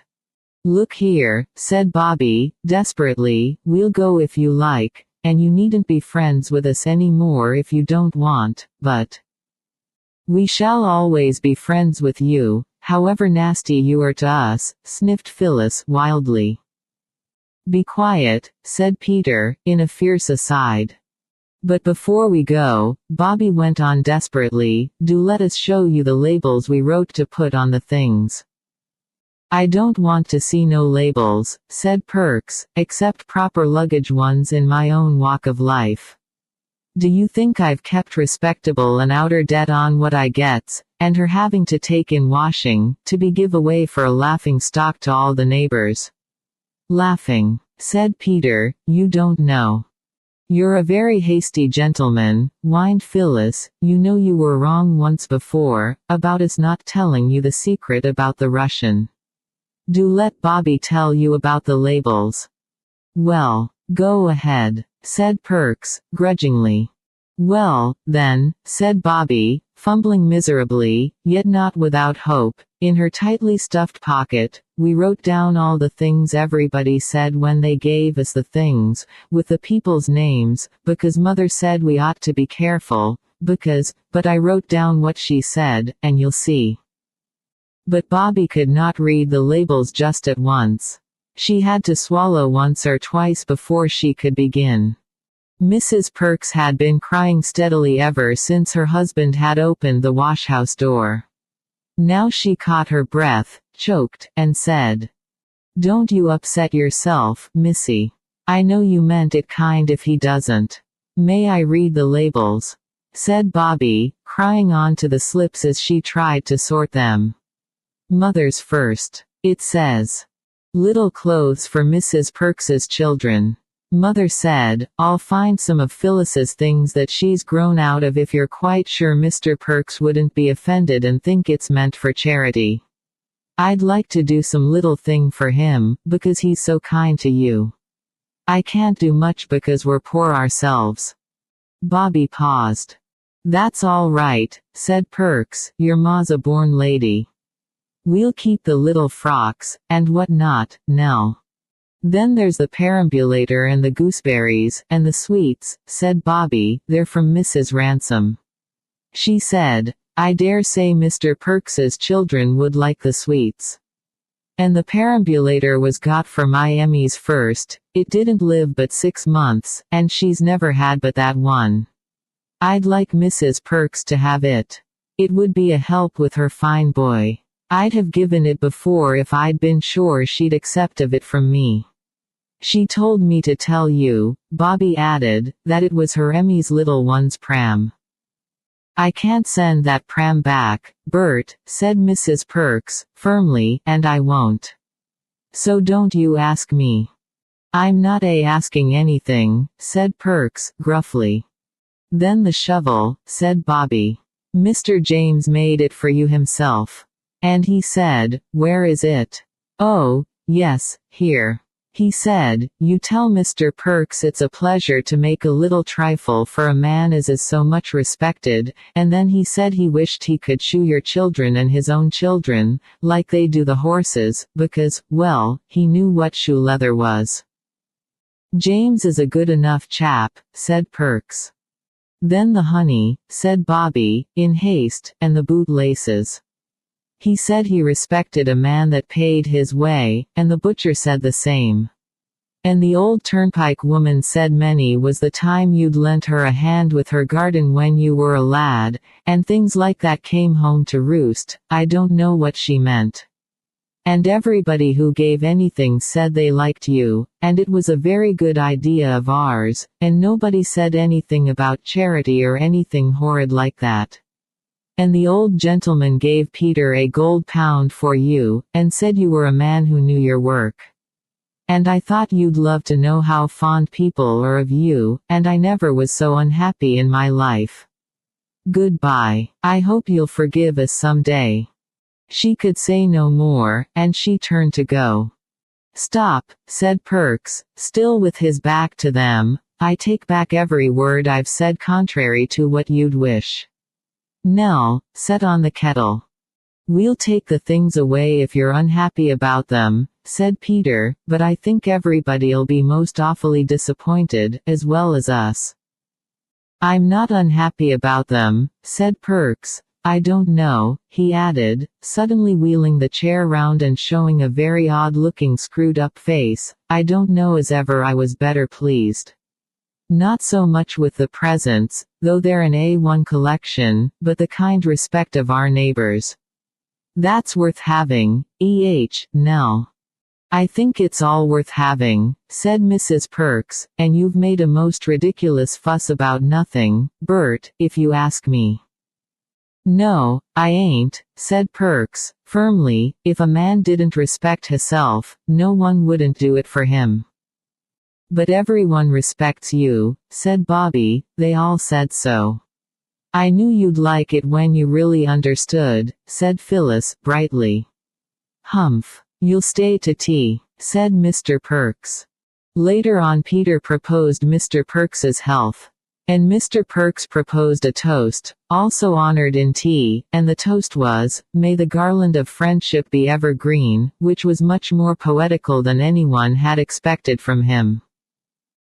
"Jolly good little kids, those," said Mr. Perks to his wife as they went to bed. "Oh, they're all right, bless their hearts," said his wife, "it's you that's the aggravatingest old thing that ever was. I was ashamed of you, I tell you, you didn't need to be, old gal. I climbed down handsome soon as I understood it wasn't charity. But charity's what I never did abide, and won't neither." All sorts of people were made happy by that birthday party. Mr. Perks and Mrs. Perks and the little Perkses by all the nice things and by the kind thoughts of their neighbors, the Three Chimneys children by the success, undoubted though unexpectedly delayed, of their plan, and Mrs. Ransom every time she saw the fat Perks baby in the perambulator. Mrs. Perks made quite a round of visits to thank people for their kind birthday presents, and after each visit felt that she had a better friend than she had thought. "Yes," said Perks, reflectively, "it's not so much what you does as what you means, that's what I say. Now if it had been charity." "Oh, drat charity," said Mrs. Perks, "nobody won't offer you charity, Bert, however much you was to want it, I lay. That was just friendliness, that was."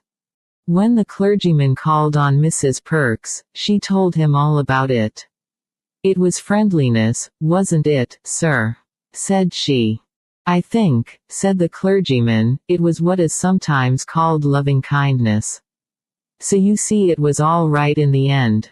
But if one does that sort of thing, one has to be careful to do it in the right way. For, as Mr. Perks said, when he had time to think it over, it's not so much what you do, as what you mean." Chapter 10. The Terrible Secret. When they first went to live at Three Chimneys, the children had talked a great deal about their father, and had asked a great many questions about him, and what he was doing and where he was and when he would come home. Mother always answered their questions as well as she could. But as the time went on they grew to speak less of him. Bobby had felt almost from the first that for some strange miserable reason these questions hurt Mother and made her sad. And little by little the others came to have this feeling, too, though they could not have put it into words. One day, when Mother was working so hard that she could not leave off even for 10 minutes, Bobby carried up her tea to the big bare room that they called Mother's workshop. It had hardly any furniture. Just a table and a chair and a rug. But always big pots of flowers on the window sills and on the mantelpiece. The children saw to that. And from the 3 long uncurtained windows the beautiful stretch of meadow and moorland, the far violet of the hills, and the unchanging changefulness of cloud and sky. "Here's your tea, Mother love," said Bobby, "do drink it while it's hot." Mother laid down her pen among the pages that were scattered all over the table, pages covered with her writing, which was almost as plain as print, and much prettier. She ran her hands into her hair, as if she were going to pull it out by handfuls. "Poor dear head," said Bobby, "does it ache?" "No, yes, not much," said Mother. "Bobby, do you think Peter and Phil are forgetting Father?" "No," said Bobby, indignantly.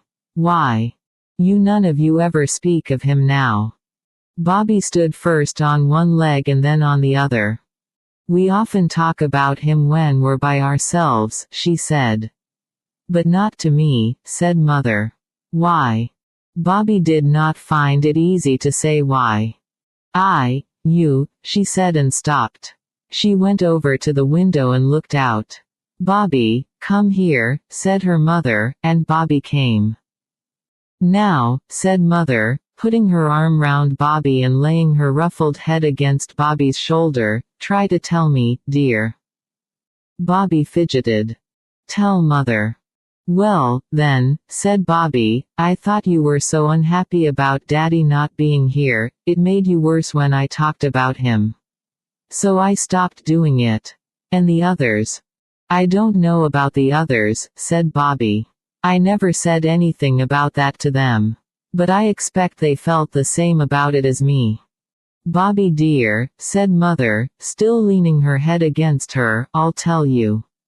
Besides parting from Father, he and I have had a great sorrow, oh, terrible, worse than anything you can think of, and at first it did hurt to hear you all talking of him as if everything were just the same. But it would be much more terrible if you were to forget him. That would be worse than anything. The trouble, said Bobby, in a very little voice, I promised I would never ask you any questions, and I never have I? But, the trouble, it won't last always. No, said Mother, the worst will be over when Father comes home to us. I wish I could comfort you, said Bobby. Oh, my dear, do you suppose you don't? Do you think I haven't noticed how good you've all been? Not quarreling nearly as much as you used to, and all the little kind things you do for me, the flowers, and cleaning my shoes, and tearing up to make my bed before I get time to do it myself. Bobby had sometimes wondered whether Mother noticed these things. That's nothing, she said, to what? I must get on with my work, said Mother, giving Bobby one last squeeze. Don't say anything to the others. That evening in the hour before bedtime, instead of reading to the children, Mother told them stories of the games she and Father used to have when they were children and lived near each other in the country, tales of the adventures of Father with Mother's brothers when they were all boys together. Very funny stories they were, and the children laughed as they listened. Uncle Edward died before he was grown up, didn't he? Said Phyllis, as Mother lighted the bedroom candles. Yes, dear, said Mother, you would have loved him. He was such a brave boy and so adventurous. Always in mischief, and yet friends with everybody in spite of it. And your Uncle Reggie's in Ceylon, yes, and Father's away, too. But I think they'd all like to think we'd enjoyed talking about the things they used to do. Don't you think so? Not Uncle Edward, sighed Phyllis, in a shocked tone, he's in heaven. You don't suppose he's forgotten us and all the old times, because God has taken him, any more than I forget him. Oh, no, he remembers. He's only away for a little time. We shall see him some day. And Uncle Reggie, and Father, too, said Peter. Yes, said Mother. Uncle Reggie and Father, too. Good night, my darlings. Good night, said everyone. Bobby hugged her mother more closely even than usual, and whispered in her ear, oh, I do love you so, Mummy, I do, I do. When Bobby came to think it all over, she tried not to wonder what the great trouble was. But she could not always help it. Father was not dead, like poor Uncle Edward, Mother had said so. And he was not ill, or Mother would have been with him. Being poor wasn't the trouble. Bobby knew it was something nearer the heart than money could be. I mustn't try to think what it is, she told herself, no, I mustn't. I am glad Mother noticed about us not quarreling so much. We'll keep that up. And alas, that very afternoon she and Peter had what Peter called a first-class shindy. They had not been a week at Three Chimneys before they had asked Mother to let them have a piece of garden each for their very own, and she had agreed, and the south border under the peach trees had been divided into 3 pieces and they were allowed to plant whatever they liked there. Phyllis had planted mignonette and nasturtium and Virginia stock in hers. The seeds came up, and though they looked just like weeds, Phyllis believed that they would bear flowers someday. The Virginia stock justified her faith quite soon, and her garden was gay with a band of bright little flowers, pink and white and red and mauve. I can't weed for fear I pull up the wrong things, she used to say comfortably, it saves such a lot of work. Peter sowed vegetable seeds in his, carrots and onions and turnips. The seed was given to him by the farmer who lived in the nice black and white, wood and plaster house just beyond the bridge. He kept turkeys and guinea fowls, and was a most amiable man.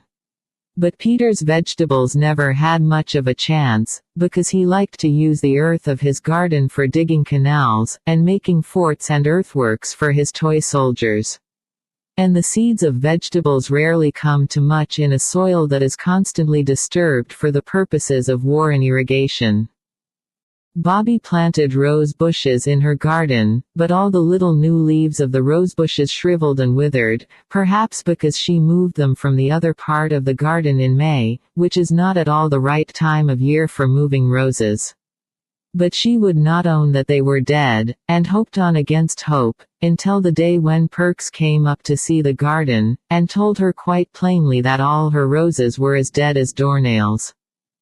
"Only good for bonfires, miss," he said. "You just dig 'em up and burn 'em, and I'll give you some nice fresh roots outer my garden, pansies, and stocks, and sweet willies, and forget-me-nots. I'll bring 'em along tomorrow if you get the ground ready." So next day she set to work, and that happened to be the day when Mother had praised her and the others about not quarreling. She moved the rose bushes and carried them to the other end of the garden, where the rubbish heap was that they meant to make a bonfire of when Guy Fawkes Day came. Meanwhile Peter had decided to flatten out all his forts and earthworks, with a view to making a model of the railway tunnel, cutting, embankment, canal, aqueduct, bridges, and all. So when Bobby came back from her last thorny journey with the dead rose bushes, he had got the rake and was using it busily. "I was using the rake," said Bobby. "Well, I'm using it now," said Peter. "But I had it first," said Bobby. "Then it's my turn now," said Peter. And that was how the quarrel began. "You're always being disagreeable about nothing," said Peter, after some heated argument. "I had the rake first," said Bobby, flushed and defiant, holding onto its handle. "Don't, I tell you I said this morning I meant to have it. Didn't I, Phil?" Phyllis said she didn't want to be mixed up in their rows. And instantly, of course, she was. If you remember, you ought to say. Of course she doesn't remember, but she might say so. "I wish I'd had a brother instead of two whiny little kitty sisters," said Peter. This was always recognized as indicating the high water mark of Peter's rage. Bobby made the reply she always made to it. "I can't think why little boys were ever invented," and just as she said it she looked up, and saw the 3 long windows of Mother's workshop flashing in the red rays of the sun. The sight brought back those words of praise. "You don't quarrel like you used to do." "Oh," cried Bobby, just as if she had been hit, or had caught her finger in a door, or had felt the hideous sharp beginnings of toothache. "What's the matter?" said Phyllis. Bobby wanted to say, "Don't let's quarrel. Mother hates it so," but though she tried hard, she couldn't. Peter was looking too disagreeable and insulting. "Take the horrid rake, then," was the best she could manage. And she suddenly let go her hold on the handle. Peter had been holding on to it too firmly and pullingly, and now that the pull the other way was suddenly stopped, he staggered and fell over backward, the teeth of the rake between his feet. "Serve you right," said Bobby, before she could stop herself. Peter lay still for half a moment, long enough to frighten Bobby a little. Then he frightened her a little more, for he sat up, screamed once, turned rather pale, and then lay back and began to shriek, faintly but steadily. It sounded exactly like a pig being killed a quarter of a mile off. Mother put her head out of the window, and it wasn't half a minute after that she was in the garden kneeling by the side of Peter, who never for an instant ceased to squeal. "What happened, Bobby?" Mother asked. "It was the rake," said Phyllis. "Peter was pulling at it, so was Bobby, and she let go and he went over." Stop that noise, Peter, said Mother. Come, stop at once. Peter used up what breath he had left in a last squeal and stopped. Now, said Mother, are you hurt? If he was really hurt, he wouldn't make such a fuss, said Bobby, still trembling with fury. He's not a coward. I think my foot's broken off, that's all, said Peter, huffily, and sat up. Then he turned quite white. Mother put her arm round him. He is hurt, she said, he's fainted. Here, Bobby, sit down and take his head on your lap. Then Mother undid Peter's boots. As she took the right one off, something dripped from his foot onto the ground. It was red blood. And when the stocking came off there were 3 red wounds in Peter's foot and ankle, where the teeth of the rake had bitten him, and his foot was covered with red smears. Run for water, a basinful, said Mother, and Phyllis ran. She upset most of the water out of the basin in her haste, and had to fetch more in a jug. Peter did not open his eyes again till Mother had tied her handkerchief round his foot, and she and Bobby had carried him in and laid him on the brown wooden settle in the dining room. By this time Phyllis was halfway to the doctor's. Mother sat by Peter and bathed his foot and talked to him, and Bobby went out and got tea ready, and put on the kettle. It's all I can do, she told herself. Oh, suppose Peter should die, or be a helpless cripple for life, or have to walk with crutches, or wear a boot with a sole like a log of wood. She stood by the back door reflecting on these gloomy possibilities, her eyes fixed on the water butt. I wish I'd never been born, she said, and she said it out loud. Why, lack a mercy, what's that for? Asked a voice, and Perks stood before her with a wooden trug basket full of green-leaved things and soft, loose earth. Oh, it's you, she said. Peter's hurt his foot with a rake, 3 great gaping wounds, like soldiers get. And it was partly my fault. That it wasn't, I'll go bail, said Perks. Doctor seen him. Phyllis has gone for the doctor. He'll be all right, you see if he isn't, said Perks. Why, my father's second cousin had a hay fork run into him, right into his inside, and he was right as ever in a few weeks, all except his being a bit weak in the head afterwards, and they did say that it was along of his getting a touch of the sun in the hay field, and not the fork at all. I remember him well. A kind, bearded chap, but soft, as you might say. Bobby tried to let herself be cheered by this heartening reminiscence. Well, said Perks, you won't want to be bothered with gardening just this minute, I dare say. You show me where your garden is, and I'll pop the bits of stuff in for you. And I'll hang about, if I may make so free, to see the doctor as he comes out and hear what he says. You cheer up, missy. I lay a pound he ain't hurt, not to speak of. But he was. The doctor came and looked at the foot and bandaged it beautifully, and said that Peter must not put it to the ground for at least a week. He won't be lame, or have to wear crutches or a lump on his foot, will he? Whispered Bobby, breathlessly, at the door. My aunt. No, said Dr. Forrest, he'll be as nimble as ever on his pins in a fortnight. Don't you worry, little Mother Goose. It was when Mother had gone to the gate with the doctor to take his last instructions and Phyllis was filling the kettle for tea, that Peter and Bobby found themselves alone. He says you won't be lame or anything, said Bobby. Oh, course I shan't, silly, said Peter, very much relieved all the same. Oh, Peter, I am so sorry, said Bobby, after a pause. That's all right, said Peter, gruffly. It was all my fault, said Bobby. Rot, said Peter. If we hadn't quarreled, it wouldn't have happened. I knew it was wrong to quarrel.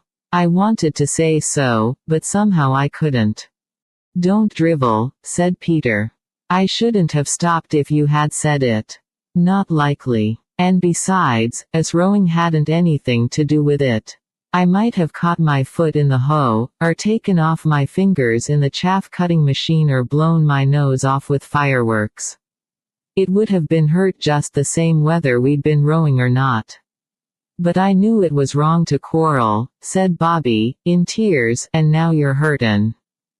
Now look here, said Peter, firmly, you just dry up. If you're not careful, you'll turn into a beastly little Sunday school prig, so I tell you. I don't mean to be a prig. But it's so hard not to be when you're really trying to be good. The gentle reader may perhaps have suffered from this difficulty. Not it, said Peter, it's a jolly good thing it wasn't you was hurt. I'm glad it was me. There. If it had been you, you'd have been lying on the sofa looking like a suffering angel and being the light of the anxious household and all that. And I couldn't have stood it. No, I shouldn't, said Bobby. Yes, you would, said Peter. I tell you I shouldn't. I tell you you would. Oh, children, said Mother's voice at the door. Quarreling again. Already. We aren't quarreling. Not really, said Peter. I wish you wouldn't think it's Rose every time we don't agree. When Mother had gone out again, Bobby broke out, Peter, I am sorry you're hurt. But you are a beast to say I'm a prig. Well, said Peter unexpectedly, perhaps I am. You did say I wasn't a coward, even when you were in such a wax. The only thing is, don't you be a prig, that's all. You keep your eyes open and if you feel priggishness coming on just stop in time. See? Yes, said Bobby, I see. Then let's call it Pax, said Peter, magnanimously, bury the hatchet in the fathoms of the past. Shake hands on it. I say, Bobby, old chap, I am tired. He was tired for many days after that, and the settle seemed hard and uncomfortable in spite of all the pillows and bolsters and soft folded rugs. It was terrible not to be able to go out. They moved the settle to the window, and from there Peter could see the smoke of the trains winding along the valley. But he could not see the trains. At first Bobby found it quite hard to be as nice to him as she wanted to be, for fear he should think her priggish. But that soon wore off, and both she and Phyllis were, as he observed, jolly good sorts. Mother sat with him when his sisters were out. And the words, he's not a coward, made Peter determined not to make any fuss about the pain in his foot, though it was rather bad, especially at night. Praise helps people very much, sometimes. There were visitors, too. Mrs. Perks came up to ask how he was, and so did the station master, and several of the village people. But the time went slowly, slowly. I do wish there was something to read, said Peter. I've read all our books 50 times over. I'll go to the doctor's, said Phyllis, he's sure to have some. Only about how to be ill, and about people's nasty insides, I expect, said Peter. Perks has a whole heap of magazines that came out of trains when people are tired of them, said Bobby. I'll run down and ask him. So the girls went their 2 ways. Bobby found Perks busy cleaning lamps. And how's the young gent? Said he. Better, thanks, said Bobby, but he's most frightfully bored. I came to ask if you'd got any magazines you could lend him. There, now, said Perks, regretfully, rubbing his ear with a black and oily lump of cotton waste, why didn't I think of that, now? I was trying to think of something as 'ud amuse him only this morning, and I couldn't think of anything better than a guinea pig. And a young chap I know's going to fetch that over for him this tea time. How lovely. A real live guinea. He will be pleased. But he'd like the magazines as well. That's just it, said Perks. I've just sent the pic of 'em to Snigson's boy, him what's just getting over the pneumonia. But I've lots of illustrated papers left. He turned to the pile of papers in the corner and took up a heap 6 inches thick. "There," he said. "I'll just slip a bit of string and a bit of paper round 'em." He pulled an old newspaper from the pile and spread it on the table, and made a neat parcel of it. "There," said he, "there's lots of pictures, and if he likes to mess 'em about with his paint box, or colored chalks or what not, why, let him. I don't want 'em." "You're a dear," said Bobby, took the parcel, and started. The papers were heavy, and when she had to wait at the level crossing while a train went by, she rested the parcel on the top of the gate. And idly she looked at the printing on the paper that the parcel was wrapped in. Suddenly she clutched the parcel tighter and bent her head over it. It seemed like some horrible dream. She read on. The bottom of the column was torn off, she could read no farther. She never remembered how she got home. But she went on tiptoe to her room and locked the door. Then she undid the parcel and read that printed column again, sitting on the edge of her bed, her hands and feet icy cold and her face burning. When she had read all there was, she drew a long, uneven breath. "So now I know," she said. What she had read was headed, "End of the trial. Verdict. Sentence." The name of the man who had been tried was the name of her father. The verdict was guilty. And the sentence was 5 years penal servitude. "Oh, Daddy," she whispered, crushing the paper hard, "it's not true, I don't believe it. You never did it. Never, never, never." There was a hammering on the door. "What is it?" said Bobby. "It's me," said the voice of Phyllis. "Tea's ready, and a boy's brought Peter a guinea pig. Come along down." And Bobby had to. Chapter 11. The Hound in the Red Jersey. Bobby knew the secret now. A sheet of old newspaper wrapped round a parcel, just a little chance like that, had given the secret to her. And she had to go down to tea and pretend that there was nothing the matter. The pretense was bravely made, but it wasn't very successful.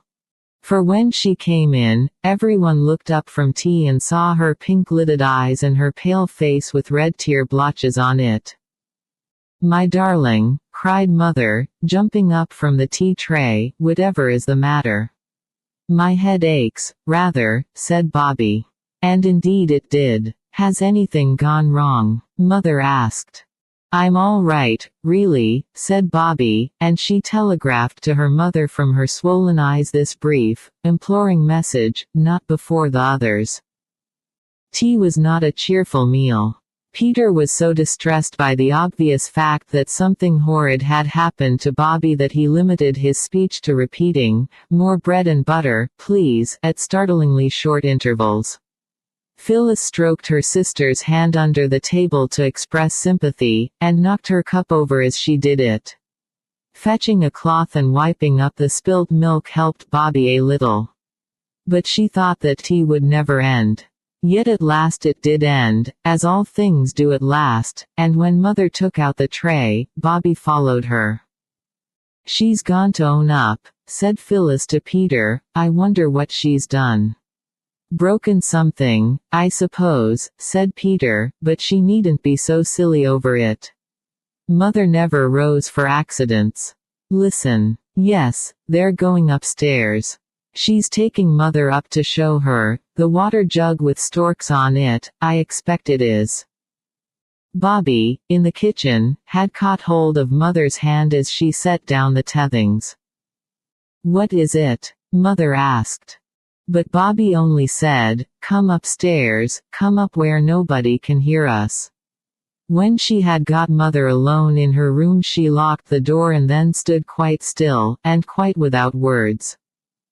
All through tea she had been thinking of what to say. She had decided that, "I know all," or, "All is known to me," or, "The terrible secret is a secret no longer," would be the proper thing. But now that she and her mother and that awful sheet of newspaper were alone in the room together, she found that she could say nothing. Suddenly she went to Mother and put her arms round her and began to cry again. And still she could find no words, only, "Oh, Mammy, oh, Mammy, oh, Mammy," over and over again. Mother held her very close and waited. Suddenly Bobby broke away from her and went to her bed. From under her mattress she pulled out the paper she had hidden there, and held it out, pointing to her father's name with a finger that shook. "Oh, Bobby," Mother cried, when one little quick look had shown her what it was, "you don't believe it. You don't believe Daddy did it." "No," Bobby almost shouted. She had stopped crying. "That's all right," said Mother. "It's not true. And they've shut him up in prison, but he's done nothing wrong. He's good and noble and honorable, and he belongs to us. We have to think of that, and be proud of him, and wait." Again Bobby clung to her mother, and again only one word came to her, but now that word was, "Daddy," and, "Oh, Daddy, oh, Daddy, oh, Daddy." Again and again. "Why didn't you tell me, Mammy?" she asked. Presently. "Are you going to tell the others?" Mother asked. "No." "Why?" "Because." "Exactly," said Mother, "so you understand why I didn't tell you. We two must help each other to be brave." "Yes," said Bobby. "Mother, will it make you more unhappy if you tell me all about it? I want to understand." So then, sitting cuddled up close to her mother, Bobby heard all about it. She heard how those men, who had asked to see Father on that remembered last night when the engine was being mended, had come to arrest him, charging him with selling state secrets to the Russians, with being, in fact, a spy and a traitor. She heard about the trial, and about the evidence, letters, found in Father's desk at the office, letters that convinced the jury that Father was guilty. "Oh, how could they look at him and believe it?" cried Bobby, "and how could anyone do such a thing?" "Someone did it," said Mother, "and all the evidence was against Father." "Those letters." "Yes. How did the letters get into his desk?" "Someone put them there. And the person who put them there was the person who was really guilty." "He must be feeling pretty awful all this time," said Bobby, thoughtfully. "I don't believe he had any feelings," Mother said hotly. "He couldn't have done a thing like that if he had. Perhaps he just shoved the letters into the desk to hide them when he thought he was going to be found out. Why don't you tell the lawyers, or someone, that it must have been that person? There wasn't anyone that would have hurt Father on purpose, was there?" I don't know. The man under him who got Daddy's place when the awful thing happened, he was always jealous of your father because Daddy was so clever and everyone thought such a lot of him. And Daddy never quite trusted that man. Couldn't we explain all that to someone?" "Nobody will listen," said Mother, very bitterly, "nobody at all. Do you suppose I've not tried everything? No, my dearest, there's nothing to be done. All we can do, you and I and Daddy, is to be brave, and patient, and," she spoke very softly, "to pray, Bobby, dear." "Mother, you've got very thin," said Bobby, abruptly. "A little, perhaps." "And oh," said Bobby, "I do think you're the bravest person in the world as well as the nicest. We won't talk of all this any more, will we, dear?" said Mother. "We must bear it and be brave. And, darling, try not to think of it. Try to be cheerful, and to amuse yourself and the others. It's much easier for me if you can be a little bit happy and enjoy things. Wash your poor little round face, and let's go out into the garden for a bit." The other two were very gentle and kind to Bobby. And they did not ask her what was the matter. This was Peter's idea, and he had drilled Phyllis, who would have asked 100 questions if she had been left to herself. A week later Bobby managed to get away alone. And once more she wrote a letter. And once more it was to the old gentleman. "My dear friend," she said, "you see what is in this paper. It is not true. Father never did it. Mother says someone put the papers in Father's desk, and she says the man under him that got Father's place afterwards was jealous of Father, and Father suspected him a long time. But nobody listens to a word she says, but you are so good and clever, and you found out about the Russian gentleman's wife directly. Can't you find out who did the treason, because he wasn't Father, upon my honor. He is an Englishman and incapable to do such things, and then they would let Father out of prison. It is dreadful, and Mother is getting so thin. She told us once to pray for all prisoners and captives. I see now. Oh, do help me, there is only just Mother and me now, and we can't do anything. Peter and Phil don't know. I'll pray for you twice every day as long as I live if you'll only try, just try to find out. Think if it was your daddy, what you would feel. Oh, do help me. With love. I remain your affectionately little friend, Roberta. P.S. Mother would send her kind regards if she knew I am writing, but it is no use telling her I am, in case you can't do anything. But I know you will. Bobby, with best love. She cut the account of her father's trial out of the newspaper with Mother's big cutting-out scissors, and put it in the envelope with her letter. Then she took it down to the station, going out the back way and round by the road, so that the others should not see her, and offer to come with her, and she gave the letter to the station master to give to the old gentleman next morning. "Where have you been?" shouted Peter, from the top of the yard wall where he and Phyllis were. "To the station, of course," said Bobby. "Give us a hand, Pete." She set her foot on the lock of the yard door. Peter reached down a hand. "What on earth?" she asked as she reached the wall top, for Phyllis and Peter were very muddy. A lump of wet clay lay between them on the wall. They had each a slip of slate in a very dirty hand, and behind Peter, out of the reach of accidents, were several strange rounded objects rather like very fat sausages, hollow, but closed up at one end. "It's nests," said Peter, "swallows' nests.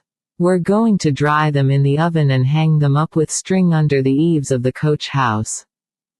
"Yes," said Phyllis, "and then we're going to save up all the wool and hair we can get, and in the spring we'll line them, and then how pleased the swallows will be." "I've often thought people don't do nearly enough for dumb animals," said Peter with an air of virtue. "I do think people might have thought of making nests for poor little swallows before this." "Oh," said Bobby, vaguely, "if everybody thought of everything, there'd be nothing left for anybody else to think about." "Look at the nests, aren't they pretty?"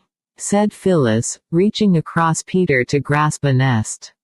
"Look out, Phil, you goat," said her brother. But it was too late, her strong little fingers had crushed the nest. "There now," said Peter.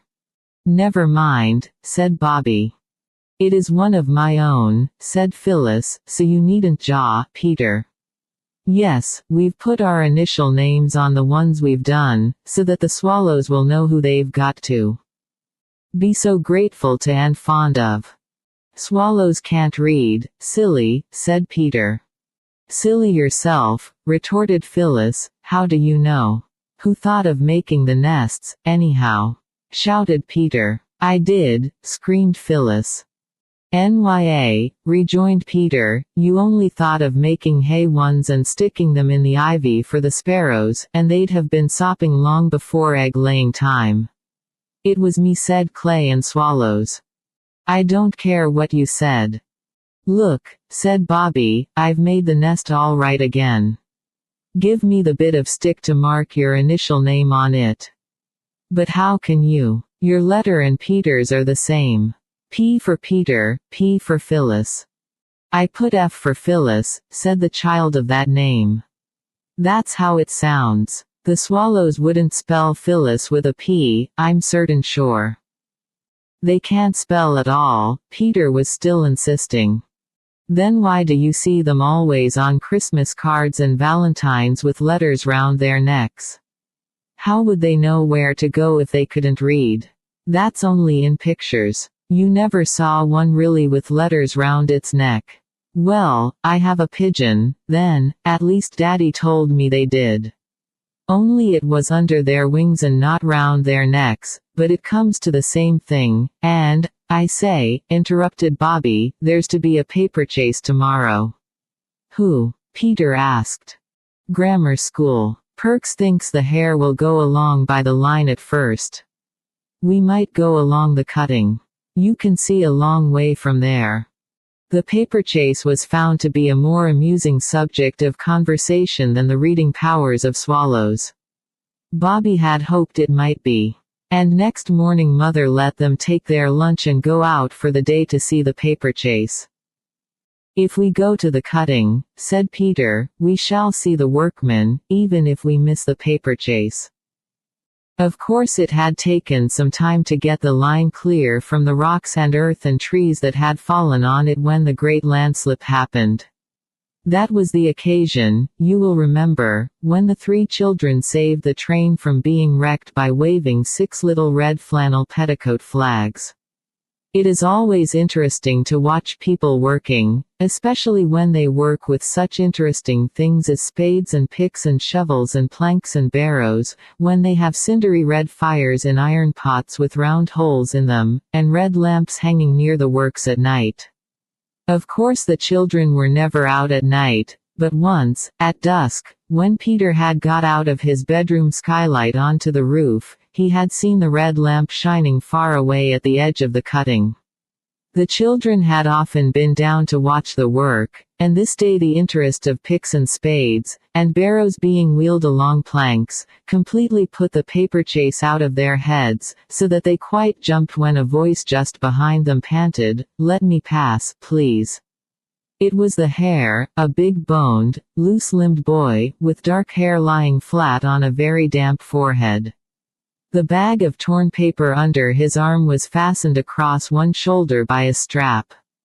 The children stood back. The hare ran along the line, and the workmen leaned on their picks to watch him. He ran on steadily and disappeared into the mouth of the tunnel. "That's against the bylaws," said the foreman. "Why worry?" said the oldest workman, "live and let live's what I always say. Ain't you never been young yourself, Mr. Bates?" "I ought to report him," said the foreman. "Why spoil sport's what I always say." "Passengers are forbidden to cross the line on any pretense," murmured the foreman, doubtfully. "He ain't no passenger," said one of the workmen. "Nor he ain't crossed the line, not where we could see him do it," said another. "Nor yet he ain't made no pretenses," said a third. "And," said the oldest workman, "'e's outer sight now. What the eye don't see the art needn't take no notice of's what I always say." And now, following the track of the hare by the little white blots of scattered paper, came the hounds. There were 30 of them, and they all came down the steep, ladder-like steps by 1s and 2s and 3s and 6s and 7s. Bobby and Phyllis and Peter counted them as they passed. The foremost ones hesitated a moment at the foot of the ladder, then their eyes caught the gleam of scattered whiteness along the line and they turned towards the tunnel, and, by 1s and 2s and 3s and 6s and 7s, disappeared in the dark mouth of it. The last one, in a red jersey, seemed to be extinguished by the darkness like a candle that is blown out. "They don't know what they're in for," said the foreman, "it isn't so easy running in the dark. The tunnel takes 2 or 3 turns. They'll take a long time to get through, you think?" Peter asked. "An hour or more, I shouldn't wonder." "Then let's cut across the top and see them come out at the other end," said Peter, "we shall get there long before they do." The counsel seemed good, and they went. They climbed the steep steps from which they had picked the wild cherry blossom for the grave of the little wild rabbit, and reaching the top of the cutting, set their faces towards the hill through which the tunnel was cut. It was stiff work. "It's like Alps," said Bobby, breathlessly. "Or Andes," said Peter. "It's like Himmy what's its names," gasped Phyllis. "Mount Everlasting. Do let's stop." "Stick to it," panted Peter, "you'll get your second wind in a minute." Phyllis consented to stick to it, and on they went, running when the turf was smooth and the slope easy, climbing over stones, helping themselves up rocks by the branches of trees, creeping through narrow openings between tree trunks and rocks, and so on, up and up, till at last they stood on the very top of the hill where they had so often wished to be. "Halt!" cried Peter, and threw himself flat on the grass. For the very top of the hill was a smooth, turfed tableland, dotted with mossy rocks and little mountain ash trees. The girls also threw themselves down flat. "Plenty of time," Peter panted, "the rest's all downhill." When they were rested enough to sit up and look round them, Bobby cried, "Oh, look." "What at?" said Phyllis. "The view," said Bobby. "I hate views," said Phyllis, "don't you, Peter?" "Let's get on," said Peter. "But this isn't like a view they take you to in carriages when you're at the seaside, all sea and sand and bare hills. It's like the colored counties in one of Mother's poetry books." "It's not so dusty," said Peter. "Look at the aqueduct straddling slap across the valley like a giant centipede, and then the town sticking their church spires up out of the trees like pens out of an inkstand. I think it's more like. There could he see the banners of 12 fair cities shine." "I love it," said Bobby, "it's worth the climb." "The paper chase is worth the climb," said Phyllis, "if we don't lose it. Let's get on. It's all downhill now." "I said that 10 minutes ago," said Peter. "Well, I've said it now," said Phyllis, "come on." "Loads of time," said Peter. And there was. For when they had got down to a level with the top of the tunnel's mouth, they were a couple of 100 yards out of their reckoning and had to creep along the face of the hill. There was no sign of the hare or the hounds. "They've gone long ago, of course," said Phyllis, as they leaned on the brick parapet above the tunnel. "I don't think so," said Bobby, "but even if they had, it's ripping here, and we shall see the trains come out of the tunnel like dragons out of lairs. We've never seen that from the top side before." "No more we have," said Phyllis, partially appeased. It was really a most exciting place to be in. The top of the tunnel seemed ever so much farther from the line than they had expected, and it was like being on a bridge, but a bridge overgrown with bushes and creepers and grass and wild flowers. "I know the paper chase has gone long ago," said Phyllis every 2 minutes, and she hardly knew whether she was pleased or disappointed when Peter, leaning over the parapet, suddenly cried, "Look out! Here he comes!" They all leaned over the sun-warmed brick wall in time to see the hare, going very slowly, come out from the shadow of the tunnel. "There, now," said Peter, "what did I tell you? Now for the hounds." Very soon came the hounds, by 1s and 2s and 3s and 6s and 7s, and they also were going slowly and seemed very tired. 2 or 3 who lagged far behind came out long after the others. "There," said Bobby, "that's all. Now what shall we do?" "Go along into the Tulgee Wood over there and have lunch," said Phyllis, "we can see them for miles from up here." "Not yet," said Peter. "That's not the last. There's the one in the red jersey to come yet. Let's see the last of them come out." But though they waited and waited and waited, the boy in the red jersey did not appear. "Oh, let's have lunch," said Phyllis, "I've got a pain in my front with being so hungry." "You must have missed seeing the red-jerseyed one when he came out with the others." But Bobby and Peter agreed that he had not come out with the others. Let's get down to the tunnel mouth, said Peter, then perhaps we shall see him coming along from the inside. I expect he felt spun chuck, and rested in one of the manholes. You stay up here and watch, Bob, and when I signal from below, you come down. We might miss seeing him on the way down, with all these trees. So the others climbed down and Bobby waited till they signaled to her from the line below. And then she, too, scrambled down the roundabout slippery path among roots and moss till she stepped out between two dogwood trees and joined the others on the line. And still there was no sign of the hound with the red jersey. "Oh, do let's have something to eat," wailed Phyllis. "I shall die if you don't, and then you'll be sorry." "Give her the sandwiches, for goodness sake, and stop her silly mouth," said Peter, not quite unkindly. "Look here," he added, turning to Bobby, "perhaps we'd better have one each, too. We may need all our strength. Not more than one, though. There's no time." "What?" asked Bobby, her mouth already full, for she was just as hungry as Phyllis. "Don't you see," replied Peter, impressively, "that red-jerseyed hound has had an accident, that's what it is. Perhaps even as we speak he's lying with his head on the metals, an unresisting prey to any passing express." "Oh, don't try to talk like a book," cried Bobby, bolting what was left of her sandwich, "come on. Phil, keep close behind me, and if a train comes, stand flat against the tunnel wall and hold your petticoats close to you." "Give me one more sandwich," pleaded Phyllis, "and I will." "I'm going first," said Peter, "it was my idea," and he went. Of course you know what going into a tunnel is like.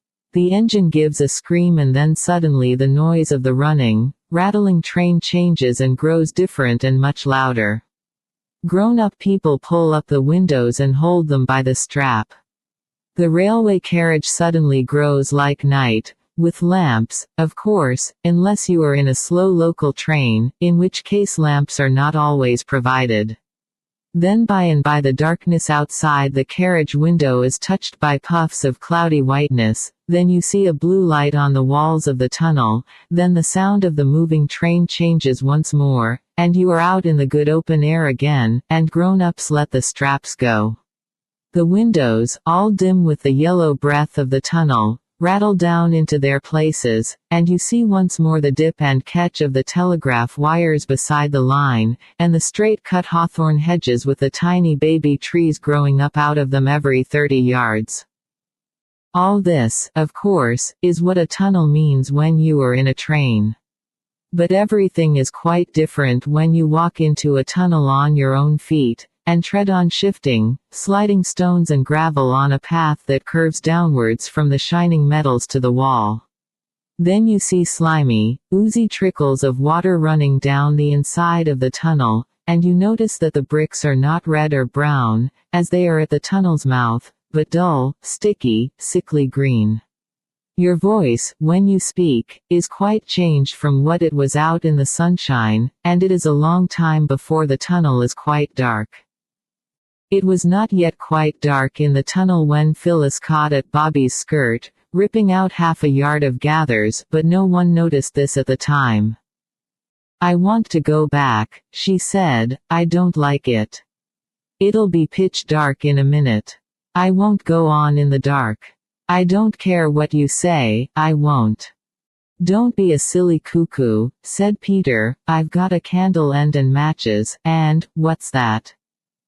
That was a low, humming sound on the railway line, a trembling of the wires beside it, a buzzing, humming sound that grew louder and louder as they listened. "It's a train," said Bobby. "Which line?" "Let me go back," cried Phyllis, struggling to get away from the hand by which Bobby held her.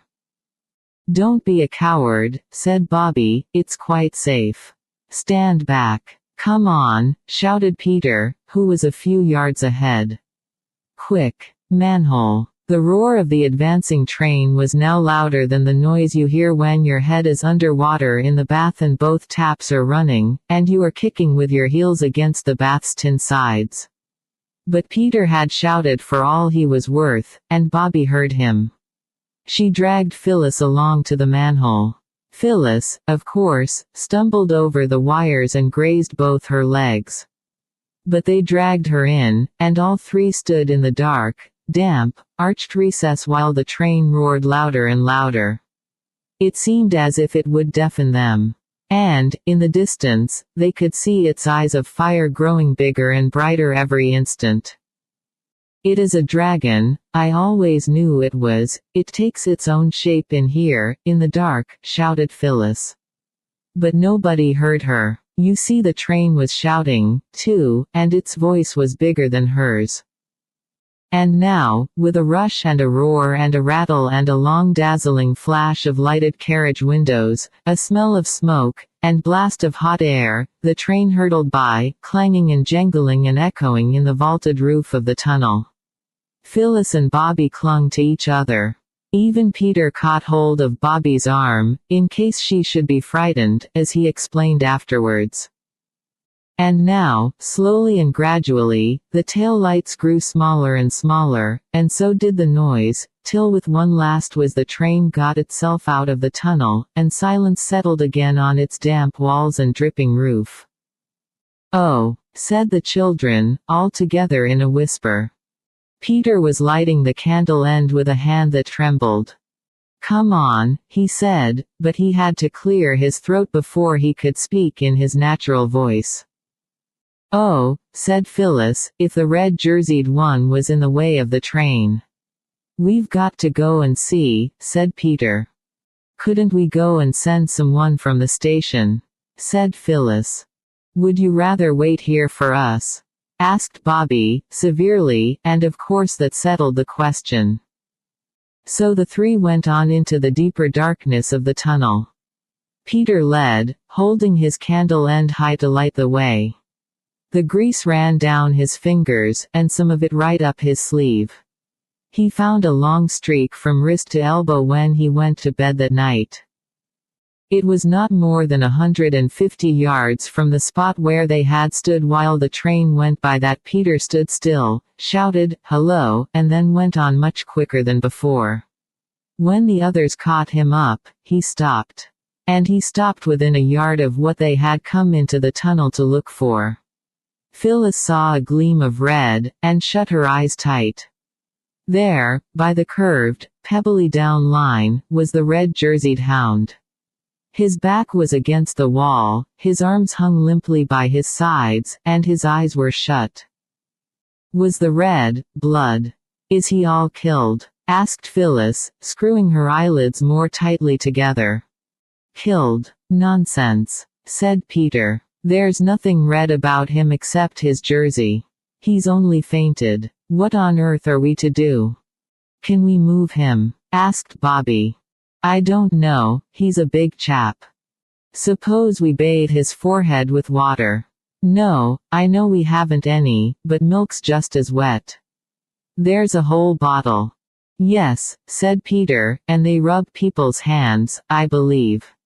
"They burn feathers, I know," said Phyllis.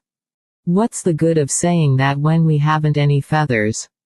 "As it happens," said Phyllis, in a tone of exasperated triumph, "I've got a shuttlecock in my pocket. So there." And now Peter rubbed the hands of the red-jerseyed one.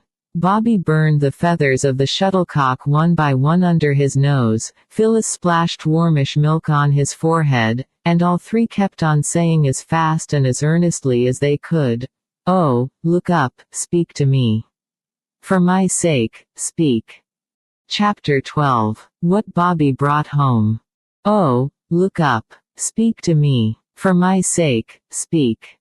The children said the words over and over again to the unconscious hound in a red jersey, who sat with closed eyes and pale face against the side of the tunnel. "Wet his ears with milk," said Bobby. "I know they do it to people that faint, with eau de cologne. But I expect milk's just as good." So they wetted his ears, and some of the milk ran down his neck under the red jersey. It was very dark in the tunnel. The candle end Peter had carried, and which now burned on a flat stone, gave hardly any light at all. "Oh, do look up," said Phyllis. "For my sake. I believe he's dead." "For my sake," repeated Bobby. "No, he isn't." "For any sake," said Peter, "come out of it." And he shook the sufferer by the arm. And then the boy in the red jersey sighed, and opened his eyes, and shut them again and said in a very small voice, "Chuck it." "Oh, he's not dead," said Phyllis. "I knew he wasn't," and she began to cry. "What's up?" "I'm all right," said the boy. "Drink this," said Peter, firmly, thrusting the nose of the milk bottle into the boy's mouth. The boy struggled, and some of the milk was upset before he could get his mouth free to say, "What is it?" "It's milk," said Peter. "Fear not, you are in the hands of friends. Phil, you stop bleeding this minute." "Do drink it," said Bobby, gently, "it'll do you good." So he drank. And the three stood by without speaking to him. "Let him be a minute," Peter whispered, "he'll be all right as soon as the milk begins to run like fire through his veins." He was. "I'm better now," he announced. "I remember all about it." He tried to move, but the movement ended in a groan. "Bother. I believe I've broken my leg," he said. "Did you tumble down?" asked Phyllis, sniffing. "Of course not, I'm not a kiddie," said the boy, indignantly. "It was one of those beastly wires tripped me up, and when I tried to get up again I couldn't stand, so I sat down. Gee willikins. It does hurt, though. How did you get here? We saw you all go into the tunnel and then we went across the hill to see you all come out. And the others did, all but you, and you didn't. So we are a rescue party," said Peter, with pride. "You've got some pluck, I will say," remarked the boy. "Oh, that's nothing," said Peter, with modesty. "Do you think you could walk if we helped you?" "I could try," said the boy. He did try, but he could only stand on one foot, the other dragged in a very nasty way. "Here, let me sit down. I feel like dying," said the boy. "Let go of me, let go, quick." He lay down and closed his eyes. The others looked at each other by the dim light of the little candle. "What on earth?" said Peter. "Look here," said Bobby, quickly, "you must go and get help. Go to the nearest house." "Yes, that's the only thing," said Peter. "Come on. If you take his feet and Phil and I take his head, we could carry him to the manhole." They did it. It was perhaps as well for the sufferer that he had fainted again. "Now," said Bobby, "I'll stay with him. You take the longest bit of candle, and, oh, be quick, for this bit won't burn long." "I don't think Mother would like me leaving you," said Peter, doubtfully. "Let me stay, and you and Phil go." "No, no," said Bobby, "you and Phil go, and lend me your knife. I'll try to get his boot off before he wakes up again." "I hope it's all right what we're doing," said Peter. "Of course it's right," said Bobby, impatiently. "What else would you do? Leave him here all alone because it's dark? Nonsense. Hurry up, that's all." So they hurried up. Bobby watched their dark figures and the little light of the little candle with an odd feeling of having come to the end of everything. She knew now, she thought, what nuns who were bricked up alive in convent walls felt like. Suddenly she gave herself a little shake. "Don't be a silly little girl," she said. She was always very angry when anyone else called her a little girl, even if the adjective that went first was not silly, but nice, or good, or clever. And it was only when she was very angry with herself that she allowed Roberta to use that expression to Bobby. She fixed the little candle end on a broken brick near the red-jerseyed boy's feet. Then she opened Peter's knife. It was always hard to manage. A halfpenny was generally needed to get it open at all. This time Bobby somehow got it open with her thumbnail. She broke the nail, and it hurt horribly. Then she cut the boy's bootlace, and got the boot off. She tried to pull off his stocking, but his leg was dreadfully swollen, and it did not seem to be the proper shape. So she cut the stocking down, very slowly and carefully.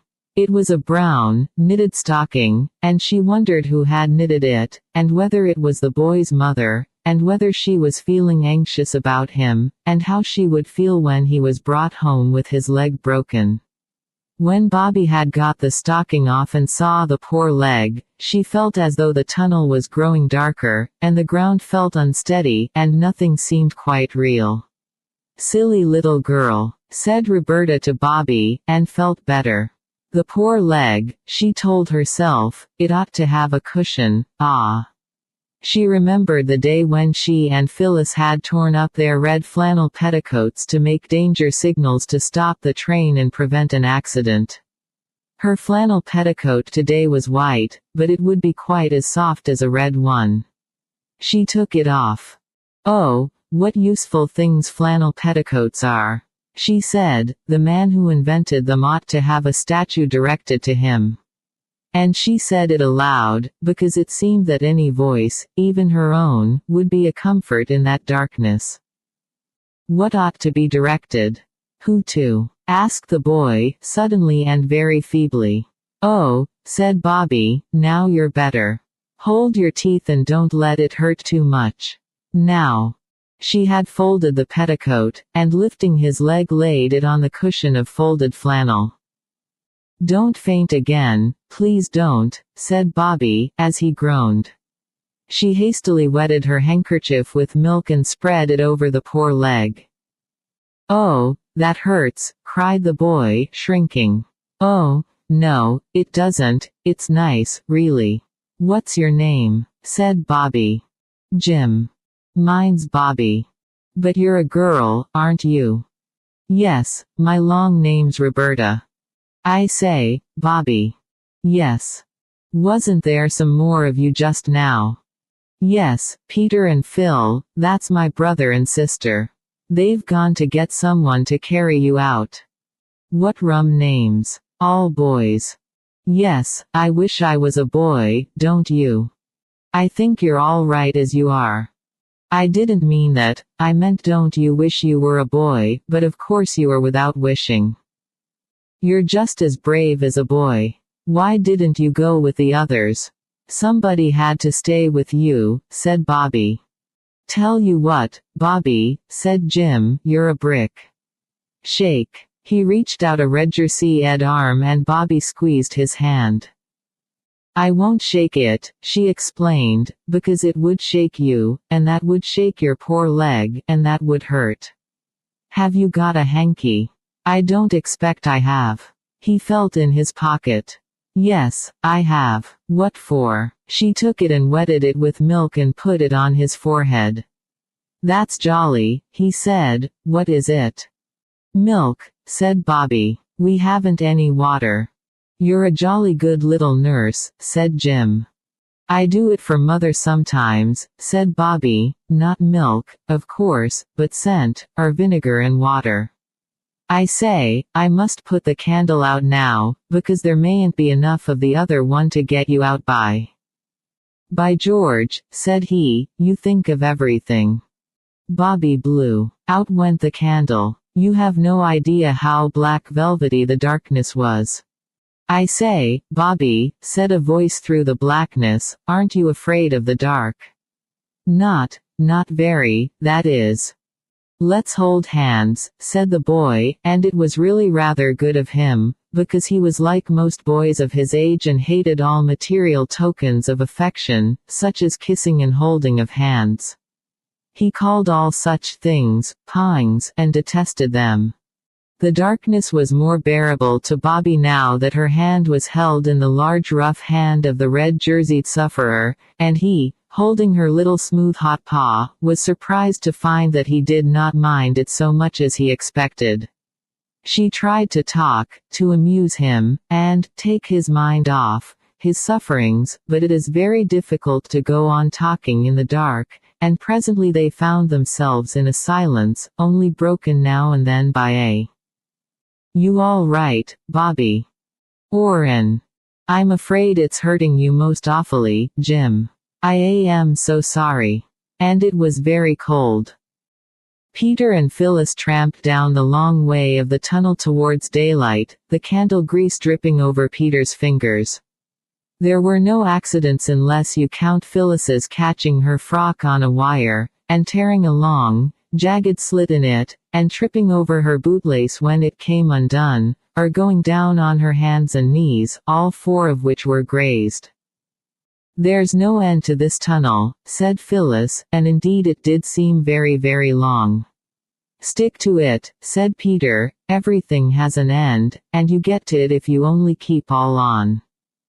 Which is quite true, if you come to think of it, and a useful thing to remember in seasons of trouble, such as measles, arithmetic, impositions, and those times when you are in disgrace, and feel as though no one would ever love you again, and you could never, never again, love anybody.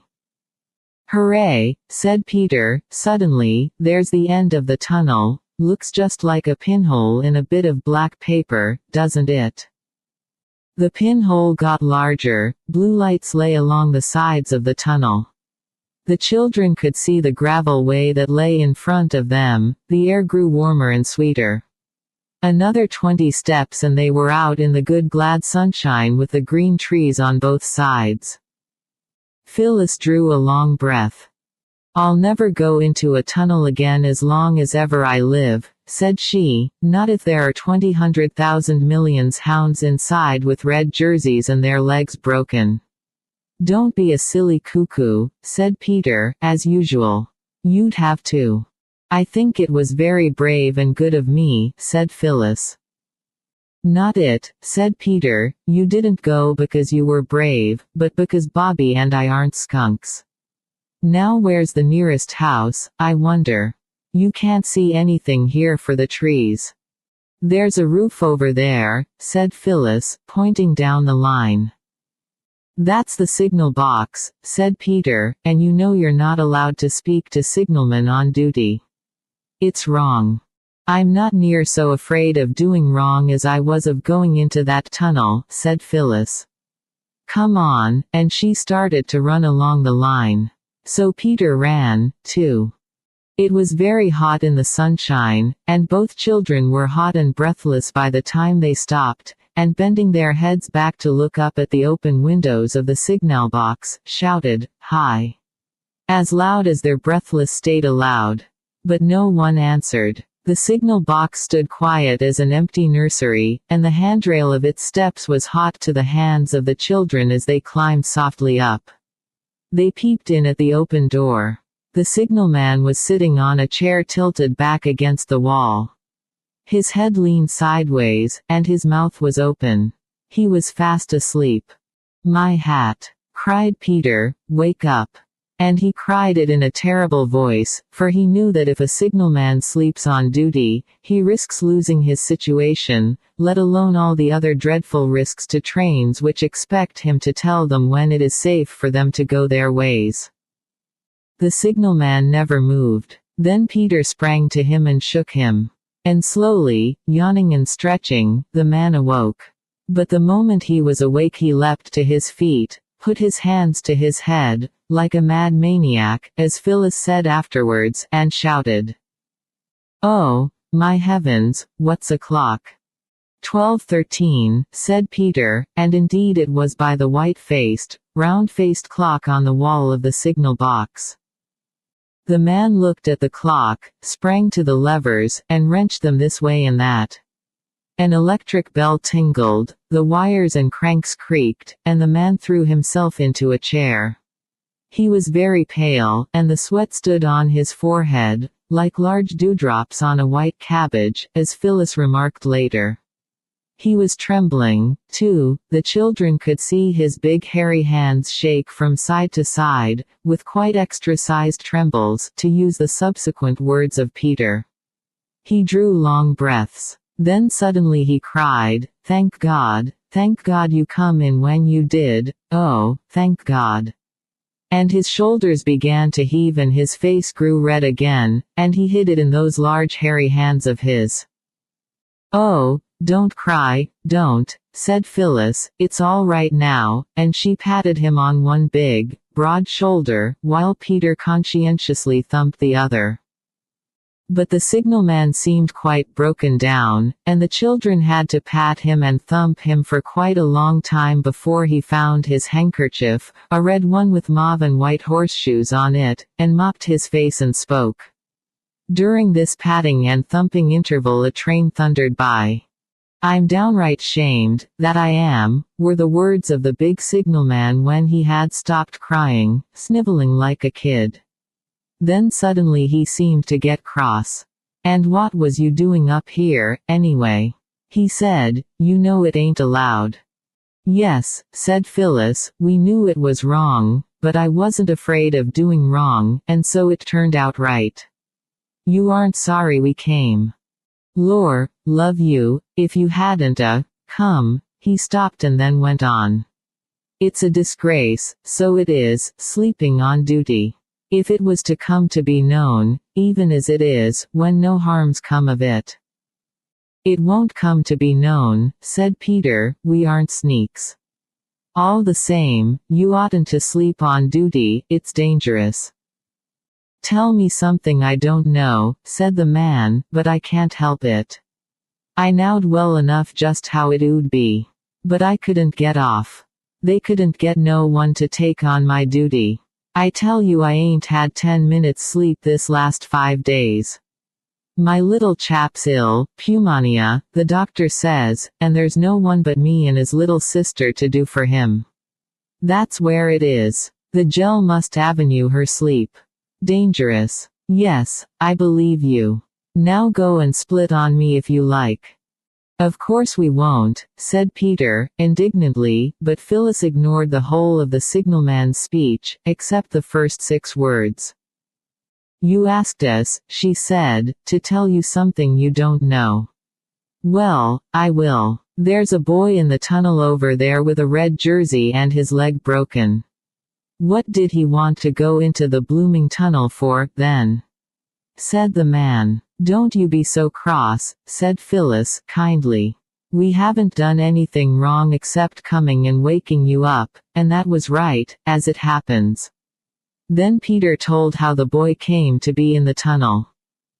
Well, said the man, I don't see as I can do anything. I can't leave the box. You might tell us where to go after someone who isn't in a box, though, said Phyllis. There's Brigden's farm over yonder, where you see the smoke coming up through the trees, said the man, more and more grumpy, as Phyllis noticed. Well, goodbye, then, said Peter. But the man said, wait a minute. He put his hand in his pocket and brought out some money, a lot of pennies and 1 or 2 shillings and sixpences and half a crown.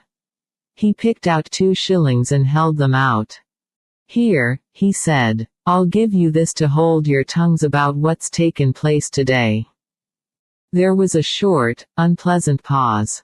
Then, you are a nasty man, though, aren't you?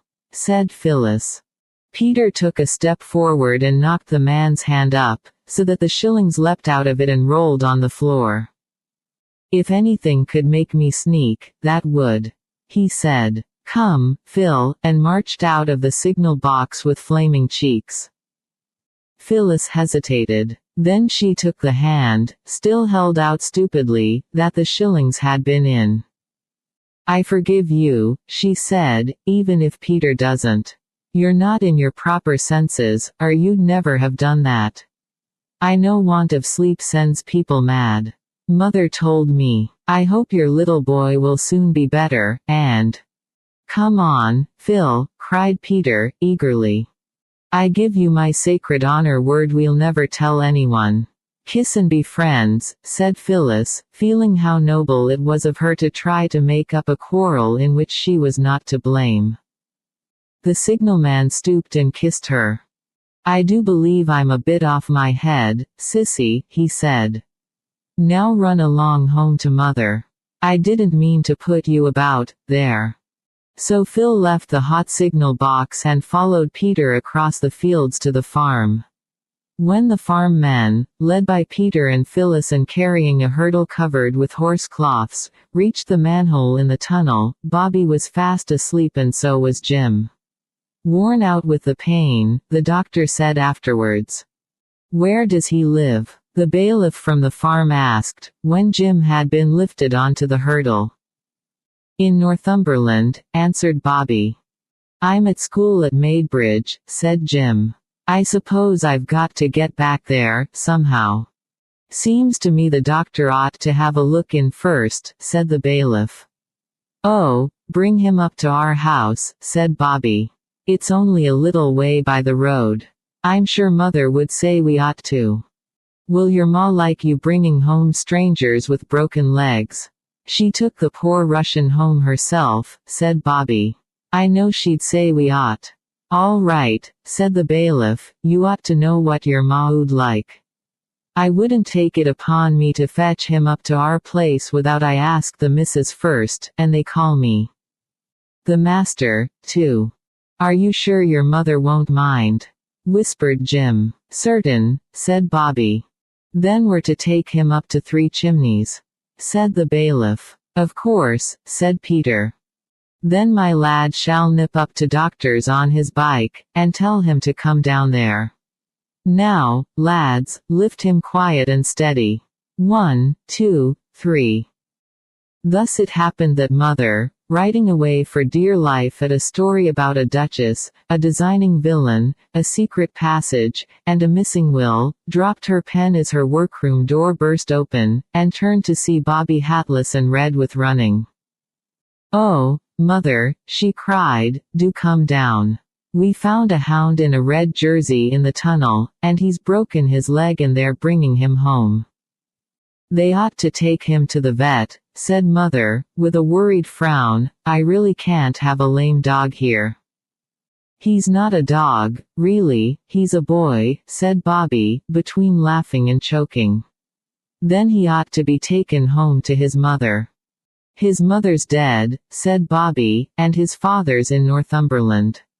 Oh, Mother, you will be nice to him. I told him I was sure you'd want us to bring him home. You always want to help everybody. Mother smiled, but she sighed, too. It is nice that your children should believe you willing to open house and heart to any and every one who needs help. But it is rather embarrassing sometimes, too, when they act on their belief. Oh, well, said Mother, we must make the best of it. When Jim was carried in, dreadfully white and with set lips whose red had faded to a horrid bluey-violet color, Mother said, I am glad you brought him here. Now, Jim, let's get you comfortable in bed before the doctor comes. And Jim, looking at her kind eyes, felt a little, warm, comforting flush of new courage.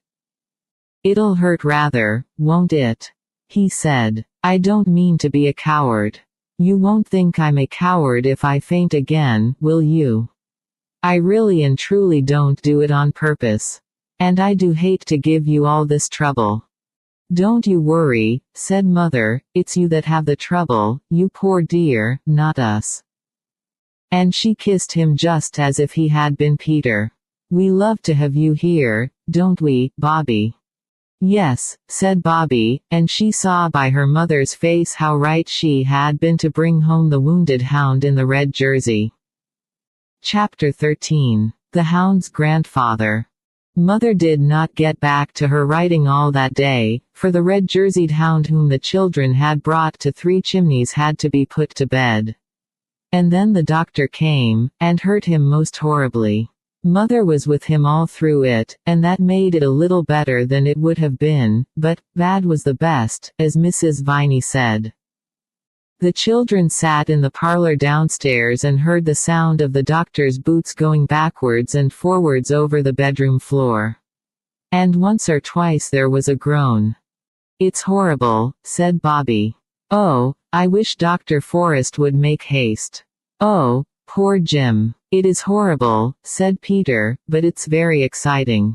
I wish doctors weren't so stuck up about who they'll have in the room when they're doing things.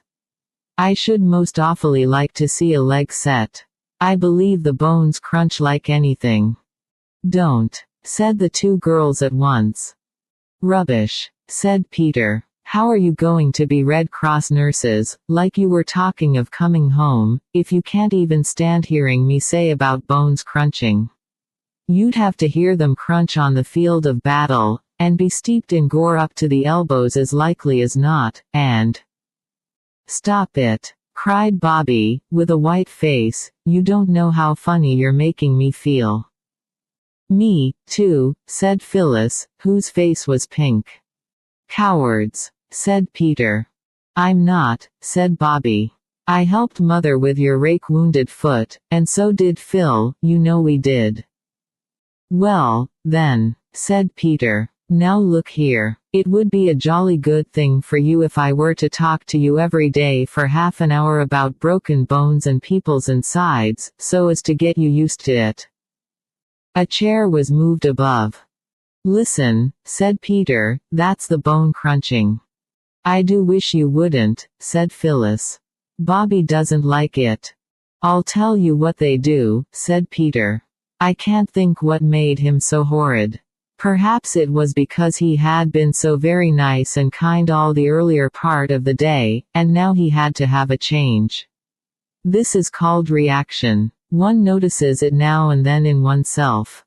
Sometimes when one has been extra good for a longer time than usual, one is suddenly attacked by a violent fit of not being good at all." "I'll tell you what they do," said Peter. "They strap the broken man down so that he can't resist or interfere with their doctorish designs, and then someone holds his head, and someone holds his leg, the broken one, and pulls it till the bones fit in, with a crunch, mind you. Then they strap it up and, let's play at bone setting." "Oh, no," said Phyllis. But Bobby said suddenly, "All right, let's. I'll be the doctor, and Phil can be the nurse. You can be the broken boner, we can get at your legs more easily, because you don't wear petticoats." "I'll get the splints and bandages," said Peter, "you get the couch of suffering ready." The ropes that had tied up the boxes that had come from home were all in a wooden packing case in the cellar. When Peter brought in a trailing tangle of them, and 2 boards for splints, Phyllis was excitedly giggling. "Now, then," he said, and lay down on the settle, groaning most grievously. "Not so loud," said Bobby, beginning to wind the rope round him and the settle. "You pull, Phil." "Not so tight," moaned Peter. "You'll break my other leg." Bobby worked on in silence, winding more and more rope round him. "That's enough," said Peter. "I can't move at all. Oh, my poor leg." He groaned again. "Sure you can't move?" asked Bobby, in a rather strange tone. "Quite sure," replied Peter. "Shall we play It's Bleeding Freely or not?" he asked cheerfully. "You can play what you like," said Bobby, sternly, folding her arms and looking down at him where he lay all wound round and round with cord. "Phil and I are going away. And we shan't untie you till you promise never, never to talk to us about blood and wounds unless we say you may. Come, Phil." "You beast," said Peter, writhing. "I'll never promise, never. I'll yell, and Mother will come." "Do," said Bobby, "and tell her why we tied you up." "Come on, Phil." "No, I'm not a beast, Peter. But you wouldn't stop when we asked you and—" "Yeah," said Peter, "it wasn't even your own idea. You got it out of Stocky." Bobby and Phil, retiring in silent dignity, were met at the door by the doctor. He came in rubbing his hands and looking pleased with himself. "Well," he said, "that job's done. It's a nice clean fracture, and it'll go on all right, I've no doubt." Plucky young chap, too, hello. What's all this? His eye had fallen on Peter, who lay mousy still in his bonds on the settle. "Playing at prisoners, he said, but his eyebrows had gone up a little. Somehow he had not thought that Bobby would be playing while in the room above someone was having a broken bone set. "Oh, no," said Bobby, "not at prisoners. We were playing at setting bones. Peter's the broken boner, and I was the doctor." The doctor frowned. "Then I must say," he said, and he said it rather sternly, "it's a very heartless game. Haven't you enough imagination even to faintly picture what's been going on upstairs? That poor chap, with the drops of sweat on his forehead, and biting his lips so as not to cry out, and every touch on his leg agony and—" "You ought to be tied up," said Phyllis. "You're as bad as—" "Hush," said Bobby, "I'm sorry, but we weren't heartless, really." "I was, I suppose," said Peter, crossly. "All right, Bobby, don't you go on being noble and screening me, because I jolly well won't have it. It was only that I kept on talking about blood and wounds. I wanted to train them for Red Cross nurses. And I wouldn't stop when they asked me." "Well," said Dr. Forrest, sitting down. "Well, then I said, let's play at setting bones. It was all rot. I knew Bobby wouldn't. I only said it to tease her. And then when she said yes, of course I had to go through with it. And they tied me up. They got it out of Stocky. And I think it's a beastly shame." He managed to writhe over and hide his face against the wooden back of the settle. "I didn't think that anyone would know but us," said Bobby, indignantly answering Peter's unspoken reproach. "I never thought of your coming in. And hearing about blood and wounds does really make me feel most awfully funny. It was only a joke our tying him up. Let me untie you, Pete." "I don't care if you never untie me," said Peter, "and if that's your idea of a joke, if I were you," said the doctor, though really he did not quite know what to say, "I should be untied before your mother comes down. You don't want to worry her just now, do you?" "I don't promise anything about not saying about wounds, mind," said Peter, in very surly tones, as Bobby and Phyllis began to untie the knots. "I'm very sorry, Pete," Bobby whispered, leaning close to him as she fumbled with the big knot under the settle, "but if you only knew how sick you made me feel." "You've made me feel pretty sick, I can tell you," Peter rejoined. Then he shook off the loose cords, and stood up. "I looked in," said Dr. Forrest, "to see if one of you would come along to the surgery. There are some things that your mother will want at once, and I've given my man a day off to go and see the circus. Will you come, Peter?" Peter went without a word or a look to his sisters.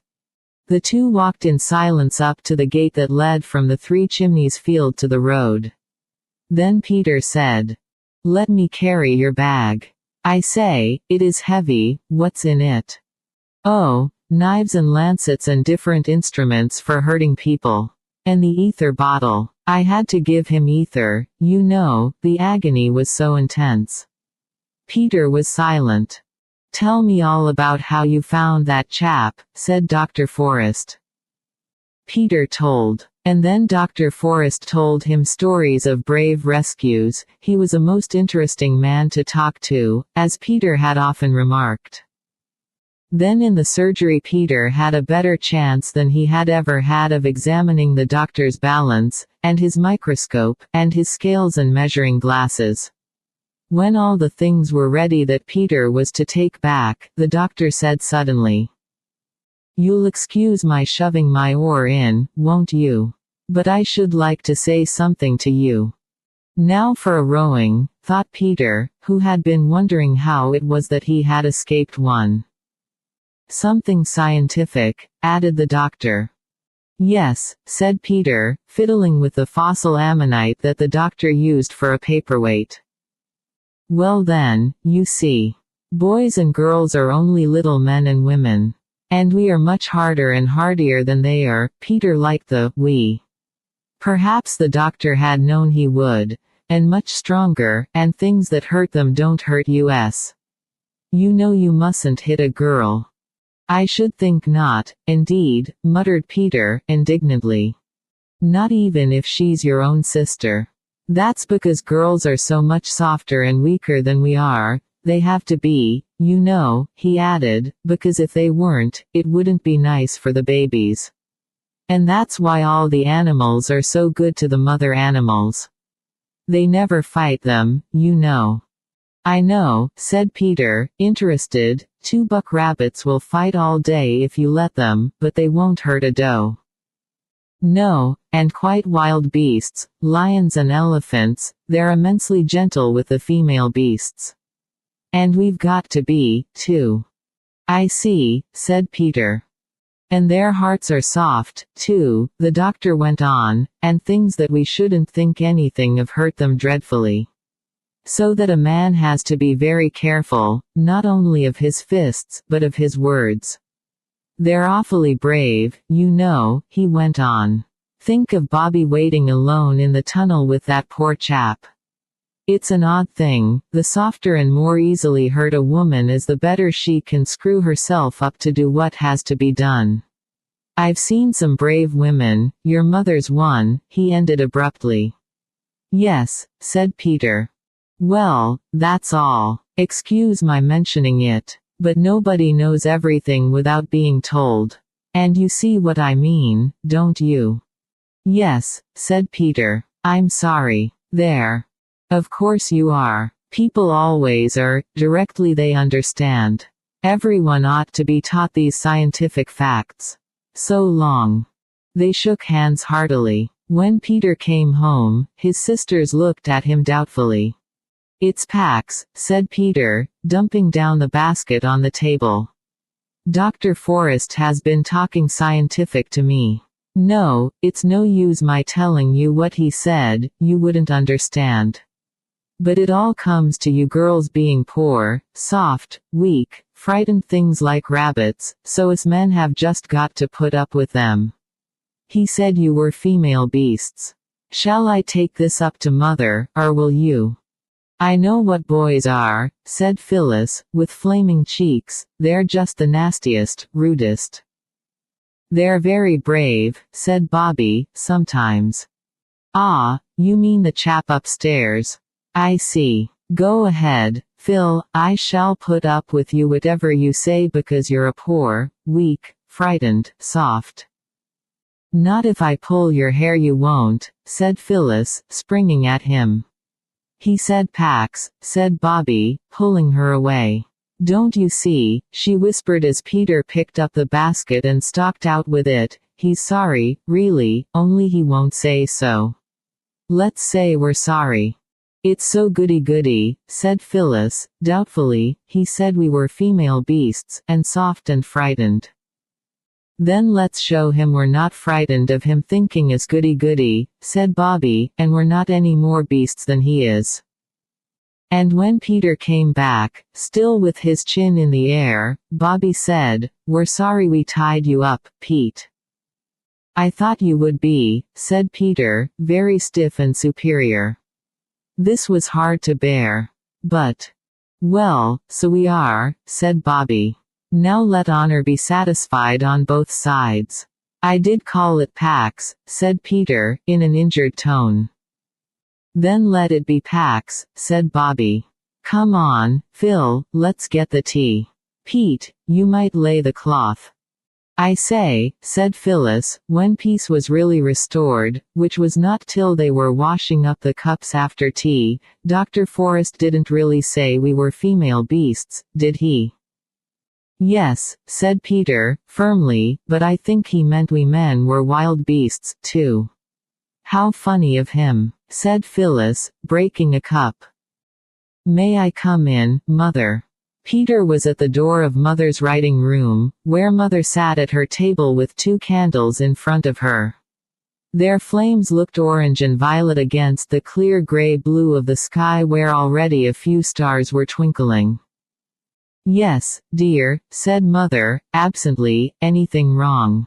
She wrote a few more words and then laid down her pen and began to fold up what she had written. "I was just writing to Jim's grandfather. He lives near here, you know." "Yes, you said so at tea. That's what I want to say. Must you write to him, Mother? Couldn't we keep Jim, and not say anything to his people till he's well? It would be such a surprise for them." "Well, yes," said Mother, laughing, "I think it would." "You see," Peter went on, "of course the girls are all right and all that, I'm not saying anything against them. But I should like it if I had another chap to talk to sometimes." "Yes," said Mother, "I know it's dull for you, dear. But I can't help it. Next year perhaps I can send you to school, you'd like that, wouldn't you?" "I do miss the other chaps, rather," Peter confessed, "but if Jim could stay after his leg was well, we could have awful larks." "I've no doubt of it," said Mother. "Well, perhaps he could, but you know, dear, we're not rich. I can't afford to get him everything he'll want. And he must have a nurse. Can't you nurse him, Mother? You do nurse people so beautifully." "That's a pretty compliment, Pete, but I can't do nursing and my writing as well. That's the worst of it." "Then you must send the letter to his grandfather." "Of course, and to his schoolmaster, too. We telegraphed to them both, but I must write as well. They'll be most dreadfully anxious. I say, Mother, why can't his grandfather pay for a nurse?" Peter suggested. "That would be ripping. I expect the old boy's rolling in money. Grandfathers in books always are." "Well, this one isn't in a book," said Mother, "so we mustn't expect him to roll much." "I say," said Peter, musingly, "wouldn't it be jolly if we all were in a book, and you were writing it? Then you could make all sorts of jolly things happen, and make Jim's legs get well at once and be all right tomorrow, and Father come home soon. And do you miss your father very much?" Mother asked, rather coldly, Peter thought. "Awfully," said Peter, briefly. Mother was enveloping and addressing the second letter.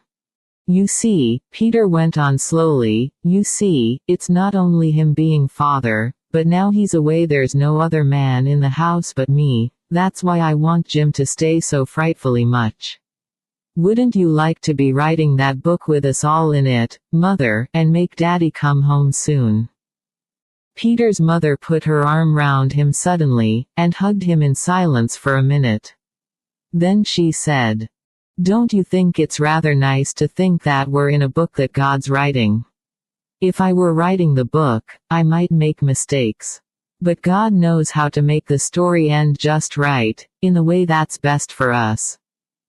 "Do you really believe that, Mother?" Peter asked quietly. "Yes," she said, "I do believe it, almost always, except when I'm so sad that I can't believe anything.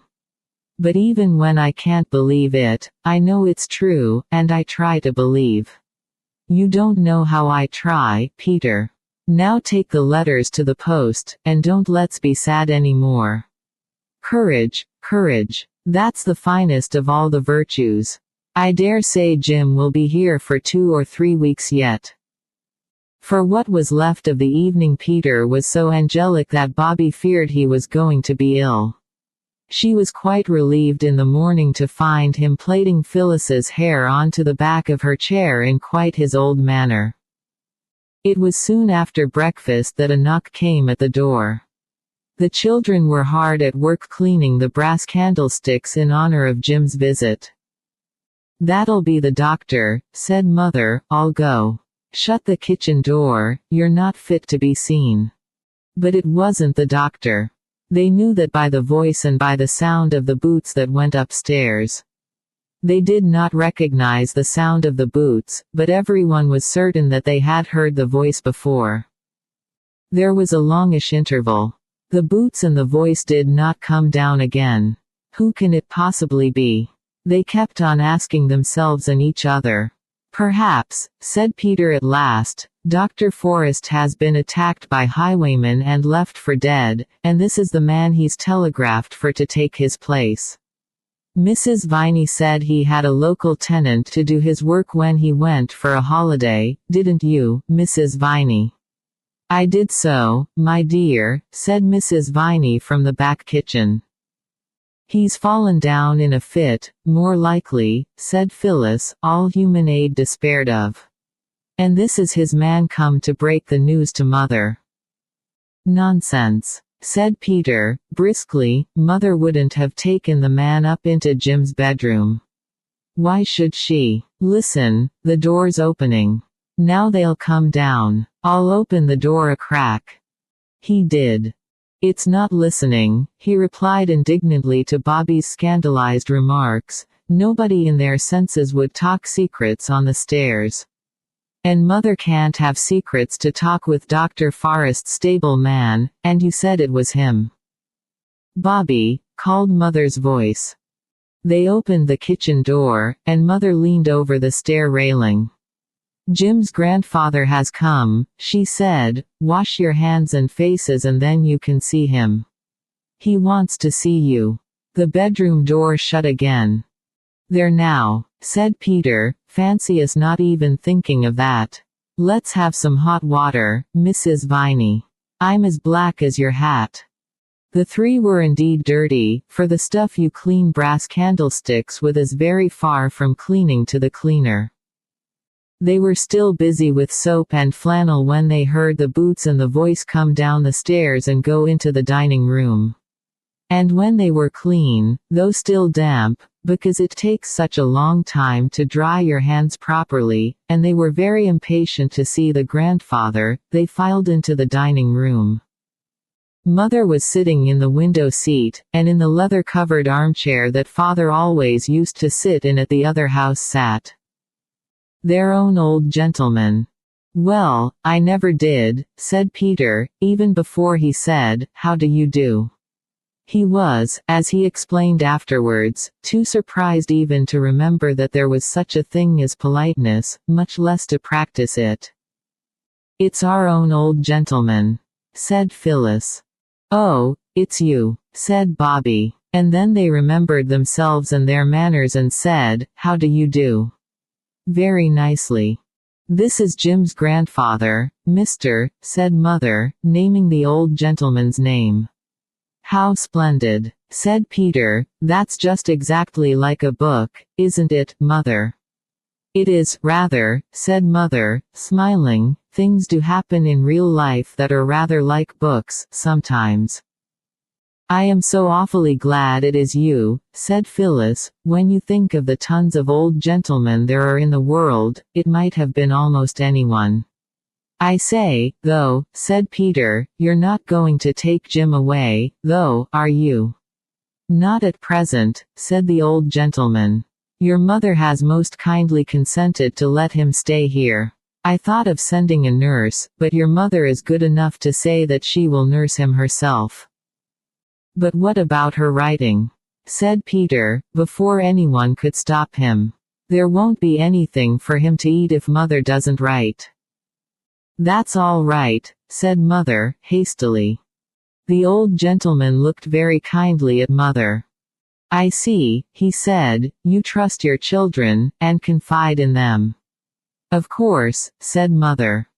Then I may tell them of our little arrangement, he said. Your mother, my dears, has consented to give up writing for a little while and to become a matron of my hospital.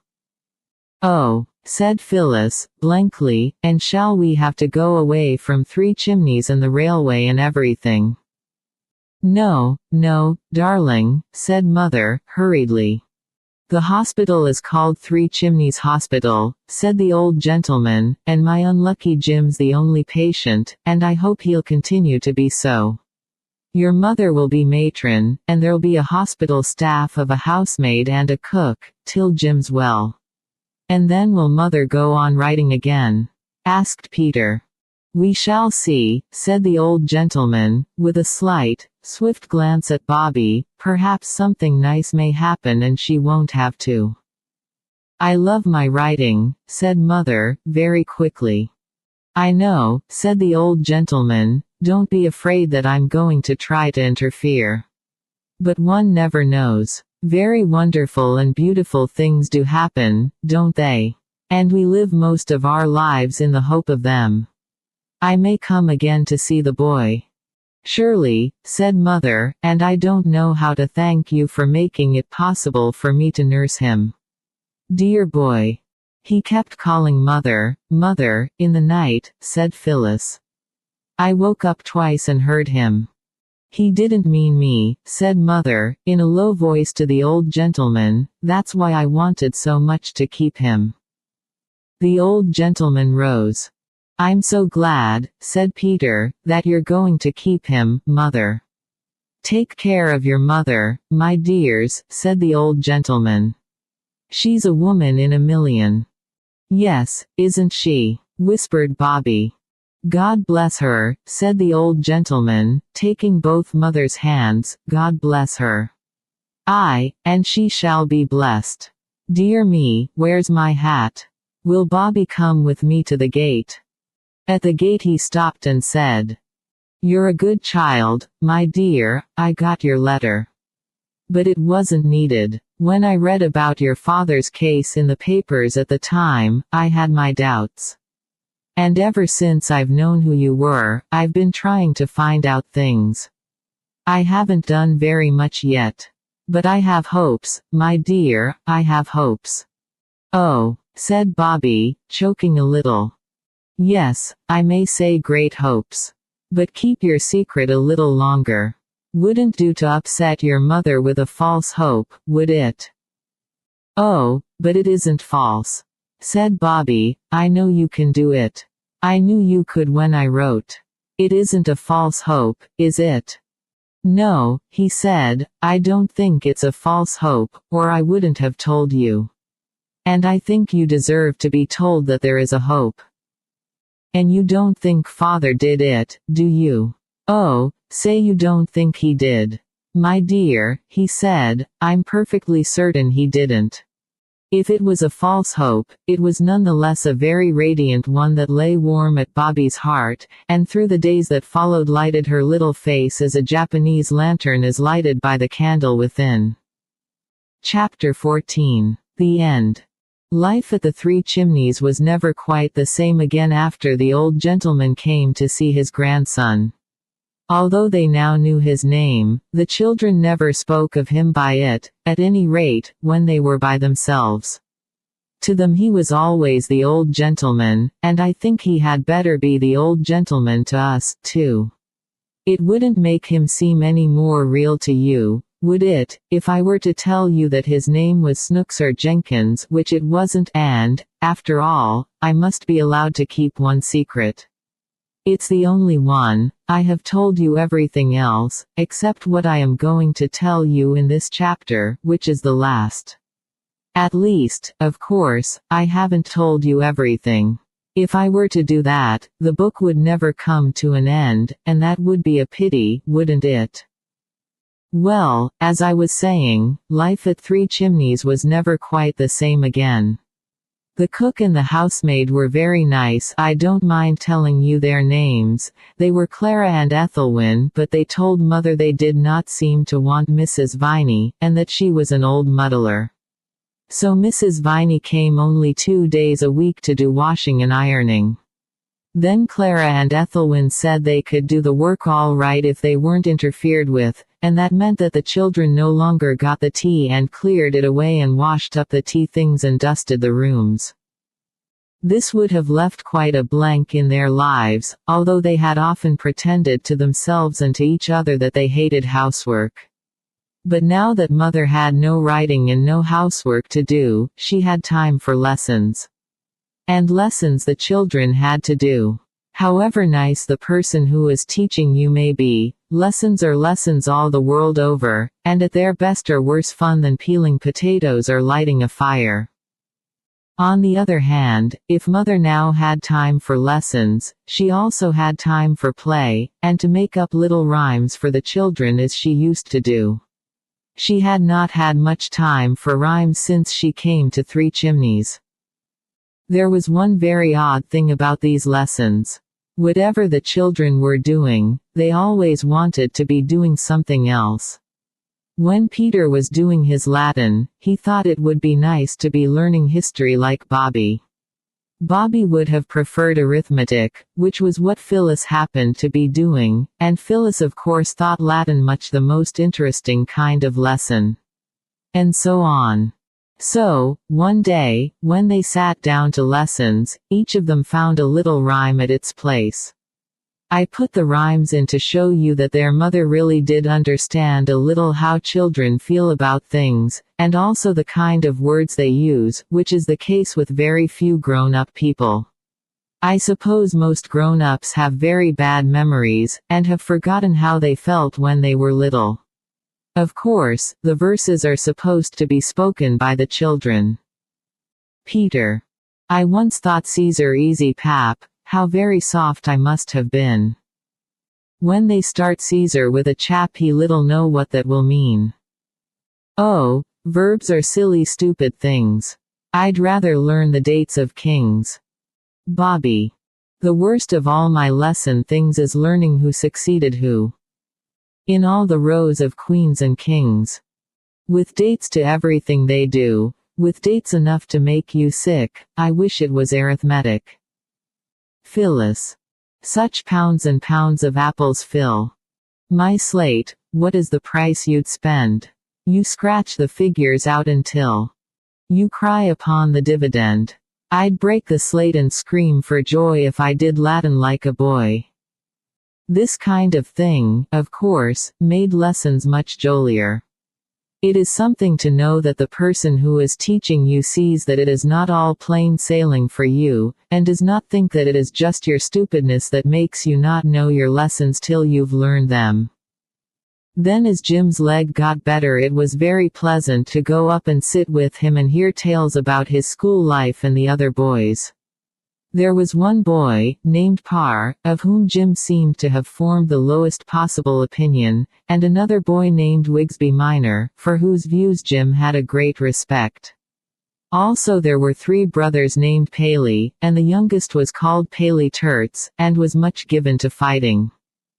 Peter drank in all this with deep joy, and Mother seemed to have listened with some interest, for one day she gave Jim a sheet of paper on which she had written a rhyme about Parr, bringing in Paley and Wigsby by name in a most wonderful way, as well as all the reasons Jim had for not liking Parr, and Wigsby's wise opinion on the matter. Jim was immensely pleased. He had never had a rhyme written expressly for him before. He read it till he knew it by heart and then he sent it to Wigsby, who liked it almost as much as Jim did. Perhaps you may like it, too. The new boy. His name is Parr. He says that he is given bread and milk for tea. He says his father killed a bear. He says his mother cuts his hair. He wears goloshes when it's wet. I've heard his people call him Pet. He has no proper sense of shame. He told the chaps his Christian name. He cannot wicket keep at all, he's frightened of a cricket ball. He reads indoors for hours and hours. He knows the names of beastly flowers. He says his French just like Masu, a beastly stuck-up thing to do. He won't keep cave, shirks his turn and says he came to school to learn. He won't play football, says it hurts, he wouldn't fight with Paley Terts, he couldn't whistle if he tried. And when we laughed at him he cried. Now Wigsby Minor says that Parr is only like all new boys are. I know when I first came to school I wasn't such a jolly fool. Jim could never understand how Mother could have been clever enough to do it. To the others it seemed nice, but natural. You see, they had always been used to having a mother who could write verses just like the way people talk, even to the shocking expression at the end of the rhyme, which was Jim's very own. Jim taught Peter to play chess and drafts and dominoes, and altogether it was a nice quiet time. Only Jim's leg got better and better, and a general feeling began to spring up among Bobby, Peter, and Phyllis that something ought to be done to amuse him, not just games, but something really handsome. But it was extraordinarily difficult to think of anything. "It's no good," said Peter, when all of them had thought and thought till their heads felt quite heavy and swollen. "If we can't think of anything to amuse him, we just can't, and there's an end of it. Perhaps something will just happen of its own accord that he'll like." "Things do happen by themselves sometimes, without your making them," said Phyllis, rather as though, usually, everything that happened in the world was her doing. "I wish something would happen," said Bobby, dreamily, "something wonderful." And something wonderful did happen exactly 4 days after she had said this. I wish I could say it was 3 days after, because in fairy tales it is always 3 days after that things happen. But this is not a fairy story, and besides, it really was 4 and not 3, and I am nothing if not strictly truthful. They seemed to be hardly railway children at all in those days, and as the days went on each had an uneasy feeling about this which Phyllis expressed one day. "I wonder if the railway misses us," she said, plaintively. "We never go to see it now." "It seems ungrateful," said Bobby, "we loved it so when we hadn't anyone else to play with." "Perks is always coming up to ask after Jim," said Peter, "and the signalman's little boy is better. He told me so." "I didn't mean the people," explained Phyllis, "I meant the dear railway itself." "The thing I don't like," said Bobby, "on this 4th day, which was a Tuesday, is our having stopped waving to the 9.15 and sending our love to Father by it." "Let's begin again," said Phyllis. And they did. Somehow the change of everything that was made by having servants in the house and mother not doing any writing, made the time seem extremely long since that strange morning at the beginning of things, when they had got up so early and burnt the bottom out of the kettle and had apple pie for breakfast and first seen the railway. It was September now, and the turf on the slope to the railway was dry and crisp. Little long grass spikes stood up like bits of gold wire, frail blue harebells trembled on their tough, slender stalks, gypsy roses opened wide and flat their lilac-colored discs, and the golden stars of St. John's wort shone at the edges of the pool that lay halfway to the railway. Bobby gathered a generous handful of the flowers and thought how pretty they would look lying on the green and pink blanket of silk waste that now covered Jim's poor broken leg. "Hurry up," said Peter, "or we shall miss the 9.15. "I can't hurry more than I am doing," said Phyllis. "Oh, bother it. My bootlace has come undone again." "When you're married," said Peter, "your bootlace will come undone going up the church aisle, and your man that you're going to get married to will tumble over it and smash his nose in on the ornamented pavement, and then you'll say you won't marry him, and you'll have to be an old maid." "I shan't," said Phyllis. "I'd much rather marry a man with his nose smashed in than not marry anybody." "It would be horrid to marry a man with a smashed nose, all the same," went on Bobby. "He wouldn't be able to smell the flowers at the wedding. Wouldn't that be awful?" "Bother the flowers at the wedding," cried Peter. "Look, the signal's down. We must run." They ran. And once more they waved their handkerchiefs, without at all minding whether the handkerchiefs were clean or not, to the 9.15. "Take our love to Father," cried Bobby. And the others, too, shouted, "Take our love to Father." The old gentleman waved from his first-class carriage window. Quite violently he waved. And there was nothing odd in that, for he always had waved. But what was really remarkable was that from every window handkerchiefs fluttered, newspapers signaled, hands waved wildly. The train swept by with a rustle and roar, the little pebbles jumped and danced under it as it passed, and the children were left looking at each other. "Well," said Peter. "Well," said Bobby. "Well," said Phyllis. "Whatever on earth does that mean?" asked Peter, but he did not expect any answer. "I don't know," said Bobby. "Perhaps the old gentleman told the people at his station to look out for us and wave. He knew we should like it." Now, curiously enough, this was just what had happened.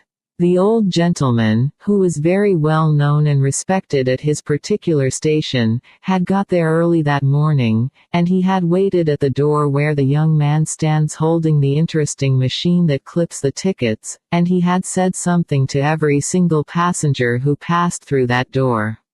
And after nodding to what the old gentleman had said, and the nods expressed every shade of surprise, interest, doubt, cheerful pleasure, and grumpy agreement, each passenger had gone on to the platform and read one certain part of his newspaper. And when the passengers got into the train, they had told the other passengers who were already there what the old gentleman had said, and then the other passengers had also looked at their newspapers and seemed very astonished and, mostly, pleased. Then, when the train passed the fence where the three children were, newspapers and hands and handkerchiefs were waved madly, till all that side of the train was fluttery with white like the pictures of the king's coronation in the biograph at Maskelyne and Cook's. To the children it almost seemed as though the train itself was alive, and was at last responding to the love that they had given it so freely and so long. "It is most extraordinarily rum," said Peter. "Most stronery," echoed Phyllis. But Bobby said, "Don't you think the old gentleman's waves seemed more significating than usual?" "No," said the others. "I do," said Bobby. "I thought he was trying to explain something to us with his newspaper." "Explain what?" asked Peter, not unnaturally. "I don't know," Bobby answered, "but I do feel most awfully funny.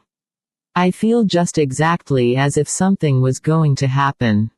"What is going to happen," said Peter, "is that Phyllis's stocking is going to come down." This was but too true.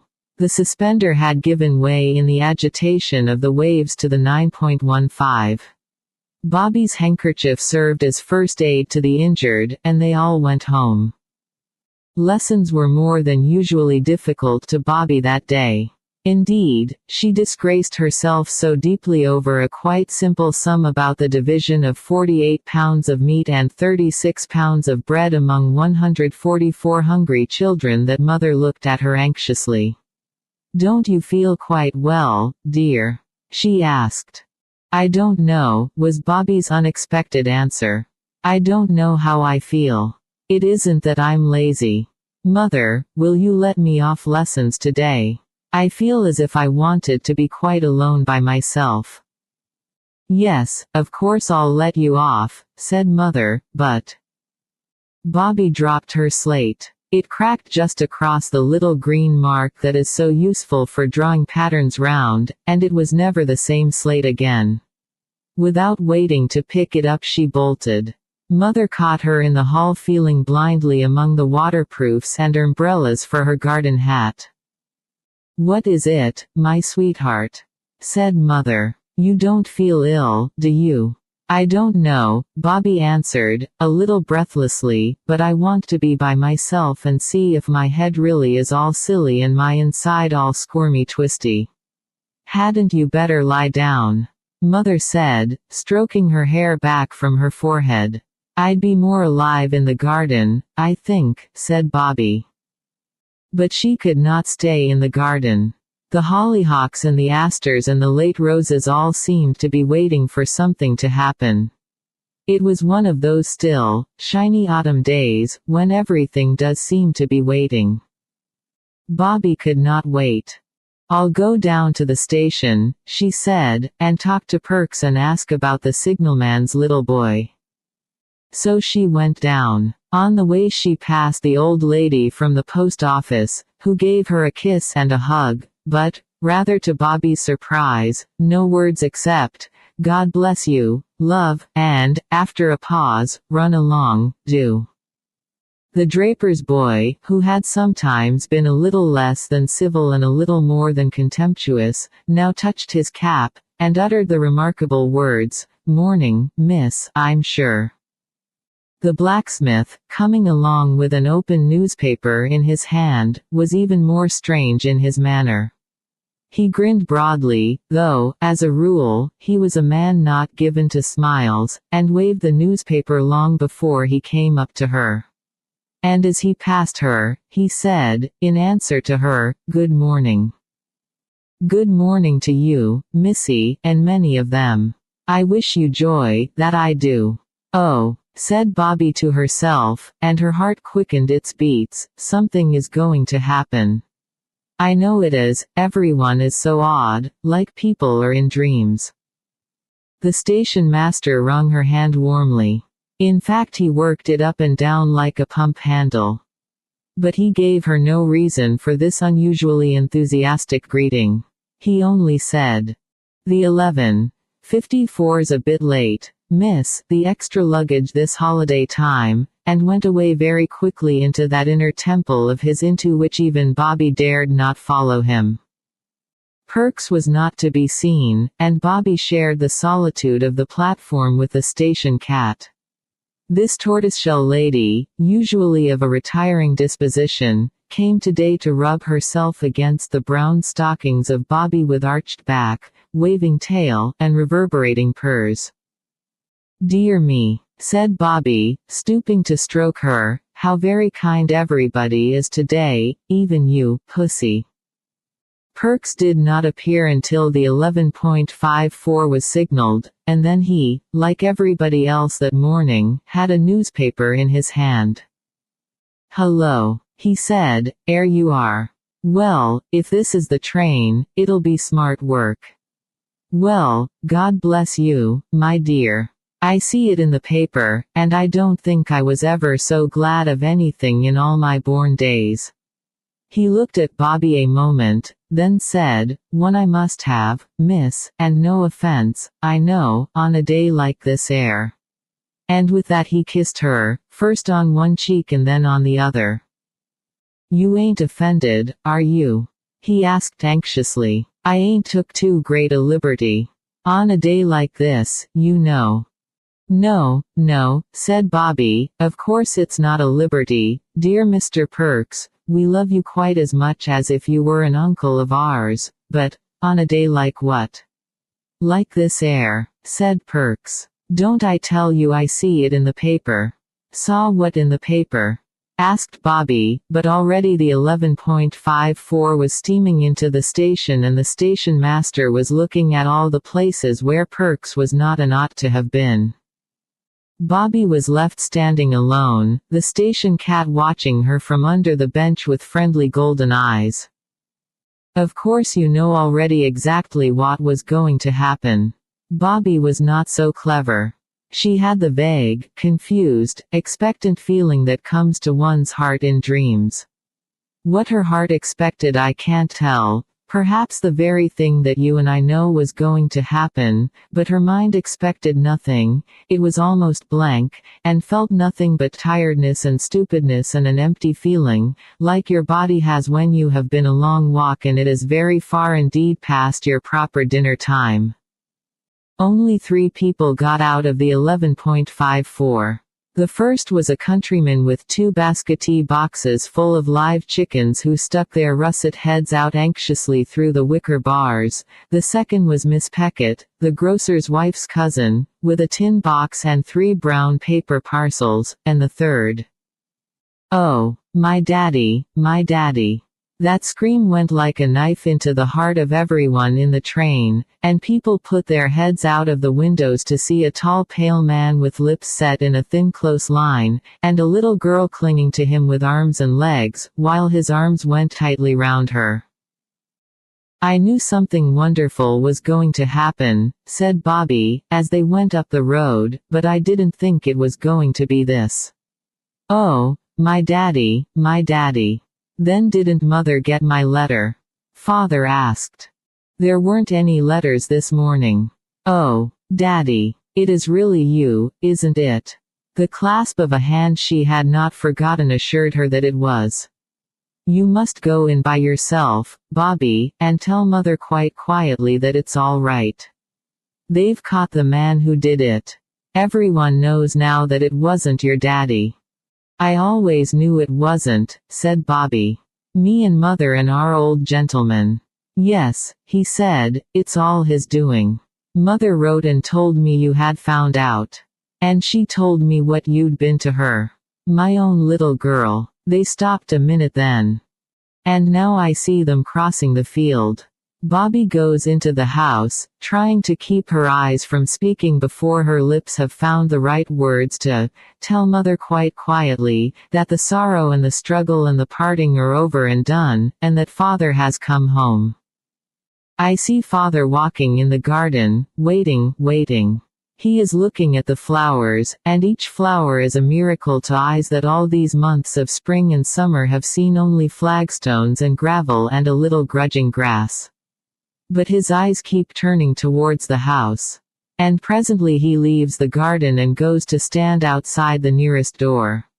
It is the back door, and across the yard the swallows are circling.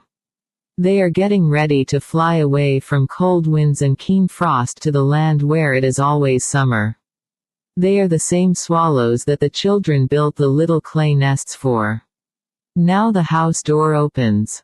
Bobby's voice calls. Come in, Daddy, come in.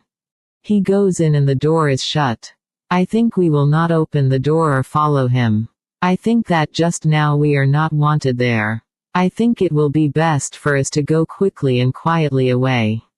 At the end of the field, among the thin gold spikes of grass and the harebells and gypsy roses and St. John's wort, we may just take one last look, over our shoulders, at the White House where neither we nor anyone else is wanted now.